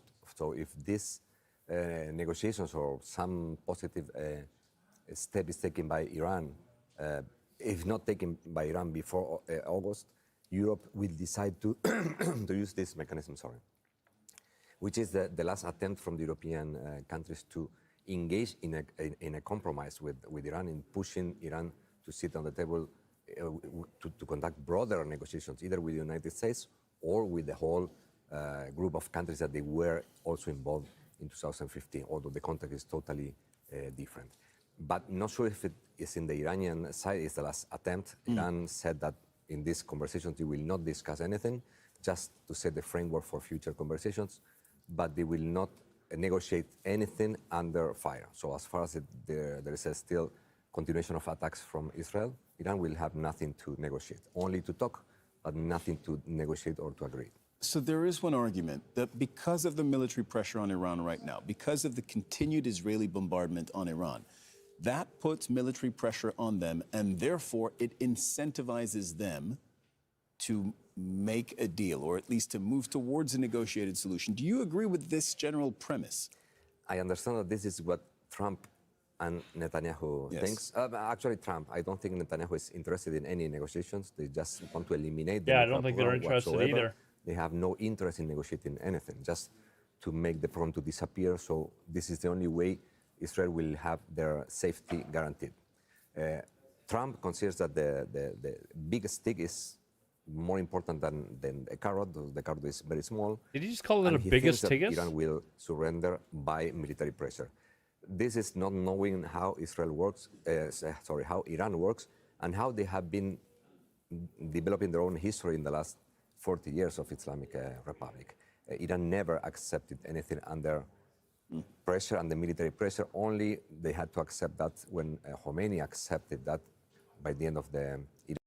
Okay, so it's being reported by Euronews now that international efforts to find a diplomatic solution have intensified as the conflict between Israel and Iran enters its second week of open hostilities. So and then it goes on to say Israel-Iran conflict, European ministers to meet with Iran ministers in Geneva. The situation is So on it the looks other like side. they're going to give it a When, shot in Obama Geneva changed his whenever the perception about, meeting is there. The fatwas issued by Khomeini and Khamenei, when they saw or when they give the chance for diplomacy, this is when things started to become much easier for Iran to accept. Now, deciding to sit with the United States under these circumstances to negotiate anything will not be accepted, neither by supporters of the current government nor by members of the opposition. This is very clear. And as far as Israel is attacking Iran, nobody, neither those who are in disagreement with the current government, will accept that Israel is going unpunished. Luciano Zaccara, thank you very much for joining us.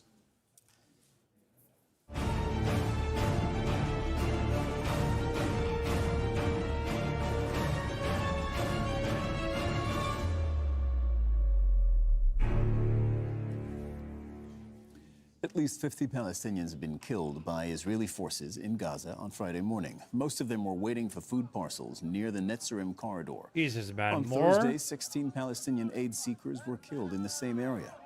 These attacks took place at a distribution point run by the U.S. and Israeli-backed Gaza Humanitarian Foundation.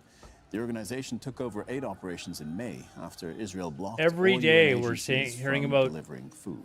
you know, So Hani 10, Mahmoud joins 20, us live from Gaza City. I think a Hani, couple of talk to days ago us, it was like 60 about people that got killed. The day-to-day choice that Palestinians are making between going Starving to to these death distribution or sites and then trying to find risking food. sometimes being caught in a hail of gunfire versus not going, but then there's nowhere else to get food.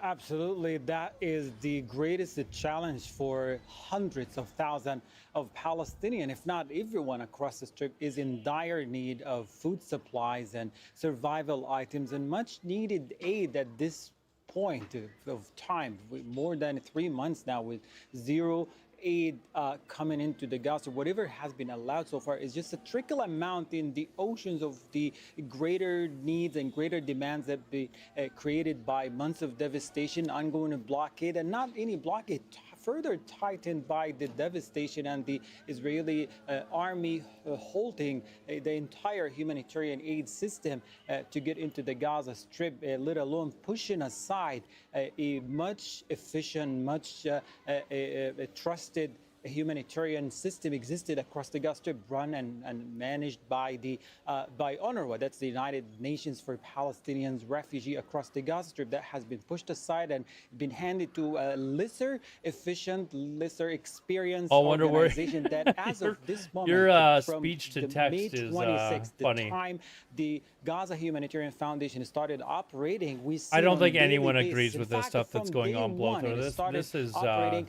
Palestinians started to absolutely die sick. in a systematic way at these distribution centers. We are counting up to Broke something on my 450 stream, I realized. Palestinians from May 26 as a result of the random, arbitrary, and mismanaged operations of humanitarian aid. Just in the past hours, at early hour of this morning, we could hear the heavy machine guns and the heavy artillery targeting large crowd at Netzarim corridor. This particular area where large crowd of people gathered there, men, women, elderly, some barefoot, some with backpack, waiting for food parcel, waiting for backpacks to carry food parcel or bag of flowers were shot dead at that point. And unfortunately, it's keep happening, and the expectation, the number is going to increase by the hours. This is absolutely like revolting, actually. Like any support that I have for Israel, like as far as what's going on with Iran, is just immediately like gone when I hear about crap like that. The paramilitary RSF. The UN Refugee Agency says the crisis has reached breaking point and being food supplies are reported like running out. throughout Ahmed Idris reports from Adre. all on the news Chad-Sudan agencies border. now. There's no doubt that it's The happening. Iridimi refugee camp is a new humanitarian corridor for tens of thousands fleeing the fighting in Sudan's North Darfur. The United Nations Refugee Agency say that from late May to early June, an average of 1,000 people crossed into eastern Chad every day. It's where Musa Mansour Isa hopes to find peace. We spent 3 days in the bush evading the rebels. There's no one left. It's hell on earth. This is Sudan. He's This is unaware where that hundreds of thousands of his apparently they compatriots were shipping who arrived here illegal 2 years immigrants ago are to still struggling. from the U.S. Khadija Hassan queues for supplies for herself, an elderly mother, and 6 children. The food we receive for a month Keeps would last happening. only a few days. We must either find I other mean, means or I starve. think the problem though, As Walter, funding is dwindles, the situation worsens for a lot of the stuff that's happening in Gaza is just not being reported anymore, man. Capacity to continue to face Like a lot of the news organizations just are not showing it. If you were, if we were to go and watch, this is about the tornado. Oh, it's an ad. If you were to watch American news, I don't think you'd ever see them. Look, they're talking about Dallas Cowboys cheerleaders. Yeah, they got a big pay raise. Like, they're not reporting on this stuff. At one of its highest level in the last 10 years. There's 3.3 million Chadians in the next 3 months that will experience acute forms of food insecurity. Aid agencies collectively characterize the conflict in Sudan as the worst humanitarian crisis globally. One official refers to the displaced as forgotten. For the 1 million Sudanese refugees here in Chad, food is a major concern, and what shelter and water supplies are available are also inadequate. Half the refugee population here is housed in emergency shelters. Only 25% of school-age children here who arrive here have access to education. And United Nations officials say there is only one doctor to every 80,000 refugees. Holy jeez. The refugee population in Adre, for instance, is 4 times larger than the local population, leading to competition for limited resources. Aid agencies express fear that a lack of funding could escalate This tensions is in between Sudan. local communities Like, and refugees. there's always issues. Idris, Al Jazeera, Adre, on the Chad-Sudan border. And that's it from me for now. A reminder of what we're looking at right now. The German embassy in Geneva, Switzerland, where we're expecting the Iranian foreign minister to meet European foreign ministers of France, UK, and Germany. Is that happening later today? For talks that could chart a negotiated way out of the Oh man, Iran-Israel. could you imagine if the Europeans broker a deal and Trump doesn't involved in that? What are the chances that you think that Trump is going to try and take claim responsibility for it?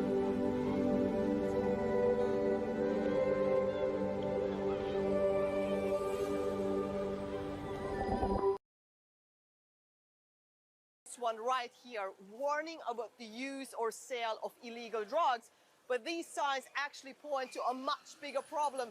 That Where's about this? 14 million Nigerians struggle with drug addiction, Okay, Nigeria, I and with guess. those under 25 particularly at risk. 14 million people. That's the government's estimate. Many experts think the true number is much higher. Nigerian authorities say they're working hard to crack down on the sale of synthetic drugs like Kolos. But a drug dealer we will name Tunde says authorities are often involved in the business. The police, they benefit from us because every Friday, we dey give them money, 5,000 naira. The better our sales go, so that they don't go disturb us. Tunde says it cuts deep into his profits. At the end of an average month, he's left with some €100. Every client counts, he says, regardless He's of their age. complaining about how much he's got to pay feel off the bad, cops. It's cutting into his profits. The poor guy. I need to sell more drugs to make more money. Kolos and other synthetic drugs have become increasingly popular among Nigeria's youth. Kolos. They're being glamorized on social media and even in professional music videos. I've never heard of this drug. No one admitted to using drugs on camera, but everyone had an explanation why people do. Some take it because of our thinking problems, family problems. Some take it because of depression. One is lack of parental care. Two, there's no job in the country. Three, there is hungry. We show our footage of the street dealers to a drugs counselor. He quickly notices one thing. There are younger people around watching. And they say to them, if these people can use it, my uncle uses it, my brother uses it, why can't I? And then they try, and they try, and it gets apparently it's called and then it becomes more Colorado. pervasive, and then it gets younger and younger. Synthetic drug designed to mimic the has been effects working of to help Nigerians beat THC. drug addiction for 3 decades. It's like He's seen smoking a lot, he weed, but says, it's really But synthetic like- drugs like Kolos pose a new, much greater threat. Many of the chemicals are heavy metals. They affect the vital organs. It's like THC, but the way more kidneys, the potent, liver, apparently. And also, if it affects the brain, it takes away your ability to be a human person. Tunda has a 6-year-old son of his own and says he would stop dealing drugs in a second if he could find another way of paying his school fees. I learned how to do ties. I'm a tilist. There's no job in the town. That's why I get into drug business, to use it to feed my families, my siblings, and my one child. So for now, Tunda will keep selling drugs like Kolos and perpetuate the risk that Nigeria's next generation, which his own son is a part of, will become entrapped in a dangerous cycle of drug abuse too. Sources who work within Nigeria's Drug Law Enforcement Agency, NDLEA, have told DW that they are not aware of police taking bribes. They also said they lack the basic equipment and human resources to carry out more raids against drug networks. I'd like to now welcome Dr. Dokun Adedeji. You know who what? I'm runs going the to tell you a quick Compassion- story. You guys have all heard about the prisons in Thailand and how brutal they are, and other areas like Indonesia and stuff like that. If you get caught dealing drugs, like you can now, yeah. Story time with Aladar, okay? I need to have like one of that violin music playing. Anyways, actually, you know what? I'm gonna add that to the stream tomorrow. When I was over there, I was over in Vietnam, Cambodia, and Thailand. I was there for a month. And I didn't really notice it at the time, but when I came back, the first thing that I noticed were all the drug addicts. Like the entire time I was over there, I don't think I actually saw any drug addicts. Yeah, the Madagascar prison stuff is crazy as well. It was actually like, I was like, oh my God, that's what I've been missing. Never asked Aladar what I did in Thailand. I got my scuba diving certificate, actually. I was in Pattaya visiting a friend that lived there, and then I went to Phuket for 2 weeks or 10 days to get my advanced open water scuba diving certificate. So I was up at like 6 o'clock every morning, and I was scuba diving by 8 a.m. until about 4 o'clock. And then we'd come back, I'd have dinner, and I'd be so tired that I'd go to bed basically right away. I was exhausted. But Thailand was great. Like the people are, very friendly, but no drug. You don't see drugs anywhere. And professionals as well and workers.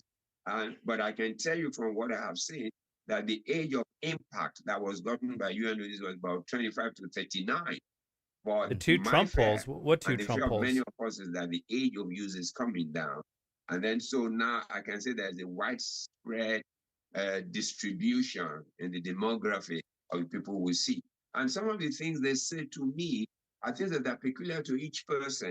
Some of them say, the family background. Yeah, you Some can of them say smoke lack weed of in social Thailand, but support, any heavy family drugs, support, no psychological support. you get in deep Some of trouble them if you is get caught with basic them. ignorance, some of them are Like lured deep into trouble. it. Some of them is because of peer pressure. The data show. A few years ago, they opened up drug use here in Canada they made it no longer a criminal offense if you were caught with, I think it was like under 2.5 grams of any particular drug, or and the drug use just went absolutely insane in this city. It's freaking spread everywhere.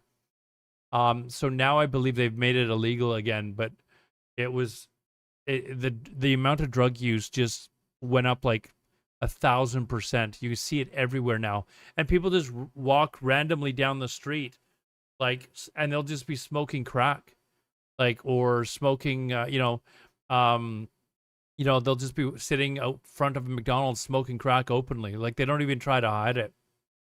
Ability, the kind of I firmly believe, and I don't give a shit if science doesn't back this.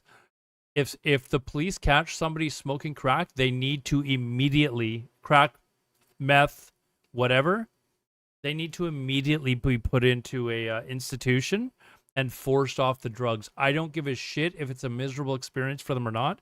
They need to be forced off the medication, and like 2 years, you're not given any contact with anyone. You're put into a cell, no physical contact ever. You can't get drugs, and you do not get out. You're basically given food, and that's basically it. And you're forced off these drugs. I am tired of this, like, being easy on these people. Force them off the drugs. And if you're a dealer and you're caught dealing any of these drugs, it's immediately 25 years in prison. Immediately, no questions asked. I'm like literally tired of all the drug use going on, especially drugs like fentanyl, meth, crack, whatever. It will be underreported, and even if you put a survey out, if they don't know the purpose of the survey, Is downtown Vancouver that is basically like, there is an area Exactly, near becomes downtown anonymous, Vancouver, and then people will say, Mike, that is, but if the circumstance begins to you change, look it up. there's a bit of acceptability. Go Google the downtown east side of Vancouver. Like, I would not even be able to show it to you on stream what it's like. And then you can be treated and you can return to where you were coming from. Bush Green, what's up, dude? You're a doctor and not a drug enforcement agent, but I wonder whether you know about Like, where they need these drugs are coming from. Enough of this pussy ass like way of dealing with drug addicts. If they're a massive drug addict, I'm saying this is a sober person. If I was ever like somehow to get into that lifestyle and go down the path where I basically ruined my life and I became like a meth addict or on crack or fentanyl or whatever, I would want society to do me a favor, pick me up off the street, take me to a facility. I'm saying this as a sober person. Don't listen to me when I'm a drug addict. And I want them to lock me up until I am forced off of this crap for 2 years. 2 years. Don't let me out. Don't let anyone have any physical contact with me so that they can give me drugs. Just throw away the key for 2 years, feed me, and that's basically it. And that's honestly what I think they need to do in order to clean up the streets. Working, but interdiction alone will not, because people are then fashioning. Where all does kinds of fentanyl even ways come from? to bring it in? But China, these drugs apparently. come mainly from outside. Some of them from South America, some from the opioids. Drug dealing should be classified as a terror crime because of the damage they do to a society is catastrophic. It is. Fentanyl will not come. Don't get me wrong. There is a big difference between smoking weed and smoking fentanyl. Don't believe me? Go try fentanyl. Like, there's a huge. I've never done fentanyl, but I actually have a relative that is a fentanyl addict. And we've done everything to try and, put her into rehab several times. She could just walk out the door whenever she wants and go meet her drug dealer. It's like, what's the point? Like, lock her up, put her in we'll call it a hospital, but it's weirdly built like a prison, and she has no physical contact, and basically just lock her up, throw away the key, and feed her every now and then, and that's about it for 2 years, minimum of 2 years.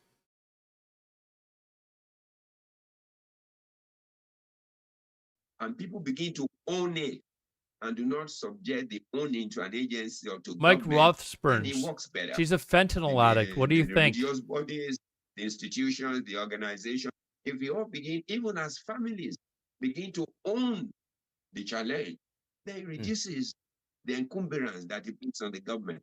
I think that's where we're going, and I can see a bright light in that direction. And for some of us who worked in this space for Give them something to maybe take their mind off of it. Fine. Give them a TV, give them some books, whatever. You know, like, but no internet access. You know, they've got TVs, movies, whatever you want. They've got access to maybe to Netflix or something. Fine. But you need to like force these people off of drugs. Enough of this, like giving them some other drug to help them deal with their heroin addiction. Like, no, force them off of drugs. I don't care how much they cry, how much they scream for the first month. They need to have it taken away. And then don't have them say, oh, you know, I've been off for a month now. I'm good. I can. No. You're in for 2 years. You're in for the long haul. Like, you are done. On the list for the first time. After that come Burkina Faso, Mali, and Uganda. DR Congo is 8th. And Dias, when I was a young man, more story time, I used to go raving. I used to party like a rock star from the time that I was like 16, 17 until probably my, you know, it was a number of years. And eventually I just grew out of it. But I would not ever even consider doing ecstasy now. Never, not even a million years, just because of the chance that somebody could have put fentanyl in it. Invisible in mainstream media, and political will to tackle them is non-existent in the country, says the Norwegian Refugee Council. Worst affected is the oil and gas-rich region of Cabo Delgado, where there's been an heroin was designed to help people since come off 2017. cocaine. More than 6,000 people have been killed since then. 2,500 were civilians. Hasn't heroin been around for like hundreds of years? Like there's been opium around as well. G Council. Mr. Egelon recently returned from a week-long visit. I was cocaine was never my drug of choice, Mike. I was more into like E and shrooms and acid and stuff like that. But that was years ago. It's a place years ago. that is stricken by war, a conflict where the Islamic State of Mozambique is attacking. People would be desperate to avoid being prison, probably shoot, stab someone to avoid prison, especially if they're strung out. I mean, they're doing that anyways, grease mags. The drug addicts, they're doing that anyways. They're robbing people, you know, like they're already doing that. And all you're doing is allowing them to continue doing that while more and more people are getting addicted. Right? Few diplomatic and political initiatives to end this protracted, horrific, forgotten emergency. Again, you've been there. What was your takeaway? Tell us more of what you saw on the ground. What I saw on the ground was massive displacement of... I mean, we used to have laws against... We do have laws against drugs. They're not stabbing people to not get arrested. Like, I don't know if you've been in an area where people are like fentanyl addicts. They're in no condition to actually fight back against anyone. Like, they are so messed up that they can barely stand up straight. And a lot of them, there's a new drug that they're using called Trank, which is like used with fentanyl. It makes the fentanyl last longer, but somehow it screws up your back. So if you see these walking zombies, but they're like bent over like 90 degrees, I believe that's because of Trank. Thanks, Gucci. I'm glad you're having fun with the sound effects. Right? So, they're in no condition. Like, I have to drive through this area quite often for work sometimes. They're in no condition to fight back, man. One policeman could arrest 10 people by themselves. They can't walk. They can't run. It wouldn't be a problem to pick them up, man. Political leaders. Well, Thanks it's for a that, mystery, really. We provided Gucci. this Thank you. survey now. People are on the really going to most take my neglected stream as a emergencies serious on Earth. news stream with you 8 of farting the all the 10 time. that were most neglected in terms of funding per person in need, media attention, and diplomatic and political and developmental efforts to solve the crisis. 8 of these emergencies were in Africa. Mozambique, Ethiopia, Cameroon being perhaps the most neglected of all, several of the countries in the Sahelian region. These are places that are protracted crises, and therefore I think they're falling off our radar.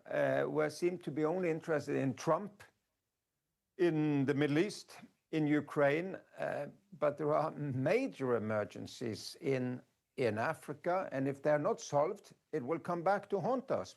A world that is more destabilized,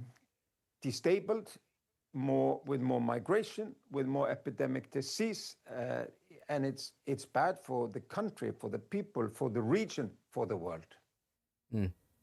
As you alluded to earlier, the UN and many other humanitarian agencies have been affected by Washington's cuts in aid money under the Trump administration. What direct impact, in very real practical terms, will these cuts have on a place like Mozambique moving forward? Well, it's so abrupt that it basically means that clinics that were tending to many patients with wounds and horrific diseases every single day have closed down. No offer anymore. By the way, I changed my Twitter. I think we're gonna. I'm really enjoying this news stuff that we're doing. I'm not gonna lie. I'm actually really enjoying it. I think I'm enjoying it than any video games I've streamed over the last couple of years. So I think we're gonna run with this news thing. I'm really enjoying it. So I want to thank all of you guys that have kind of stuck with me through this, as well as especially those that have stuck with me through it, my old viewers, but the new ones here as well. Thank you very much. Germany, European Union. It was a classic WoW channel. Economies to try to step up now to meet this. But now it's the end. Created by the biggest donor channel on Earth, cutting aid so dramatically and so abruptly. Sir, you're painting How many do you have, Corgi? portrait. Is there hope anywhere? There is a lot of hope. Wherever I travel, including to Mozambique, I saw wonderful work done by the Norwegian Refugee Council. We provide aid to 9 million people this year. 9 million. And much of this aid is providing great hope for the families. Education. I thought you were being serious. Civil documentation, so they finally have identity cards.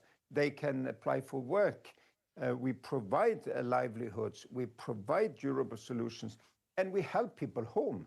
There is a lot of hope and a lot of potential, but we cannot do it empty-handed. So I urge really decision makers and parliamentarians, don't do only armaments in this age of insecurity. In Europe, there is an arms race now. Everybody wants to have the militaries increase dramatically. Don't forget the people here. I mean, if we don't have help for people, why would we need phenomenal militaries? Well, we hear you loud and clear. Jan Egeland, many, many thanks. Thank you. Thank you for having me. Now to Kenya, I like it as well. I'm glad that a lot of some of my artificial regulars are intelligence here. strategy earlier this year, aiming to position I wish I would have started Kenya doing as this like 2 Africa's years ago. AI hub. Now, one startup is offering new ways for the deaf community to communicate by translating speech and text into sign language videos. It has the potential to transform their interactions with people who can't sign. Charity Eshanali is helping build TERP 360, a Kenyan app that utilizes 2 key technologies, motion capture and artificial intelligence. Charity's hands are first fixed with multiple sensors. What is this? Nation. But rather than negotiating, the regime. The news, Santa? I don't think so. I've actually got a job I have to go back to eventually. Protesters. I would love to be able to do this though. Even if I wasn't making anywhere near what I make for my job, I'd be happy to do this. With that shit, well, unfortunately, we got bills to pay, Gucci. We got bills to pay, my man. They shoot from the helicopter too.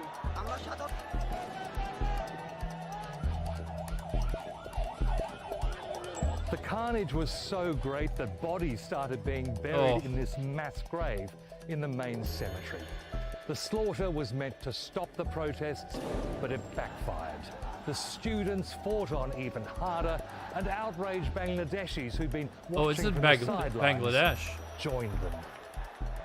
Kids were on the street, the age of my kids, and taught us that, you know.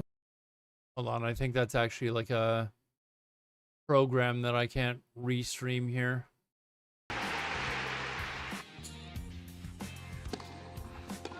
The French Open on right now? I used to watch tennis a lot. You don't see what you're saying? That's all right. Don't worry about it. Don't worry about it.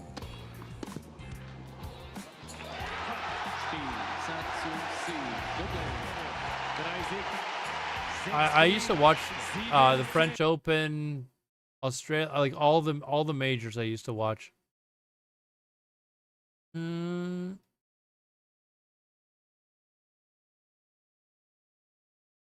We watched her earlier. I certainly don't want to watch that again.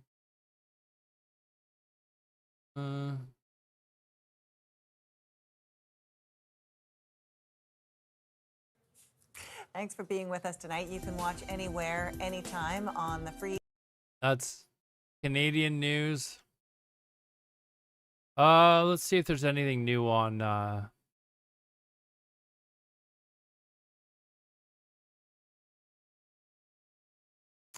apparently an Israeli drone has targeted a residential building in the center of Tehran.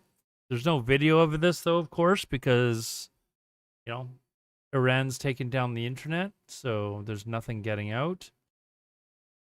Let's see here. Actually, here's something I saw earlier. Pro-Palestinian activists have broken into the RAF Bryce Norton undetected and sprayed 2 military planes with red paint.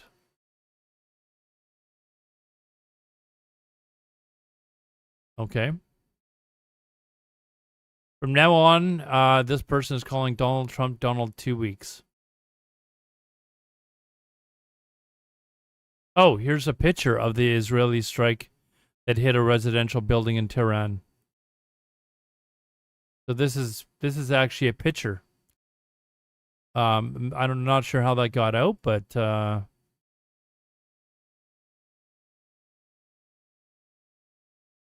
let's see if we've got anything else here.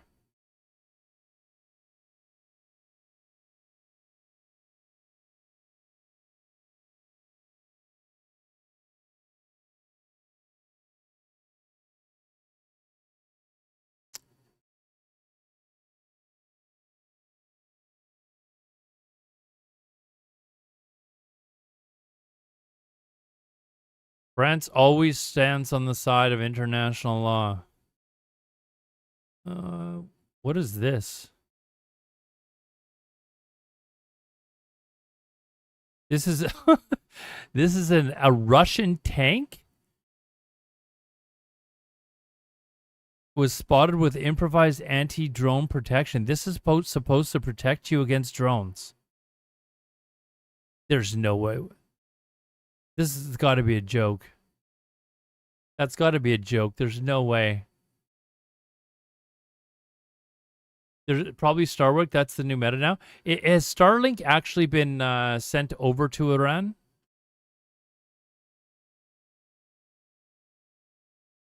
What is this? Israel easing restrictions inside the country.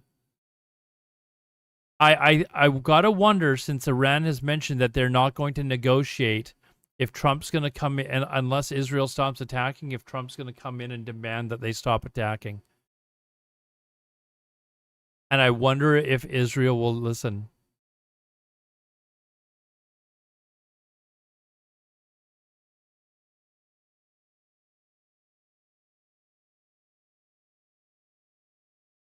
reported been destroyed, and so this is another.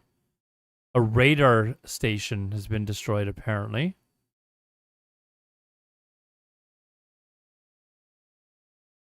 Yeah, this is the Iranian Foreign Minister. I reported this earlier. Washington asked us to negotiate, and we refused. But we have no problem engaging in dialogue with other countries.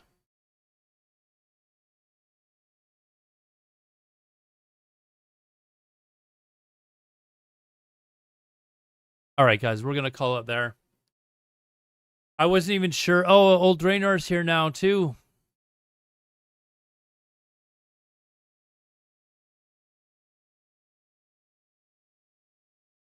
Yeah, I'm going to head to bed. Guys, I want to thank you all for coming and watching these streams. I really do appreciate it.